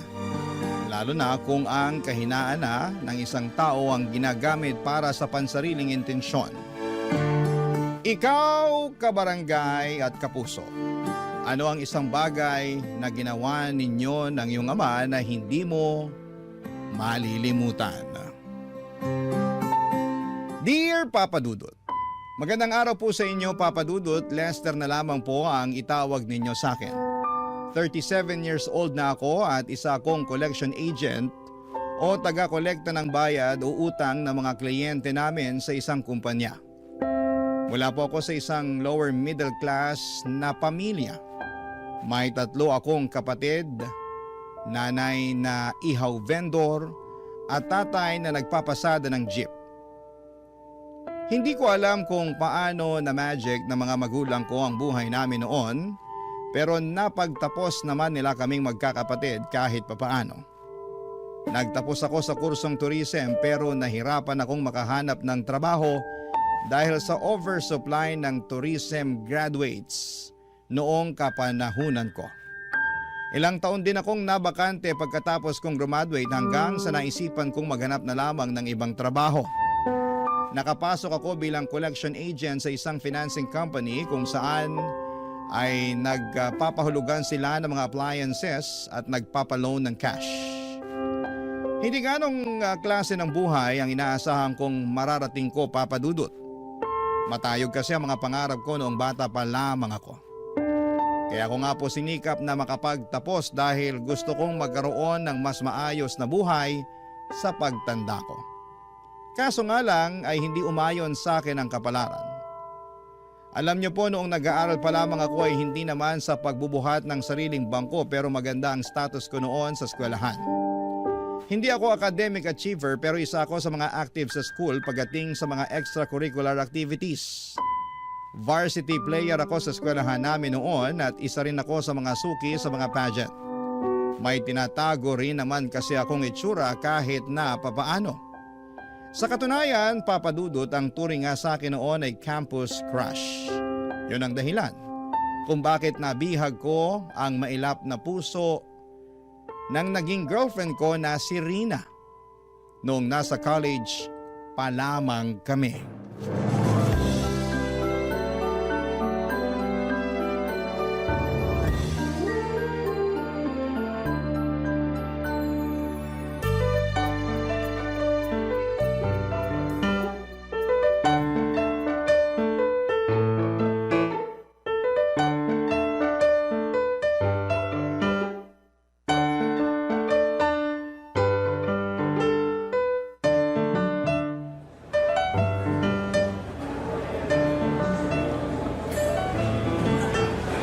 Lester, nandito ka lang pala. Kanina pa kita hinahanap. Nag-message ako sa'yo, sabi ko nasa cafeteria ako. Kakatapos lang ng klase ko eh. Nag-reply ka ba? Hindi ko nabasa lobat ako. Kararating mo lang dito sa school? Oo, hindi ako nakapasok sa first class ko. Nahuli ako ng gising Pinag-overtime ba naman ako sa trabaho kagabi? Kaya madaling araw na ako nakauwi. Bakit ka nag-OT? Sinesante kasi yung isa kong katrabaho. Understaffed tuloy kami. Iwan ko ba sa boss namin? Naturingang sikat na fast food yung minamanage, pero nagtitipid naman sa empleyado. Nag-breakfast ka na ba? Kumain ka muna. Di pa nga pero wag na. Haba ng pila Magsisimula na rin maya-maya yung klase ko. O heto, kainin mo na lang tong extra rice ko. Hati na lang tayo dito sa ulam. Ayan, mas mabuti pa. Kanina pa kumakalam yung sikmura ko Nga pala, nadala mo ba yung hiniram ko sa'yo? Oo. Heto, 2,000. Salamat! Promise, ibabalik ko rin to next week kapag may sahod na ako. Saan mo ba gagamitin yan? Pambayad ko ng renta sa boarding house. Ilang araw na akong kinukulit ng landlady namin Nakakairita.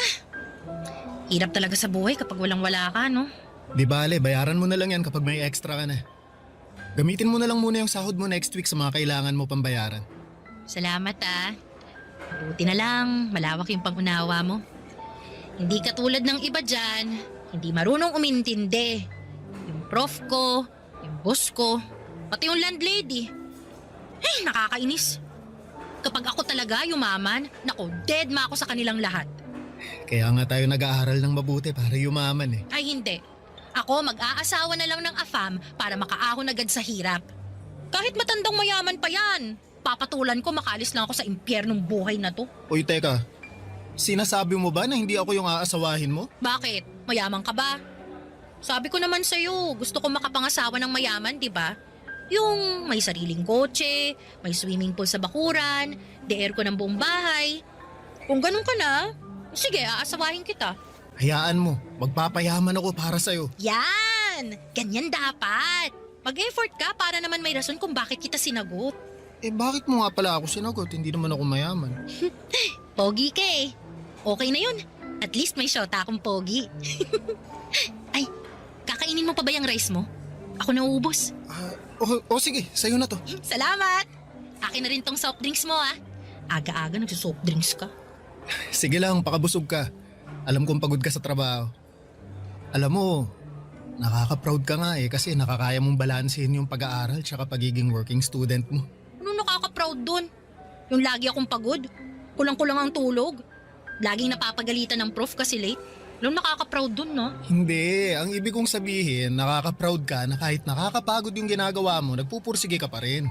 Wala akong choice. Ipinanganak akong mahirap eh. Kung iniluwan lang sana akong mayaman, magbubuhay doon niya talaga ako. Pero dahil minalas ako sa buhay, ganito na lang muna ako sa ngayon. Pero balang araw talaga, sisiguraduhin ko na yayaman din ako. Tayo. Yayaman din tayo. Ay, oo nga pala. Sorry. Tayo pala. Ano pala ang balak mo mamaya? Gusto mo bang kumain muna tayo sa labas? Gastos na naman. Kakautang ko nga lang sa'yo ng pera eh. Hindi. Libre ko naman eh. Aba, dami mo naman yatang pera ngayon. Papa Dudut, gets ko si Rina. May mga pagkakataon din kasi noon na kapos din kami sa bahay kaya minsan ay wala kaming inuulam. Lalo na tuwing bayaran na ng kuryente, tubig at renta. Kaya naman sinanay ko na ang sarili ko na magtipid. Gusto ko rin kasi na matulungan ko si Rina kahit na sa maliit na bagay lamang katulad ng paglibre ko sa kanya ng pagkain. Kahit yun na lang muna ang maibigay kong suporta sa kanya. Malaki ang pamilya nila Rina, sa Bulacan sila nakatira. 7 silang magkakapatid at ang tanging kumakayod sa kanila ay ang tatay nilang construction worker. Hindi na makapagtrabaho ang nanay nito dahil nabaldado siya matapos ma-stroke. 4 lang sa kanilang magkakapatid ang nag-aaral. Sa katunayan ay hindi na dapat papasok pa si Rina ng college kung hindi lang niya ito ipinaglaban. Kaya siya nagwo-working student para matustusan niya ang sarili niya dahil siya na lamang ang nagpapaaral sa sarili niya noong time na yon. Mas matanda sa akin ang 2 taon si Rina, Papa Dudut. Ilang beses siyang natigil sa pag-aaral kaya pareho pa lamang kaming first year college nung nagkakilala kami. Naging magkaklase kami sa isang minor subject. Naalala ko pa unang araw noon ng klase noong nagkaroon agad kami ng surprise quiz. Late siyang dumating at walang dalang ballpen, walang dalang papel. Ako ang nag-provide noon sa kanya, Papa Dudut, dahil naaawa ako. Hanggang sa araw-araw na siyang tumatabi sa akin dahil ako na ang tagabigay sa kanya ng papel. Naging magkaibigan kami at kalaunan ay nagkaroon ng magandang ugnayan. Niligawan ko siya at bago natapos ang first semester ay naging kami, Papa Dudut. Tumagal ang relasyon namin hanggang 3rd year college. Pero bago pa man magsimula ang bagong school year, ay nagkaroon kami ng matinding problemang dalawa, Papa Dudut.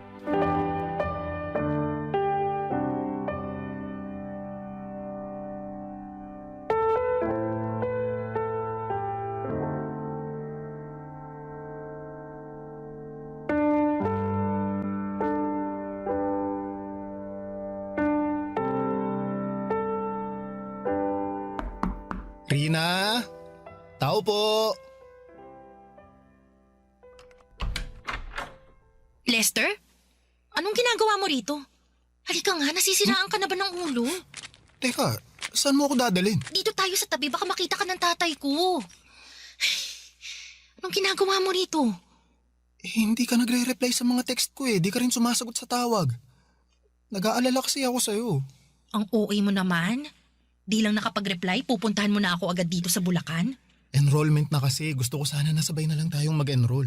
Mauna ka nang mag-enroll. Hindi pa ako makakaluwas ngayon. Eh bakit naman? May problema kami ngayon dito sa bahay. Anong problema? Baka sakaling makatulong ako. Wala. Wala kami itutulong sa problema ko. Ay Rina, boyfriend mo ako. Alam mo naman nagagawa ko ng paraan para matulungan kita eh. Teka, ano Ano tong nasa balikat mo? Wala to. Patingin nga. Wala to sabi! Ano yan? Pasaba yan? Rina, Oo, pasato! Obvious ba? bakit? Anong nangyari sa'yo? Binato ako ng tatay ko ng baso. Hindi lang niya ako binato, sinampal din niya ako. Binugbog. Ano, masaya ka na? Nalaman mo ng totoo! Bakit kanya binubugbog? Gusto mo bang magsumbong tayo sa barangay? Sira ulo ka ba? Ipapabarangay ko tatay ko? Eh bakit ka nga niya binugbog? May ginawa ka ba? Wala akong ginawa! Ikaw ang may ginawa! Pinuntis mo ko! Buntis ka? Oo, 2 buwan na. Teka sandali. Paano? Kailangan ko pa bang i-explain sa'yo kung paano nabubuntis ang isang babae? Ibig kong sabihin, gumagamit naman tayo ng proteksyon, di ba? Pues yung proteksyon na ginagamit mo, walang silbi! Anong gagawin natin ngayon yan? Anong klaseng tanong yan? May magagawa pa ba tayo? Eh, nandito na to. Teka, anong sinabi ng tatay mo nung nalaman niya ang totoo? Pinagtigil niya ako sa pag-aaral. Pagkatapos kong ipanganak to, maghahanap ako ng trabaho para may pambuhay ako sa batang to. Hindi mo natatapusin pag-aaral mo? Lester, ipinaglaban ko na tong pag-aaral ko sa tatay ko tapos ngayon, buntis ako. Ano pang laban ko kung sinira ko na yung tiwala niya? Hindi niya na ako papayagang mag-aaral pagkatapos nito. Pero, Rina, sayang naman yung nasimulan mo. Sino naman mag-aalaga ng bata pagkapanganak ko? Mga kapatid ko na walang silbi. Nanay ko na baldado. O yung tatay ko na busy sa pagkayod. Huwag kang mag-alala, papanindigan ko naman yung bata eh. Aba dapat lang. Sino ba nagsabing hindi? Ikaw ang may kasalanan ng lahat ng to kaya wag mo akong takasan. Alam ko na, gusto mo bang kausapin ko na lang tatay mo? Para saan pa? Gusto mo rin ba makatikim ng bugbog? Baka mamaya pagsabayin pa tayo eh. Alam mo, umuwi ka na lang. Tsaka na lang natin to pag-usapan kapag kalmado ng lahat. Eh paano ka? Nag-aalala ako para sa'yo eh. Kaya ko ng sarili ko. Masasaktan ako ng tatay ko pero hindi niya ako magagawang patayin. Kaya huwag ka mag-alala. Balitaan mo ako ah. Tawagan mo ako agad kapag nagka-problema ka. Problemahin mo muna kung paano mo sasabihin sa magulang mo na nabuntis mo yung syota mo. Tsaka natin pag-usapan ulit kung anong mangyayari. Sige, tatawagan kita mamaya pagka uwi ko. Rina, alagaan mo sarili mo ha. Oo na. Umalis ka na. Lalabas na maya-maya si tatay para magtrabaho. Baka makita ka pa niya. Naku, iinit na naman ulo nun. Sige. Ay, sandali lang. Bakit? Ano yon? May kailangan ka pa? May extra ka ba dyan? Pahiram naman ako kahit 100 lang oh. Magpapaload lang ako para may pang-text ako sa'yo. Di kita nare-replyan kasi wala akong load eh. Sandali. Oh, ito. Ayun, salamat. Aalis na ako. Sige, mag-ingat ka. Ikaw rin. Papa Dudut, hindi naging maganda ang pagtanggap ng mga magulang namin sa balitang nagkaroon na kami ng anak ni Rina. Pero kahit na ganoon ay wala naman silang magagawa dahil nandun na ang bata. Para makatulong sa mga gastos ni Rina ay nagtrabaho ako sa gasolinahan. Pinagsabay ko ang pag-aaral at trabaho para matustusan ko ang pangangailangan ng baby namin. Nakakahiya rin namang humingi ng pera sa mga magulang ko dahil sila na ang gumagasto sa pag-aaral ko kaya minabuti kong ako na lamang ang mag-provide para sa sarili kong pamilya. Habang lumalaki ang tiyan ni Rina ay lumalaki din ang gastos na kailangan nito. Mula sa mga maternity dress, vitamins, pati ang buwan ng check-up ni Rina, ako ang nagbibigay. Hindi ko alam pero napakaraming demands ni Rina ng mga panahong yon. Pero wala akong karapatang magreklamo dahil pareho naming pinasok ang problemang yon. Papa Dudut, mabilis na dumaan ang 7 pang buwan at matagumpay na naipanganak ni Rina ang baby namin. Isa itong batang babae na pinangalanan naming Sofia. Noong nahagkan ko na ang anak ko, Papa Dudut, ay para bang nawalang lahat ng pagod at problemang pinapasan ko. Para akong nabuhusan ng kaligayahan noong nakita ko kung gaano kaliit at ka-cute ang anak namin. Noong araw na yon ay sunod-sunod na pangarap ang nabuo sa isipan ko para sa pamilya ko. Pero Papa Dudut, hindi pala ganon kadali ang mangarap. Lalo na kapag hindi nakaayon sa iyo ang kapalaran. Dahil sa mga sumunod na taon sa halip na ginhawa ay puro problema. ang mga naranasan naming dalawa ni Rina. Barangay Love Stories. Barangay Love Stories. Noong natapos ko ang pag-aaral ko, pansamantala kaming tumira sa Bulacan ni Rina. Yon kasi ang gusto ng tatay nito dahil baldado na ang nanay niya ay yun na lamang ang tanging paraan para makapiling nito ang apo niya. Maliit lang ang bahay nila Rina Papadudut. Sa maliit na bahay na yon ay doon sila nagsisiksikang magkakapatid. Mabuti na lamang at may isang kwarto doon na pwede naming gamitin ni Rina para kahit papaano ay may privacy kaming dalawa. Aaminin ko na hindi naging magandang naging buhay namin sa Bulacan, Papadudut. Bukod sa nahirapan akong makahanap ng trabaho sa lugar nila, ay palagi pa kaming nasisermonan ng tatay ni Rina. Palagi niyang ipinamumukha sa amin ang pagkakamaling nagawa namin at yun nga po ang pagkakaroon namin ng anak sa murang edad. Bawat galaw namin doon ay may halong panunumbat. Kapag pumalag kami ay pareho niya kaming sinasaktan at wala kaming magawa noon dahil nakatira kami sa pamamahay nila. Kahit papaano ay hindi rin naman po ganoon kasama ang tatay ni Rina. Paminsan-minsan kapag maganda ang mood nito katulad na lamang tuwing sahuran ay binibilhan niya ang anak namin ng diaper o di kaya ay gatas. Pero kapag tagipit ay sa amin talaga siya nagpapalipas ng sama ng loob. Habang wala pang nahahanap na maayos na mapagkakakitaan ay sumasama ako noon sa trabaho ng tatay ni Rina para umextra sa construction samantalang si Rina naman ay nagbabahay-bahay para magtinda ng ukay. Doon kami kumukuha ng panggastos namin para kay baby. Kasabay ng paglaki ng anak namin ay mas lalo pa naming naramdaman ang kahirapan ng buhay, Papadudut.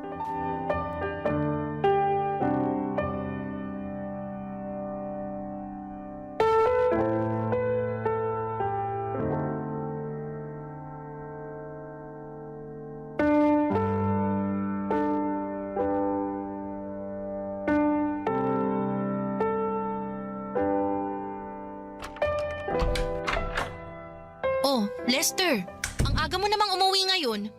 Nasaan si tatay? Nandun pa siya sa construction. Pinauwi na ako ng foreman namin, masama pakiramdam ko eh. Bakit? May sakit ka? Oo, medyo mahisinat ako. Muntik na akong mahulog kanina mula sa pangalawang palapag nung nahilo ako. Ay, may sakit na nga ang anak natin. Pati ba naman ikaw magkakasakit din? Sayang naman yung kikitain mo sa construction ngayong araw. Basta ipapahinga ko lang to tapos babalik din ako agad sa site bukas. May makakain ba dyan? Wala na. Hindi naman namin alam na dito ka pala kakain eh. Bumili ka na lang ng tinapay sa labas. O sige, mamaya na lang ako kakain. Iidlip na lang muna ako rito. Nasaan pala si Sofia? Nagpapahinga na. Medyo nilalagnat pa rin. Pinainom mo ba siya ng gamot? Alam nga namang hindi. Anong tingin mo sa akin? Grabe, ang sungit naman. Nagtatanong lang eh. Wala kasing kwenta yung tanong mo. Bakit sobrang init naman yata ng ulo mo ngayon? Sino bang hindi iinit ang ulo? Tingnan mo nga tong bahay. Sobrang gulo. Ang liit-liit na nga lang, ang dami pang kalat. Tapos ngayon nandito ka kasi masama pakiramdam mo. Eh di mas lalo na namang nasira yung mood ko. Sayang yung isang araw sanang sasahurin mo. Babawi naman ako bukas eh. Mas gusto mo ba yung sige pa rin ako sa trabaho kahit na hindi maganda yung pakiramdam ko? Paano kapag nadisgrasya ako doon? Eh di mas malala yung problema natin kapag nagkataon. Tinatanong mo kung anong gusto ko? Hindi yun ang gusto ko, Lester. Hindi ganitong klase ng buhay ang gusto ko. Ano? Hanggang ganito na lang ba tayo? Halos 2 taon na yung lumipas simula nung nakapagtapos ka. Anong ginawa mo? Hanggang construction ka na lang ba? Anong silbi ng diploma mo na 4 na taon mong pinaghirapan? Asan na yung mayamang buhay na ipinangako mo sa akin? Eh, tutuparin ko naman yan eh. Kailangan mo lang ng konting tiyaga, ha? Tuloy-tuloy pa rin naman ako sa paghahanap ng trabaho. Sadyang minamahalas lang talaga ako. Ang sabihin mo, hindi ka lang marunong dumiskarte. Paano ka pa makakapagtrabaho sa hospitality niyan? Kaya ka nga nag-tourism, di ba? Kasi may itsura ka. Hindi ba ang hanap nila sa mga ganyang klaseng trabaho yung magandang itsura? Tingnan mo nga itsura mo ngayon. Ang dugyot mo nang tingnan, no? Pati sarili mo hindi mo na kayang alagaan. Siyempre, araw-araw akong babad sa initan. Palagi akong nagbubuhat ng buhangin at mga hollow blocks, madudumihan talaga ako. Iisipin ko pa ba itsura ko kaysa sa kapakanan natin? Hindi naman tayo mapapakain itong itsura ko eh. Ayoko na ng ganitong buhay. Araw-araw ko na lang pinoproblema kung paano pagkakasyahin yung pagkain natin. Palagi ko na lang tinitipid yung gatas ni Sofia. Tapos, nandyan pa si tatay na wala nang ibang ginawa kundi magbunga nga kapag nalalasing. Sorry, konting tiis na lang. Gagawa ako ng paraan. Ayoko nang magtiis. Buong buhay ko lagi na lang ako nagtitiis. Kung ganun, bumalik na lang tayo sa Maynila kung gusto mo. Ano namang gagawin natin doon? Doon tayo kina nanay tumira. Mas maganda yung oportunidad doon, mas maraming trabaho. Pati ikaw, pwede kang magharap ng trabaho kasi pwede mo nang iwan si Sofia sa mga magulang ko kung sakali. Matagal na rin kasing nare-request ni nanay na makita si Sofia eh. Baka naman mamaya, alilain ako ng mga magulang mo doon sa pamamahay nila, ha? Hindi yun mangyayari. Nakasama mo naman na sina nanay at tatay, di ba? Mababait sila. Anong mababait? Eh hindi nga maganda yung tingin sa akin ng nanay mo nung una kami nagkita eh. Ano ka ba? Mas gusto nga ni nanay na doon na lang tayo sa kanila tumira eh. Paano kung hindi pumayag si tatay? Matatanda na tayo. Kaya naman na siguro nating magdesisyon para sa sarili natin. Sige, kakausapin ko si tatay. At kung ayaw man niya, aalis pa rin tayo. Wala na siyang magagawa sa magiging desisyon natin. Basta, siguraduhin mo lang na pagkaalis natin dito, magiging maayos na yung buhay natin, ha? Oo, pangako.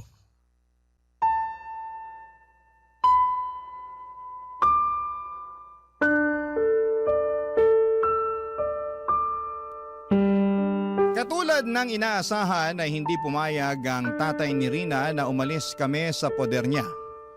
Pero buo na noon ang desisyon namin kaya hindi rin niya kami napigilan.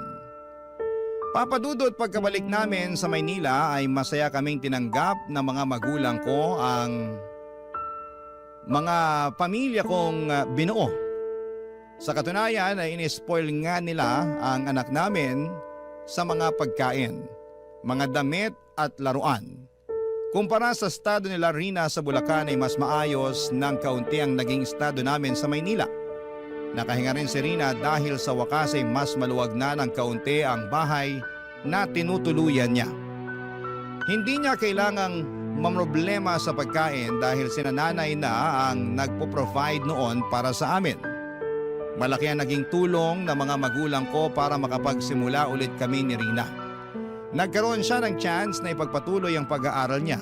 Kumuha siya ng kursong cookery sa TESDA samantalang ako naman dahil hirap pa rin makahanap ng trabaho at that time ay napilitan akong mag-apply bilang collection agent sa isang lending company para lamang makapagtrabaho. Noong natapos ni Rina ang kurso niya sa TESDA ay nakapasok siya bilang pastry cook sa isang maliit na restaurant sa amin. 3 taon din kaming nagstay sa bahay ng mga magulang ko. Noong nagkaroon kami ng sapat na ipon ay saka kami bumukod. Naging maganda naman ang buhay namin ni Rina simula noong nag-live-in kami papadudot. Sa loob ng 2 taon ay nakayanan naman naming tumayo mula sa mga sarili naming paa. Noong mga panahong yon ay ipinagbubuntis ni Rina ang pangalawa naming anak. Maselan po ang naging pagbubuntis niya. Kaya naman nang lumaki na ang bata sa sinapupunan niya ay nag-resign na lamang muna siya sa trabaho papadudot.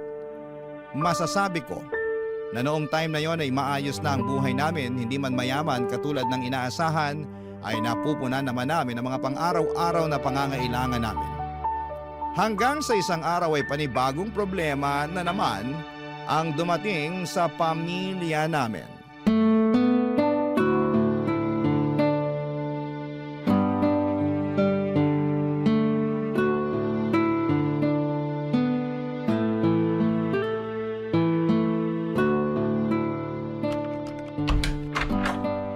Rina, nakauwi na pala kayo. Kumusta yung check-up ni Sofia sa ospital? May sakit si Sofia. Anong sakit niya? Meron daw siyang sakit sa puso. Ano yun? May problema siya sa puso? May butas daw sa puso niya. Hindi ko alam kung saang parte yung tinutukoy ng doktor eh. Hindi ko na napakinggan yung ibang sinabi niya.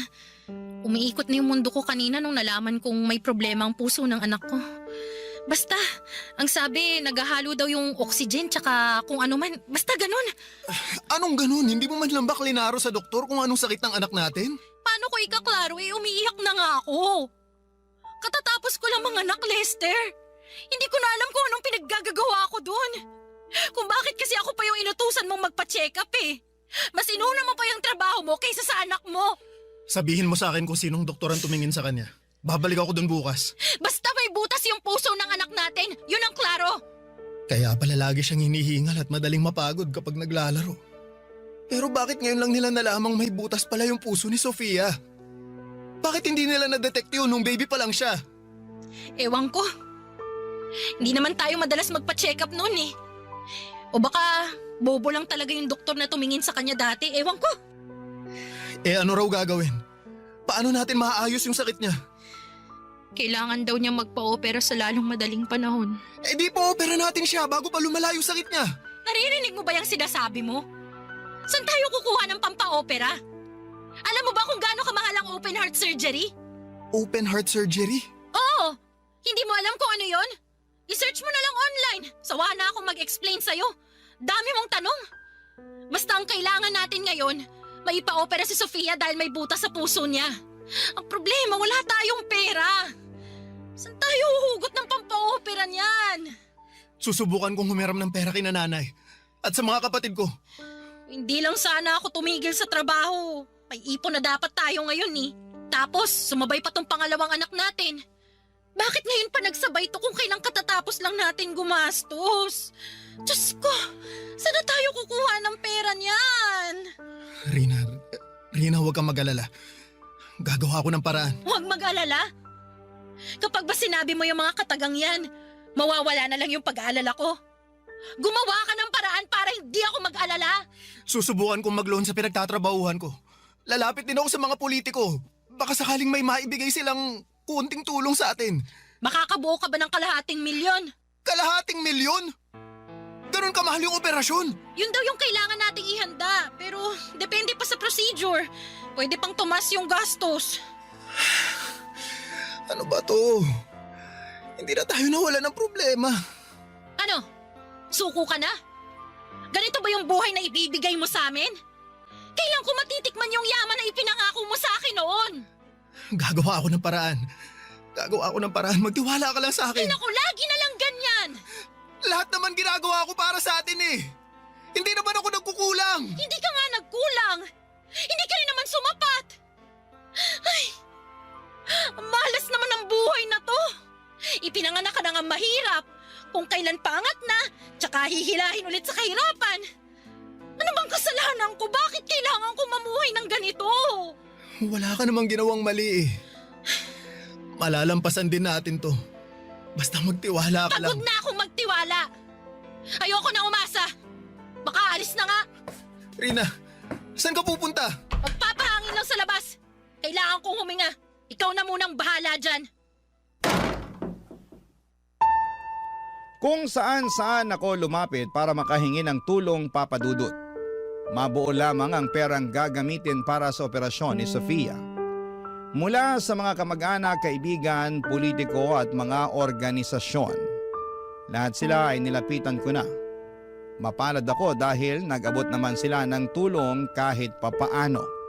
Nakapagbenta na rin ako ng ilang gamit, lahat ng itinatago kong yaman ay nailabas ko na. Nakapag-loan na rin ako sa iba't ibang lending companies pero kahit na anong gawin ko ay hindi ko pa rin nabubuo ang kalahating milyon na kinakailangan para sa operasyon ng anak ko. Halos mabaliw na ako noon sa kakaisip kung saan ako huhugot ng pera. Hindi ako makatulog sa gabi at hindi rin ako makapag-focus sa trabaho dahil sa mga pinagdadaanan naming problema. Araw-araw akong pinipressure ni Rina sa puntong wala na akong maisagot sa mga katanungan niya. Kung pwede lang sanang isang lako ang kaluluwa ko ay gagawin ko yon, Papa Dudut, para lamang sa anak ko.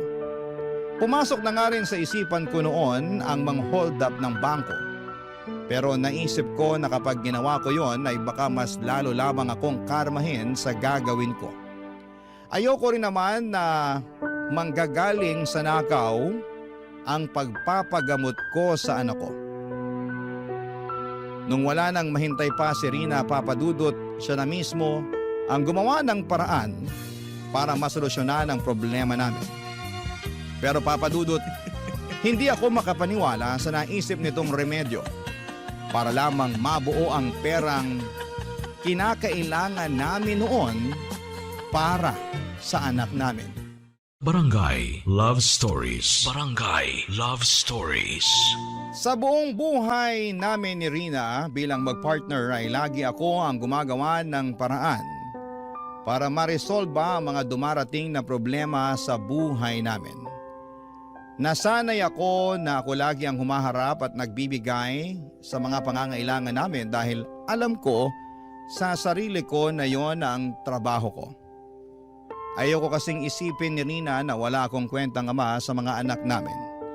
Pinangakuan ko siya ng magandang buhay kaya kahit na anong mangyari ay gagawin ko ang lahat para maibigay ang pangakong yon. Pero sa pagkakataong yon ay medyo sumobra na si Rina sa ginawa niya. Isang araw pagka-uwi ko galing sa trabaho ay nagulat ako nang pakitaan ako ni Rina ng 100,000 piso. Noong tanungin ko siya kung saan niya ito nakuha ay wala siyang binanggit tungkol sa pinanggalingan nito. Basta ang sinabi niya ay down payment lamang daw yon nang hiniram niyang pera mula sa isang tao. Nang oras ding yon ay inutusan niya akong magbihis. Ang sabi niya ay kailangan ko raw magsuot ng magandang damit dahil may nahanap siyang racket para sa akin. Wala siyang binanggit kung ano ito basta ang sabi niya ay kailangan ko raw puntahan ang isang address para makuha ko ng buo ang perang hiniram niya. Nakaramdam ako ng pag-asa noong sa wakas ay nalaman kong mabubuo na namin ang pampaopera para sa anak namin. Kaya kahit walang kasiguraduhan kung saan ako pupunta ay agad akong nagbihis at nagpunta sa address na tinutukoy ni Rina. Sa isang sikat na condominium building ako dinala ng address na ibinigay ni Rina.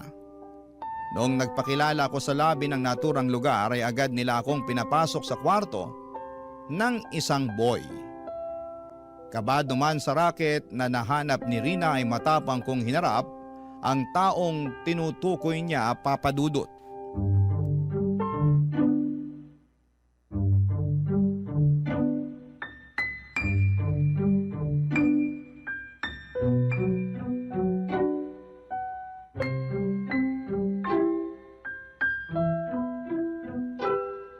Tao po.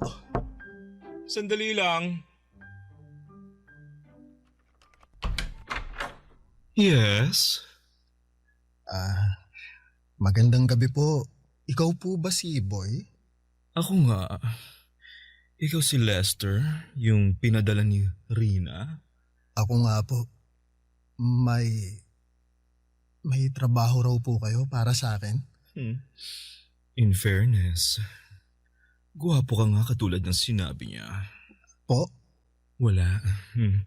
Halika, pumasok ka na. Sige po. Salamat po. Kumain ka na ba? Gusto mo bang kumain na muna? Hindi pa po pero salamat na lang po. Hindi pa po ako gutom. O sige, mag-shower ka na muna. Shower po? Oo, ayoko kasi ng amoy pawis. Mas maganda kapag fresh ka. Katatapos ko lang naman pong maligo bago ako nagpunta rito. Huwag po kayong mag-alala, hindi po ako amoy pawis. Okay, o sige. Kung ganun, halika na rito. Lumapit ka sa akin. Po? Bakit po? Sabi ng asawa mo, maganda raw yung pangangatawan mo eh. Gusto ko lang i-check. Teka, sandali lang po. Oh, bakit? Bakit niyo po inaalis tong t-shirt ko? Sandali nga lang. Ikaw ba talaga si Lester? Oo, ako nga po. Eh bakit parang wala kang malay sa ginagawa mo? Alam mo ba talaga kung anong dahilan kung bakit ka nandito? Hindi niya po nilinaw eh. Basta ang sabi may trabaho raw kayong ibibigay sa akin. Oo. At ito na nga yun. Ano po yung kinalaman ng katawan ko sa trabaho na ipapagawa ninyo? Ay my gosh! Ang slow mo naman, iho! Magtanggal ka na lang ng suot mo at humiga sa kama. Yun lang ang gagawin mo, ako nang bahala sa'yo. Kalang ho, baka hindi lang po tayo nagkakaunawaan. Hindi po ako ganun tao. Hindi po ako nagpapagamit ng katawan. Iyon ang sabi sa akin ni Rina eh. Ano ba to? Scammer ba kayo? Kung hindi mo gagawin ang ipinagagawa ko sa'yo, tatawag ako ng pulis. Teka, sandali lang po. Pulis agad. Hindi po kami scammer. Nakapagbigay na ako ng down sa inyo, no? Nagtiwala ako sa inyo dahil nirecommend kayo ng contact ko. Kaya kung hindi nyo ibibigay yung kapalit ng paunang bayad na binigay ko, ipapapulis ko kayo. Sandali lang ho ah. Sandali lang ho, tatawagan ko lang po si Rina. May kakalaruhin lang ako sa kanya. Sinasayang nyo lang ang oras ko eh. Nagmamadali ako kaya mas mabuti pa ibalik nyo na lang yung pera ko. Hindi ka makakalabas dito hanggat hindi nyo na ibabalik yung pera binigay ko. Sandali lang po, mabilis lang po ito. Heto na po, heto na, tinatawagan ko na siya. Hello, Lester. Tapos ka na ba? Ang bilis naman yata. Hello, Rina. Anong tapos na? Alam mo ba kung anong gulo tong pinasok mo? Anong gulo? Bakit? Nanggulo ka ba dyan? Pinaghubad ako ng bakla dito. Anong inaasahan mong gagawin ko? Aba malamang, di ibigay mo kung anong gusto niya. Ikaw yung kapalit ng perang hinihiram natin sa kanya. Kailangan niya ng boylet kaya ikaw yung binenta ko. Ano? Anong pinagsasasabi mo? Kailangan natin ng pera para sa anak natin, di ba? Kaya huwag ka na magreklamo dyan. Hindi ko kayang gawin yung pinapagawa niya sa akin. Ay, dami mo namang arte. Gawin mo na lang kung ano yung gusto niya. Isipin mo ang anak natin. Hahayaan mo ba siyang mabuhay ng may butas yung puso? Pero... Wala nang pero. Huwag kang uuwi dito hanggat hindi mo nakukuha ng buo yung pera, ha? Hello? Rina? Rina! Ano? Tapos na ba kayo mag-usap, ha? Kasi magpapatawag na talaga ako ng security. Hindi, wag. Babayaran ko na lang yung perang hihiramin namin sa inyo. Please, sir. Kailangan talaga namin ng perang pampapera sa anak namin eh. Hindi po talaga kami scammer. Please maniwala po kayo. Hindi ko kailangan ng pera, no? Marami na ako ng pera, my dear. Ang bayad na inaasahan ko ikaw dahil ikaw ang inalok sa akin ni Rina. Ngayon, kung hindi ka papayag sa setup na ganon, ibalik nyo na lang yung pera dahil mukhang hindi naman pala kayo ganon kagipit katulad ng sinasabi ninyo. Total, ngayon lang naman to eh. Ay hindi! Sinong nagsabing isang beses lang to, ha? Malaking halaga yung hiniram sa akin ni Rina. Ang bayad nun by installment. Kaya bawat Sabado sa susunod na 5 buwan, ha? Kailangan mo kong paligayahin. Sa pamamagitan lang nun kayo makakabayad sa akin. Ha? Ano? Magdesisyon ka na. Bibigyan kita ng chance na umatras. Hindi ako aatras. Gagawin ko to para sa anak ko. Yun naman pala eh. O sige, simulan mo nang mag-alis ng saplot. Matapos ng gabing yon, ay lumabas ako ng kondo na hiyang-hiya. Pakiramdam ko ay lahat ng taong nakatingin sa akin ay alam kung ano ang ginawa ko. Nandiri ako sa sarili ko, Papa Dudut. Kailanman ay never kong naisip na papasukin ko ang ganong klaseng kalakaran. Sari-saring emosyon ng naramdaman ko ng mga oras na pauwi ako ng bahay, dala-dala ang pera na nakuha ko gamit ang sarili kong laman.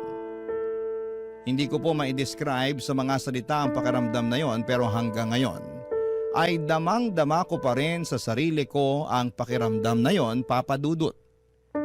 Pagka-uwi ay hindi ko kinibo si Rina. Nagdampo ako sa kanya dahil Iniharap niya ako sa isang bagay nang hindi man lamang ako tinatanong kung papayag ako sa gusto niyang mangyari. Nainis ako dahil may punto rin naman siya. Yun ang pinakamadaling paraan para makakuha kami ng pera para sa operasyon ni Sofia nang walang tinatapakang ibang tao maliban sa dignidad ko. Papadudot, agad naming pinaoperahan ang anak namin gamit ang perang ibinigay ni Boy. Sa awa ng Diyos ay naging matagumpay naman ang naging surgery nito. Halos 2 linggo ring nanatili si Rina at Sofia sa ospital habang nagpapagaling ito. Kasabay nito ay nagpatuloy ako sa pagbabayad ng utang namin kay Boy. Naisip ko noon na pwede naman namin siyang takasan at magtago na lamang sa ibang lugar, pero may pinirmahang kaming kontrata sa kanya na maaari na ipakulong niya kami kung sakali mang pagtaguan namin si Boy. Isa pa ay ayoko ring madamay ang anak namin sa gulo, kaya naman minabuti kong resolbahin ang mga ito ng patas. Sa mga sumunod pang buwan, tiniis ko ang bawat gabing kasama ko si Boy. Hindi naglaon ay namanhid na lamang din ako sa ginagawa ko hanggang sa unti-unti ay nabayaran ko rin ang pagkakautang namin sa kanya, Papa Dudut.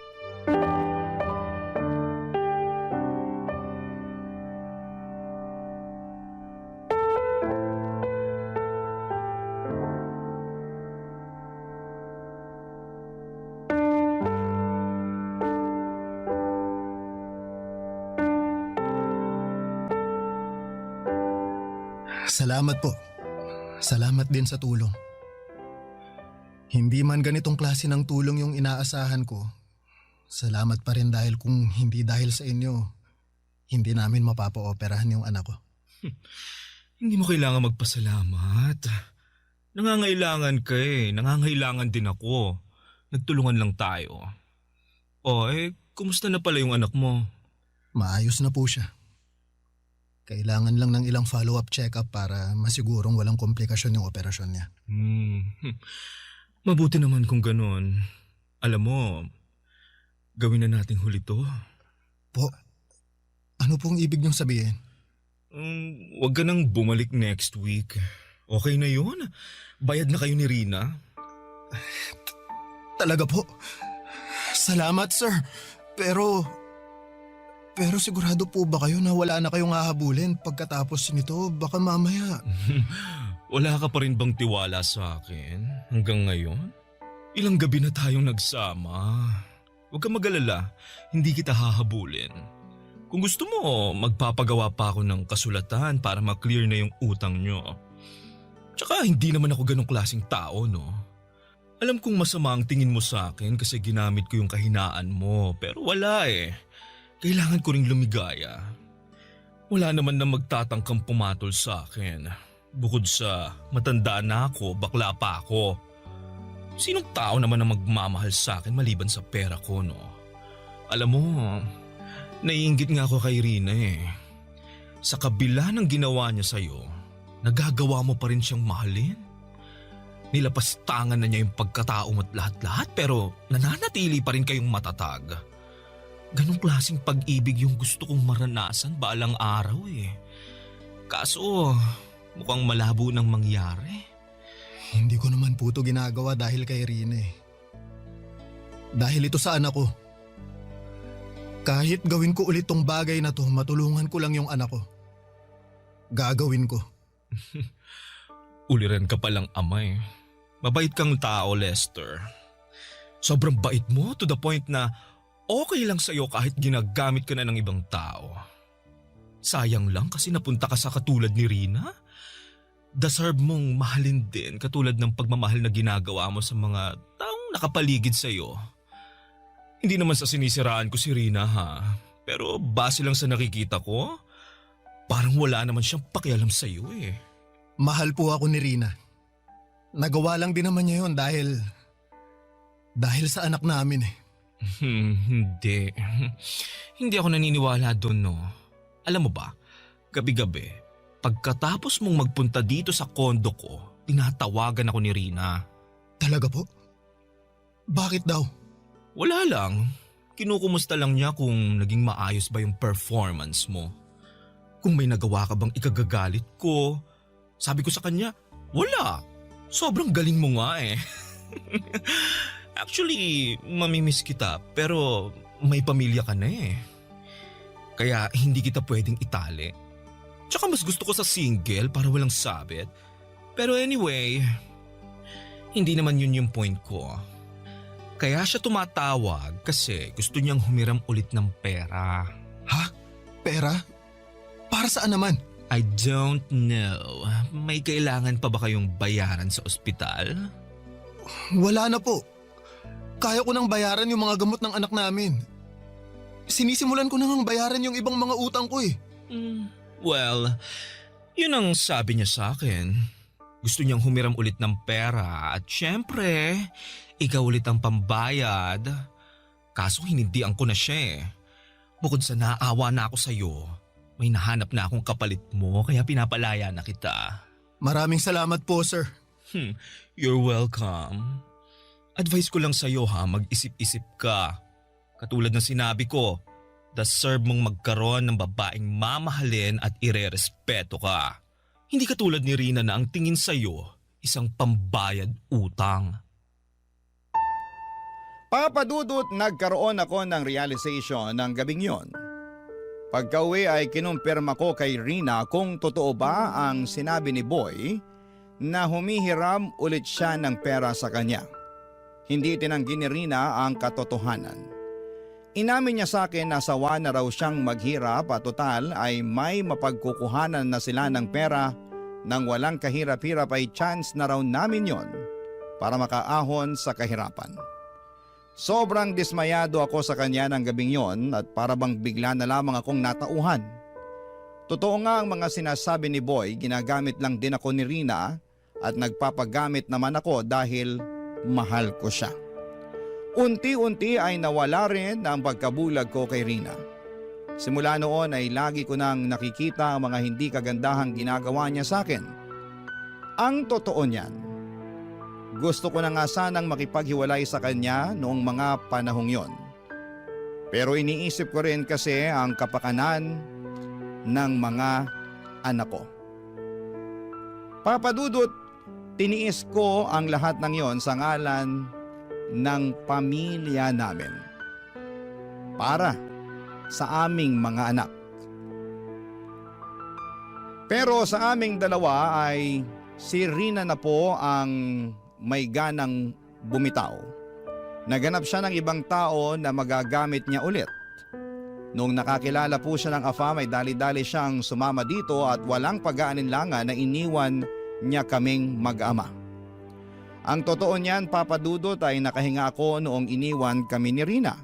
Hindi man maganda para sa mga bata na nawalan ng ina sa murang edad. At least, magkakaroon ako ng chance na magsimula pong muli. Papadudot, ang mga pangyayaring ikinuwento ko sa inyo ay nangyari 8 years ago. Ngayon ay dalaga na si Sofia at 8 years old na rin ang pangalawa naming anak. 3 taon ang lumipas simula noong iniwan kami ni Rina ay nakahanap ako ng babaeng nagmahal sa akin ng buo at totoo. Nagpakasal kaming dalawa at siya na ang tumayong bagong ina nila Sofia. Ngayon ay may isa na kaming anak at masasabi kong masaya. At kontento na ako sa buhay namin sa ngayon kahit na hindi ko nakamit ang yaman na pinapangarap ko. Ito na po ang wakas ng aking kwento at masasabi ko na hindi man sa pinansyal na aspeto ay mayaman ako sa pagmamahal. Ang inyong forever kapuso at kabarangay, Lester.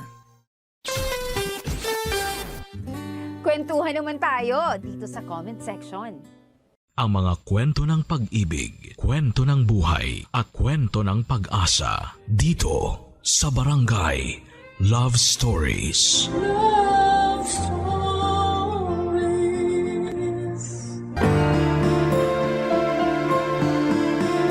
Ang ilaw ng tahanan ang siyang gumagabay at nagbibigay kalinga sa kanyang mga anak. Siyang source ng liwanag sa tahanan sa tuwing bumabagsak na ang moral ng kanyang pamilya. Ikaw, kabarangay, para sa iyo ano nga ba ang role ng isang ina? Papa Dudut. Ako nga po pala si Risha, 18 years old at lumaki sa poder ng aking ama na 45 years old. Mag-isa niya akong tinaguyod. Kahit ang hirapan ng buhay. Hindi niya sinukuan ang pagiging ama sa akin, kabaligtaran naman yon sa aking ina. Hindi ko na nakilala po ang aking ina at sanggol pa lamang ako noong iniwan ako ng aking ina kay tatay. Naging ina at ama tuloy si tatay sa akin. Hindi na siya nag-asawa pa. Sa akin niya ibinuhos ang buong buhay niya. Kaya palagi kong pangako na babawi ako sa kanya. Oras na makahanap ako ng magandang trabaho na maayos ang pasahod. Kasi lahat ng kailangan ko ay binigay ni tatay. Alam kong madalas na siyang nagkakasakit para lamang buhayin ako, Papa Dudut, pero hindi niya yon pinapakita sa akin. Lagi niyang inuuna ang kailangan ko. Hindi ko na nga maalala kung kailan siya huling bumili ng gamit para sa sarili niya. Ang mga napaglumaang damit ng mga kakilala namin ang siyang pinagtitiisan niya. Isa lang ang sapatos niya. Kahit naghihingalo na at rugby lang ang pinagsasalba niya. Lagi kong sinasabi sa kanya na unahin na niya ang pagbili ng sapatos. Pero sabi niya hindi naman daw kailangan dahil mas komportable siya sa tsinelas kapag nagtatrabaho. Mabuti na lamang at pinapayagan siya sa trabaho na magtsinelas. Naputol kasi ang ilang daliri sa paa ni tatay. Hindi naman siya nagkukwento tungkol doon. Kaya naisip ko na baka naaksidente siya sa trabaho. Awang-awa ako kay tatay kaya madalas ang hiling ko tuwing kaarawan ko ay mabigyan siya ng magandang buhay. Kaya lang sa aking debu ay may iba akong hiniling, Papa Dudut.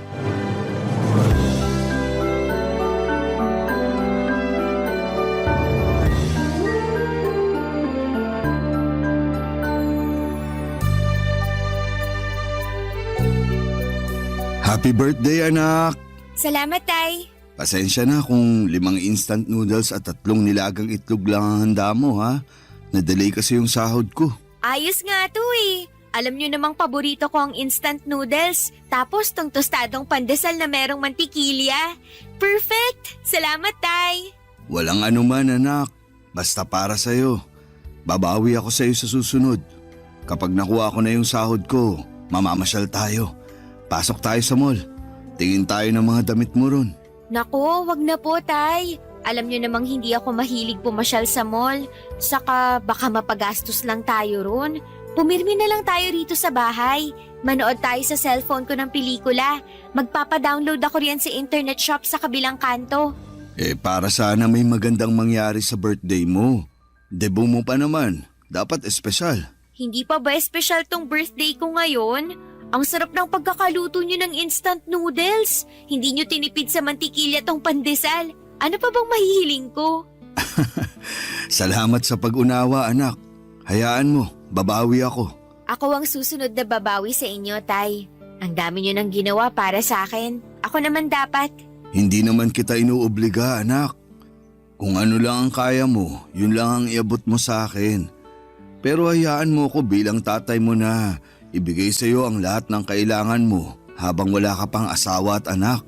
Parang ayoko nang mag-asawa eh. Kasi mahihirapan yung mapapang-asawa ko na abutin yung mga ginawa nyo para sa akin. Mag-asawa ka pa rin. Pagod na akong alagaan ka eh. Gusto na kitang ipamigay. Biro lang, anak. Ikaw na lang kaya ang ipamigay ko kay Aling Petra.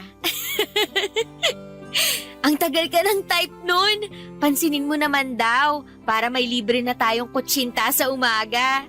Nirareto mo na naman ako sa kanya. Tigilan na nga natin yung karereto sa iba. Ganito na lang. Ano bang hiling mo ngayong kaarawan mo? Bukod sa ligawan mo si Aling Petra? Seryoso na, anak. Sana makilala ko na ang tunay kong nanay. Ay, napag-usapan na natin to. Bakit ba kasi ayaw mong ipakilala sa akin si nanay? Gusto ko lang namang mawala na yung mga tanong sa isip ko kung sino siya, kumusta siya, naaalala ba niya ako? O kahit kung paano lang niya ako kargahin nun. Yun lang naman, Tay. Huwag niyo na sanang ipagdamot yun sa akin. Birthday ko naman. Ay, basta iniwan ka na niya sa akin. Alam ko na yan, Tay. Bigyan niyo pa ako ng ibang detalye, please. Tsaka na tayo mag-usap ulit. Risha, Tay, please. kumain muna tayo. Kailangan ko ng pampalakas bago ako magkwento. Tahimik naming nilantakan ang instant noodles na niluto ni tatay. Hindi makatingin noon sa akin si tatay at parang iniisa-isa niya sa isipan ang mga alaala niya kay nanay. Nahalata kong nabalisa siya. Pero sana'y maintindihan niya na kailangan ko na ring malaman ang kwento tungkol sa aking nanay.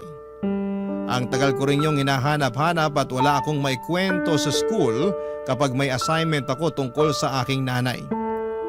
Naging madamot kasi si tatay tungkol kay nanay.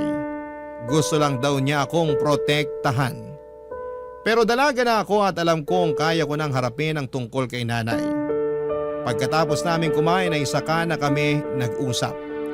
Diretsahan na niyang sinabi ang lahat, Papa Dudut. Lorna ang pangalan ng nanay ko. 36 years old lamang siya at kay dad ko lamang siya nung pinanganak niya ako. Hindi pa siya handang maging ina noon kaya iniwan daw ako kay tatay. Sinabi rin ni tatay na marami siyang pagkukulang kay nanay at hindi raw niya naibigay ang lahat ng kailangan ni nanay. Kaya hindi niya masisisi si nanay kung umalis ito para buhayin ang sarili at tuparin ang mga nautlot nitong pangarap. Bumalik ito sa probinsya niya sa Bataan. Noong una raw ay nakikibalita pa ito sa akin pero nang tumagal ay hindi na. Pinaubayan na raw ako ng buo kay tatay. Dahil sabi ni nanay mas maganda raw ang paglaki ko kung si tatay ang bubuhay sa amin. Pagkatapos noon ay binigay din ni tatay ang picture at address ni nanay sa probinsya. Parang nabasa ni tatay na gusto kong puntahan si nanay. Kaya nagabot ito ng 2,000 piso para maggamit ko sa pagdalaw ko kay nanay. Niyakap ko si tatay at nagpasalamat. Noong gabing yon ay tinulungan niya akong mag-impake ng damit. Kinabukasan ay maaga akong hinatid ni tatay sa bus station patungo sa Bataan, Papa Dudut.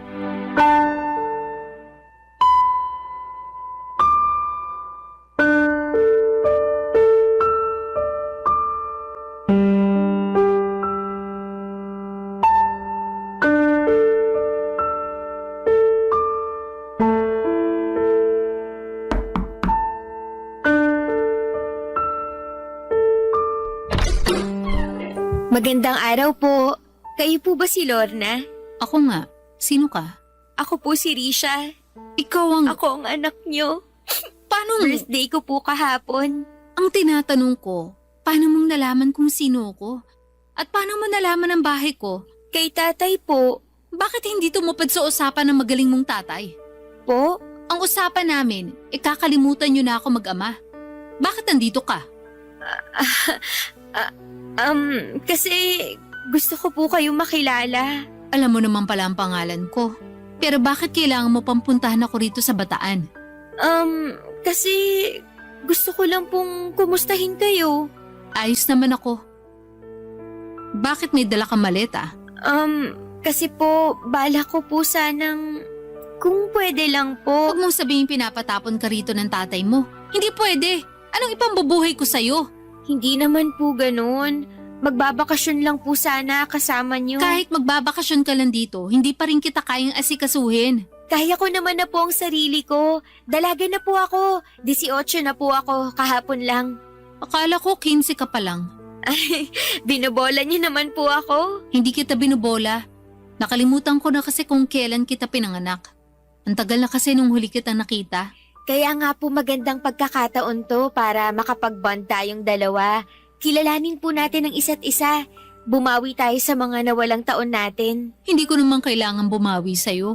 Kasi tanggap ko naman binalato na kita sa tatay mo. Kahit po siguro para sa akin na lang. Regalo niyo na po sa birthday ko na makasama kayo. Tapos na birthday mo, di ba? Kahit ilang araw lang po ako rito. Maaasahan niyo naman ako sa gawaing bahay. Talaga? Opo, magaling ako magluto. Yan ang kailangan ko, marunong magluto. Sawa na ako sa kakabili ng ulam sa karinderya. Paglalaba, maaasahan ba kita? Opo naman po. Okay, sige. Pumasok ka na. Sa sofa ka matulog ha? Baka naman mamaya umasa ka pang makatabi ako. Hindi naman po. Okay na ako kahit saan, kahit sa sahig pa. Sakto pala ang pagdating mo. Kasi kailangan ko na maglilinis ng sahig. Pwede ka bang magwalis muna at mag-mop bago ka magbihis? Ang lagkit na kasi ng sahig ko eh. Opo, kayang-kaya ko yan. Saan ko po ba kukunin yung walis at basahan nyo? Nakita ko ang pagsilay ng ngiti sa labi ni Nanay Papa Dudut. Tinuro niya kung saan nakalagay ang walis at basahan. Pagkatapos noon ay nagmadali na akong linisan ang sahig niya. Ang dumi ng sahig, malagkit nga. Mukhang may natapong masabaw na ulam at bahagya lang napunasan. Hanggang sa makalikom na ng dumi at alikabok. Pero mabuti na lamang at naturuan ako ni tatay sa paglilinis. Mabilis kong napakinis ang sahig at natuwa si nanay, natuwa rin ako. Pagkatapos noon ay nagpasama siya sa akin para bumili ng mga iluluto ko raw na gabihan namin. Nagpapaluto siya ng adobong manok. Siyempre nagpabibo naman ako. Kaya after naming mamalengke, ginalingan ko sa pagluluto. Inabangan ko talaga para purihin ako ni nanay sa bawat gagawin kong pabor sa kanya. Hindi masyadong natuwa si nanay sa niluto kong adobo. Masyado raw maalat. Para raw tinipid ko sa suka. Sinabi ko sa kanya na aayusin ko na lamang pero nagalit siya. Sayang lang daw ang oras. Hindi niya inubos ang niluto ko at nagpabili siya sa akin ng barbecue sa kanto. Agad ako nagmadali para bumili kaya lang ay naubusan na ng barbecue. Naghanap pa ako kung saan-saan at hindi ako pwedeng umuwi ng walang dalang barbecue sa kamay ko. Kabado na ako noon dahil wala akong mahanap. Naligaw pa ako dahil hindi naman ako taga roon. Pagka-uwi ko ay mas lalong nagalit si nanay dahil wala akong dala. Nahiya ako noon dahil feeling ko ay mali ako. Sinabi ko sa kanya na babawi na lamang ako sa susunod. Agad niyang inutos sa akin na ibabad na lang daw ang mga labahan niya para mabilis na mapasot kinabukasan. Agad ko namang sinunod sa pag-asang matutuwa na siyang muli sa akin, Papa Dudut. Barangay Love Stories. Barangay Love Stories. Kinabukasan ay maaga akong nagising para ipaglaban na si nanay. Habang si nanay naman ay nakaupo sa sala at nagvi-videoke gamit ang cellphone niya.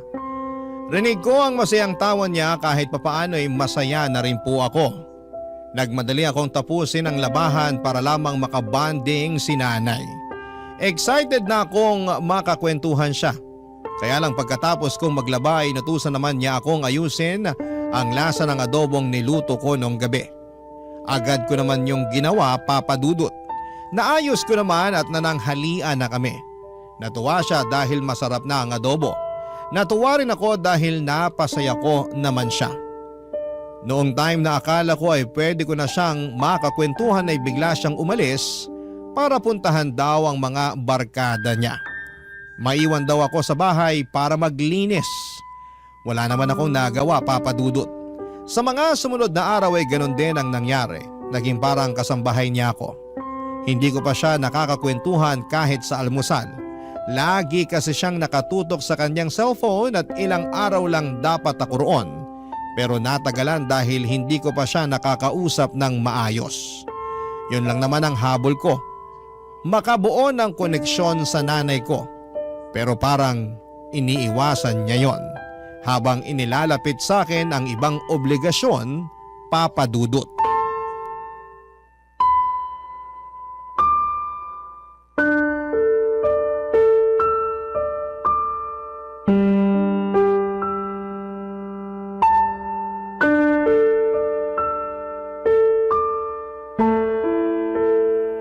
Ano ba namang buhay to? Ay nako.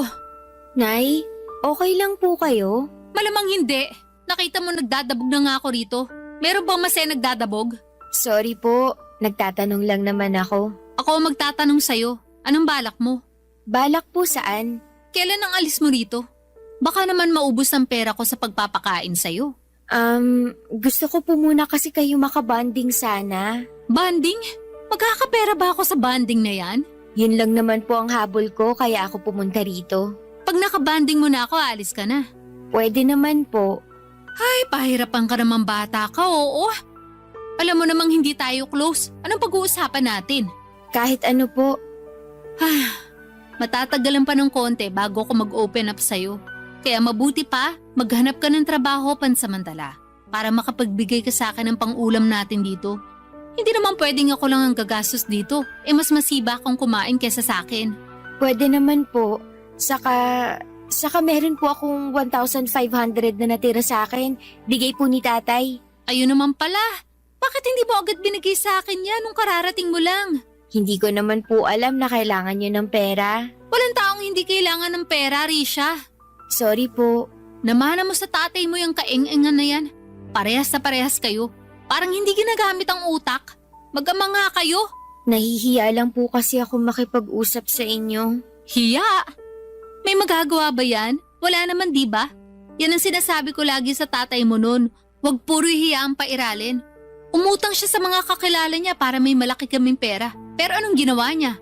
Masyadong pinairal ang pride. Ayun, nagpakapagod sa trabahong maliit naman ang sahod. Ano nangyari? E di wala. Kukunin ko lang po yung pera. Teka, bago mo kunin yun, may sasabihin ako sa'yo. Ano po yun? Seryoso ako sa sinabi ko na maghanap ka ng trabaho, ha? Kahit pansamantala lang, maraming karinderiya sa paligid. Pwede ka rin tumulong sa pagbebenta ng barbecue dyan sa kanto. Bahala ka, maghanap ka. Bibigyan kita ng 2 araw para makahanap ng trabaho. Pag wala kang nahanap, papauwi na kita sa tatay mo. Kayo na lang magbanding. Opo, gagawan ko ng paraan. Dapat lang. Hindi naman pwedeng umasa ka lang sa akin. Hindi naman po. Tsaka yung tatay mo, kung hindi naman yan tangat kalahati, papapuntahin ka rito ng 1,500 lang ang baon mo.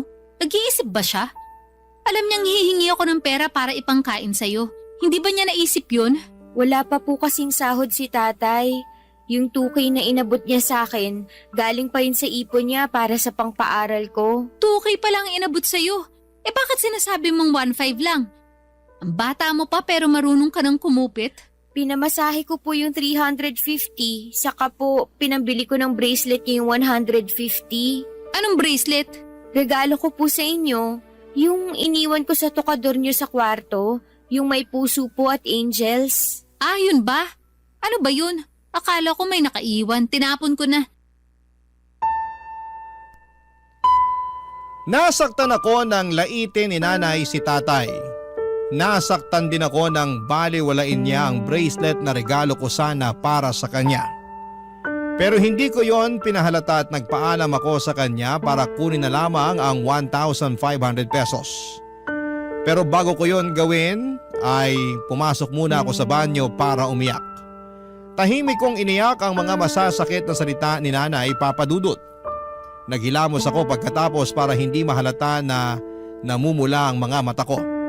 Nagmadali na rin akong lumabas ng banyo para kunin naman ang 1,500 at iabot kay nanay. Mabilis niyang kinuha yon at umalis ng bahay. Mamamasyal lang daw siya. Ako na raw muna ang bahalang mag-ayos sa bahay. Sumunod naman ako at pagkalinis ko ng bahay ay lumabas ako. Sinunod ko ang bili ni nanay na maghanap ng trabaho.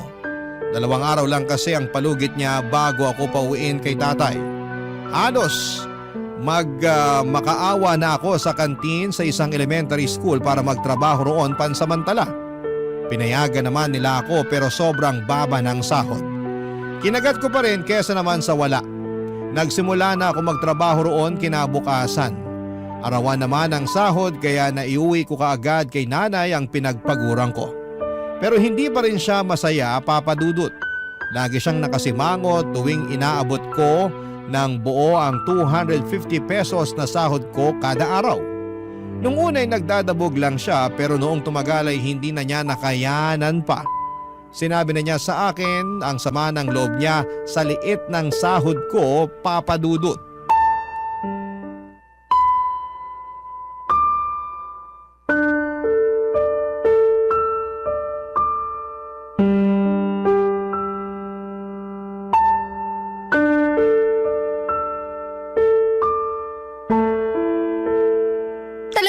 250 lang ang sahod mo kada araw? Opo, Nay. Yan lang talaga. Kasi naawa lang naman sa akin yung nagbabantay sa kantin, kaya nagawa niya akong isingit sa trabaho. Kung naaawa siya sa'yo, edi sana man lang tinaasan niya ang pasahod sa'yo. Ano ba naman yun? Hayaan niyo po, susubukan kong maghanap ng ibang trabaho. Dapat lang. Kulang tong 250 sa ating dalawa. Alam ko naman po. Baka naman hindi totoong 250 lang ang sahod mo, ha? Ano pong ibig niyong sabihin? Baka kako kinukupitan mo lang ang sahod mo. Baka 400 talaga pero binabawasan mo para pangluho mo. Hindi po, Nay. Talaga? Susugod ako sa kantin para magkaalaman na. Ano, gusto mo? Opo, kahit pumunta pa kayo bukas. Hindi po ako nagsisinungaling. Mali po yun. Ay nako, mana ka talaga sa tatay mo. Puro na lang kabutihang asa lang inuuna. Alam ba niyang hindi na mabubuhay sa panahon ngayon ng puro kabutihan lang? Ang dami na masasamang tao na umaasenso. Dapat gumahin na kayo sa kanila. Ang hirap pong sikmurain yun. Kesa naman sikmurain tayo dahil sa gutom. Mamili ka. Babawi na lang po ako sa inyo sa susunod. Sa day off ko po, maghahanap ako sa bayan ng trabaho. Kailan ang day off mo? Sa Sabado hanggang Linggo po ng tanghali. Sa hapon po kasi kailangan na naming mag-ayos ng mga paninda sa kantin at... Hindi ka pwedeng pumunta sa bayan ng Sabado. Kailangan mo maglaba ng mga damit ko. Nasa labahan pa lang isusuot ko next week para sa outing namin ng mga kabarkada ko. Unahin mo yun, ha? Pero paano po yung paghahanap ko ng trabaho? Gawin mo pagkatapos mo maglaba. Kung alanganing oras ka na matatapos maglaba, agahan mo na lang gumising kinabukasan. Dapat madaling araw pa lang nasa bayan ka na para mag-check ng mapapasukan trabaho. Piliin mo yung stay-in, ha? Stay-in? Oo, para makabawas ng gastusin dito sa bahay. Pero paano po tayo makakapag-bonding, Nay? Ito naman, puro bonding ang alam. Mabubuhay ba tayo ng puro bonding lang? Akala ko po kasi magbabonding na tayo kapag nakahanap na ako ng trabaho. Sa liit ng sahod mo, aasa ka pa ng bonding sa akin? Ayoko nga. Paano po kung wala akong mahanap na trabaho sa bayan? Pag-iisipan ko kung kaya ko pa matiis ng 250 na sahod mo. O baka pauwiin na rin kita sa tatay mo. Kailan po ako pwedeng bumalik dito? Ha? Bakit ka pa babalik? Para po maging close na tayo. Ngayon pa nga lang hirap na ako makisama sa'yo kasi nagiinit ang dugo ko sa mga kapalpakan mo eh. Babawi po ako sa inyo, Nay. Hindi na po ako papalpak sa susunod. Siguraduhin mo lang kasi tinapon ko na ang tatay mo sa kapalpakan niya noon. Huwag mong hintayin na ganun din ang gawin ko sa'yo ngayon.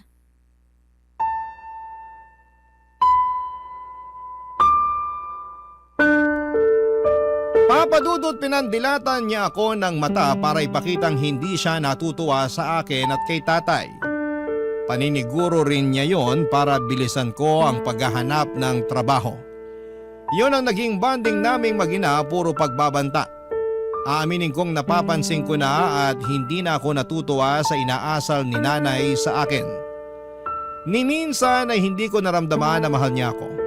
O kaya kahit ituring man lang na isang anak. Para talaga akong kasambahay, Papa Dudut. Lagi ko na lamang isinisingit ang sarili ko sa kanya at ako na minsan yung nahihiya. Pero sumusubok pa rin ako. Kasi baka ako yung may pagkukulang. Baka kulang yung effort ko para makipaglapit sa kanya. Pero hindi alam kong ginagawa ko ang best ko para makabuo ng koneksyon sa kanya. Siya lang tong gusto akong iwasan. Siguro kasi hindi pa rin niya magawang mapatawad si tatay sa kung anumang nangyari sa nakaraan nila. Hindi pa rin buo sa akin at malinaw ang totoong dahilan ng hiwalayan nila noon. Kahit si tatay ay hindi maibigay ng diretsyo ang lahat ng detalye. Hindi ko naman na siya pinilit noon dahil baka umatras pa ito sa payagan akong makilala si nanay. Kaya nga gusto kong makibanding kay nanay para itanong na sa kanya ang lahat. Iniisip ko kasi na baka yun lang ang kailangan ko para matahimik na rin po ako. Kailangan ko lang ng closure sa naging hiwalayan nilang dalawa. Baka kapag naging malinaw sa akin ang lahat ay hindi ko nahahanap-hanapin pa ang pagkalinga ni nanay. Baka makontento na lamang ako sa pagmamahal at pag-aalaga ni tatay. Kaya naman pinagsikapan kong kunin ang loob ni nanay habang nasa poder niya ako. Baka yun na ang sagot sa lahat ng tanong ko mula noong bata pa lamang ako, Papa Dudut. Barangay Love Stories. Barangay Love Stories. Sa ilang linggong pag-stay ko sa bahay ni nanay ay may mga nalaman na rin naman ako sa kanya. Nalaman ko na nagtatrabaho siya bilang announcer sa isang bingguhan sa mga perya. Sideline din niya ang pagbebenta ng rejuvenating cream. Ang alam ko ay sapat naman ang kita niya roon, lalo na sa perya. Marami namang nagbibigay sa kanya ng tip, lalo na kapag natipuhan siya ng mga naglalaro. Nalaman ko yon nang minsang nag-uwi siya ng lalaki sa bahay. Nanalo ang lalaking yon sa bingo at malaki ang binalato kay nanay. Kaya good mood noon si nanay dahil malaki ang nahawakan nitong pera. Hindi niya pinagdiskitahan ang sahod ko. Ilang lalaki ang inuuwi niya noon sa bahay, lalo kapag blackout bingo sa peryahan kung saan siya naka-assign. Inaasahan ko na yon palagi at minsan natatakot na rin ako at hindi makatulog ng maayos sa gabi. Lalo kapag iba ang tingin sa akin ng lalaking inuuwi niya. Hindi ko lang masabi dahil baka mabaliktad ako. Malaking adjustment ang ginawa ko sa pagpasok ko sa mundo ng nanay ko. Pero si nanay hindi niya magawa yon para sa akin. Napansin ko na puro ako na lamang lagi ang nagbibigay pero tinitiis ko.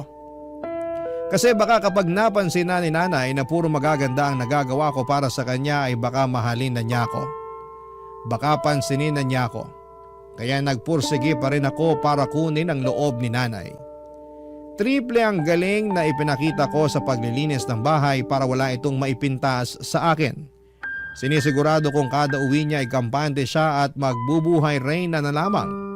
Lahat ng hirap ay binaliwala ni nanay Papadudot. Lahat ng hirap kong yon, hindi ko pinapaalam kay tatay Papadudot.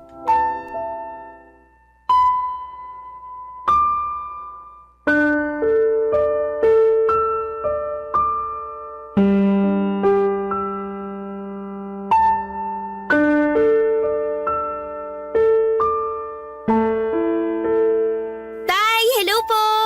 Hello, anak. Kanina pa ako tumatawag sa'yo ha. Nag-alala ako kasi hindi ka sumasagot. Pasensya na po, Tay. Nabisi lang kasi. Ang daming customer sa kantin. Kantin? Ay, hindi ko pa po pala nasabi sa inyo. Nagtatrabaho po ako sa kantin ngayon. Ha? Paano ang pag-uwi mo rito kung may trabaho ka na riyan? Pansamantala lang po ito, Tay. Para may maibigay ako kay nanay. Anak, pinilit ka bang magtrabaho ng nanay mo? Hala si tatay. Hindi po ha. Akala ko lang kasi. Ayaw nga ni nanay na magtrabaho ako eh. Nahihiya siya kasi gusto niya siya ang bumuhay sa akin dito. Eh sabi ko, kawawa naman si nanay kung puro siya na lang. Kaya naghanap din ako ng sideline. Alam mo, Tay, ayaw nga tanggapin ni nanay yung inaabot kong sahod eh. Pero pinipilit ko kasi nga gusto kong makatulong sa kanya. Paniguradong natutuwa na sa'yo ang nanay mo niyan. Nakikita niyang responsable kang anak. Opo nga po eh. Lagi po niyang sinasabi sa akin yun. Mabuti naman kung ganun. Para naman hindi nakakahiya sa kanya. Baka kasi isipin niya, hindi kita napalaking maayos. Hindi po Never po siyang nagsabi ng hindi maganda sa inyo. Talaga, anak? Hindi niya ako sinabihang tanga o walang kwentang ama at asawa? Hindi po talaga. Mabuti naman kung ganun. Siguro napatawad na niya ako sa lahat. Napatawad po saan? Alam mo na siguro yon. Ay, hindi naman ako iiwan ng nanay mo kung hindi ako nagkulang, hindi ba? Sayang lang kasi at hindi ako nakapag-aral. Kaya hindi ako nakakuha ng magandang trabaho para masustentuhan ko lahat ng kailangan ng nanay mo noon. Sa tingin niyo po ba dahil doon kaya kayo iniwan ni nanay? Oo, kasi yun naman ang nasabi niya sa akin nung iniwan ka na niya sa poder ko. Kaya hindi ko na rin siya hinabol noon kasi klaro sa akin na hindi ako ang tamang lalaki para sa kanya. Ayoko namang ipagdamot sa kanya yung tsansa na may makilalang lalaki na kayang ibigay sa kanya ang lahat. Kasi hindi ako yun eh. Hindi po totoo yan, Tay. Kita niyo ngang naibibigay niyo ang lahat sa akin. Hindi na nga kayo nakakapagbigay sa sarili niyo eh. Puro ako na lang ang iniintindi niyo. Kasi Sa'yo ko na lang binubuhos lahat ng mga hindi ko nagawa at naibigay sa nanay mo noon. Maswerte pa rin si nanay kasi kahit papano, sinubukan niyo namang ibigay sa kanya ang lahat. Baka hindi lang talaga naging sapat para sa kanya. Baka nga. Anak, may tatanong ako sa'yo. Ano po yun, Tay? Huwag mong sasabihin sa nanay mo, ha? O sige po, ano po ba yun? Meron na ba siyang boyfriend o asawa? Naku, single na single, Tay. Wala nga po ako nakikitang lalaki na dinadala niya rito sa bahay.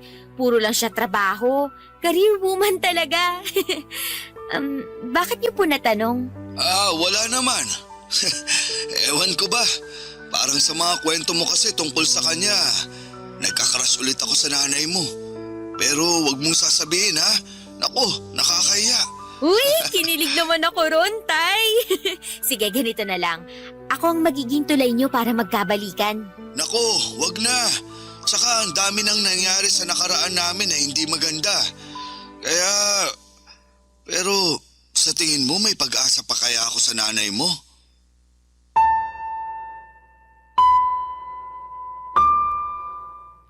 Hindi ko alam ang mararamdaman ko noon sa huling sinabi ni tatay. Kasalanan ko naman kung bakit ganon ang tanong niya.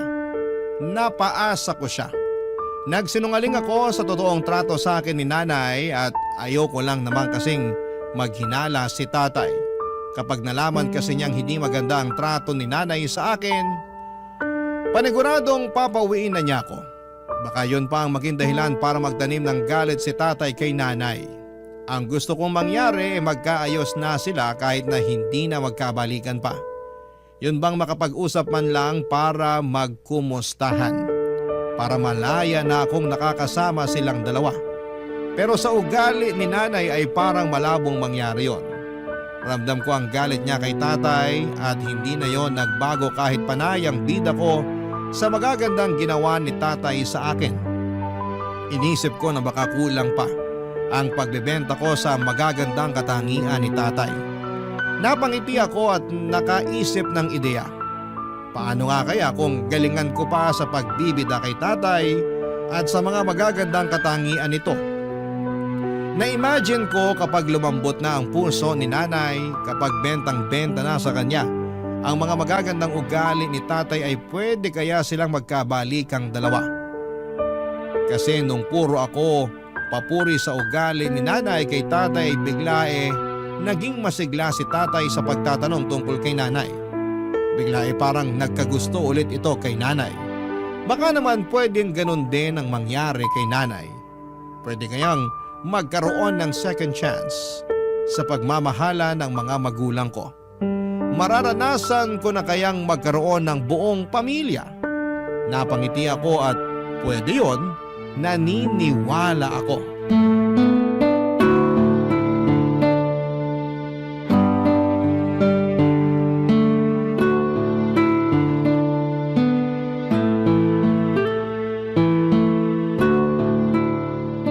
Risha, Nay? marunong ka naman mag-pedicure, di ba? Opo, Nay. Lumapit ka rito. I-pedicure mo pa ako. Hindi ako makayuko nung maayos eh. Sumasakit na naman ang likod ko. Sige po. Kumusta ang tatay mo? Ay, si tatay po. Ayun, sobrang gwapo pa rin. Ha? Kinukumusta ko ang kalagayan ng tatay mo, hindi ang itsura niya. Kailan pa naging gwapo ang tatay mo? Kung hindi naman po gwapo si tatay para sa inyo, bakit niyo ako nabuo? Gusto mo malaman? Opo, gusto kong malaman yung naging love story niyo. Hindi nga love story ang nangyari sa amin, no? Horror. Po? Yung kaibigan naman niya ang gusto ko eh. Kaso hindi ako pinapansin. Kaya nagpainom ako. Inimbitahan ko silang dalawa ng tatay mo para pumahig lang yung kaibigan niya na sumama. Sinubukan kong lasingin yung kaibigan ng tatay mo, pero hindi umepek. Kaming dalawa ng tatay mo ang nalasing. At yun na. Nabuntis na po kayo nun? Oo. Yan ba ang love story na inaasahan mo? Akala ko kasi magkarelasyon na kayo nung nabuo niyo ako. Yak! Bakit ko naman papatulan ng tatay mo? Nakita mo naman ang itsura niya, di ba? Tapos hindi pa nakapag-aral. Pangit pa ng trabaho. Bakit ako magtitiis dun? Pasalamat siya wala akong ibang mapuntahan kaya nagtiis ako makisama sa kanya hanggang mailabas kita. Pero wala eh. Ayoko talaga. Nakakasuka makisama sa kanya. Alam po ba to ni tatay? Una pa lang naman, alam niya na hindi ko siya gusto. Siya tong patay na patay sa akin. Ilang beses ko nang sinabi sa kanya na ang trip ko ay yung kaibigan niya. Pero mapilit siya. Feeling ko nga'y sinadya niyang lasingin ako para madali niya. Kaya hindi ko pa rin siya mapatawad sa pagkakabuntis siya sa akin eh. Tsaka kung alam mo lang na, aray Risha! Lintik kang bata ka! Balak mo bang putulin ang mga daliri ko sa paa? Tulad ng ginawa ko sa tatay mo, ha? Kayo po ang pumutol sa mga daliri sa paa ni tatay? Bakit? Hindi ba nagkukwento yung tatay mo sa mga nangyari noon, ha? Kapagod. Ako bang inasahan niya magkwento sa nakaraan namin? Aray! Sinasadya mo na yatang paduguin ng daliri ko eh. Ano bang problema mo? Aray, Nay! Hindi niyo naman po kailangang manipa. Buisit ka eh. Parang gusto mong patayin lahat ng kuko ko sa paa eh. Tumabi ka nga dyan. Lalakad ako.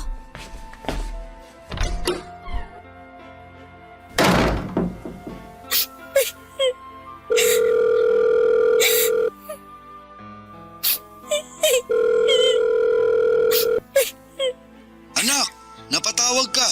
Hello, Tay. Okay ka lang? Hindi po, Tay. Anak, ano nangyari?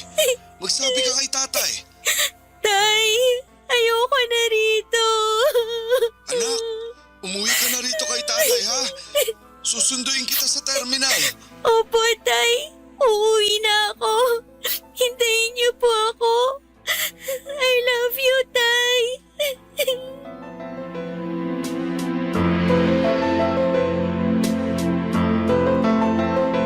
Halos malunod ako sa iyak at sama ng loob.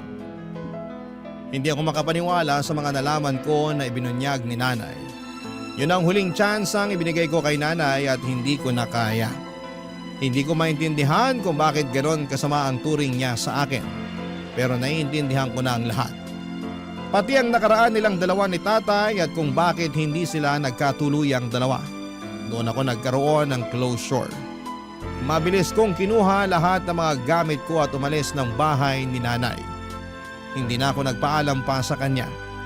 Nagmadali ako nagpunta sa terminal at mabuti na lamang at meron pa akong natirang 400 pesos para pamasahe pa uwi kay tatay.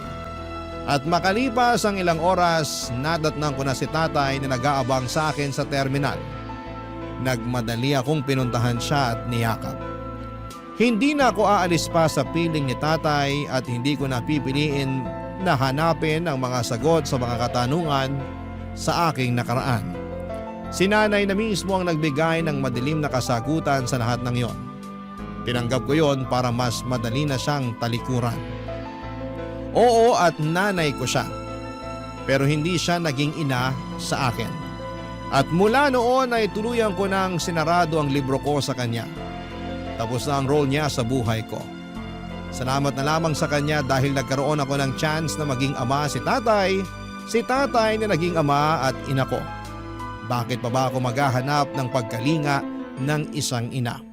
Kung mismong si tatay na ang bumubuo noon para sa akin, hindi ba? Maraming salamat po sa pagbasa ng aking liham. Ako po ang inyong kapuso at kabarangay forever, Risha. Kwentuhan naman tayo dito sa comment section.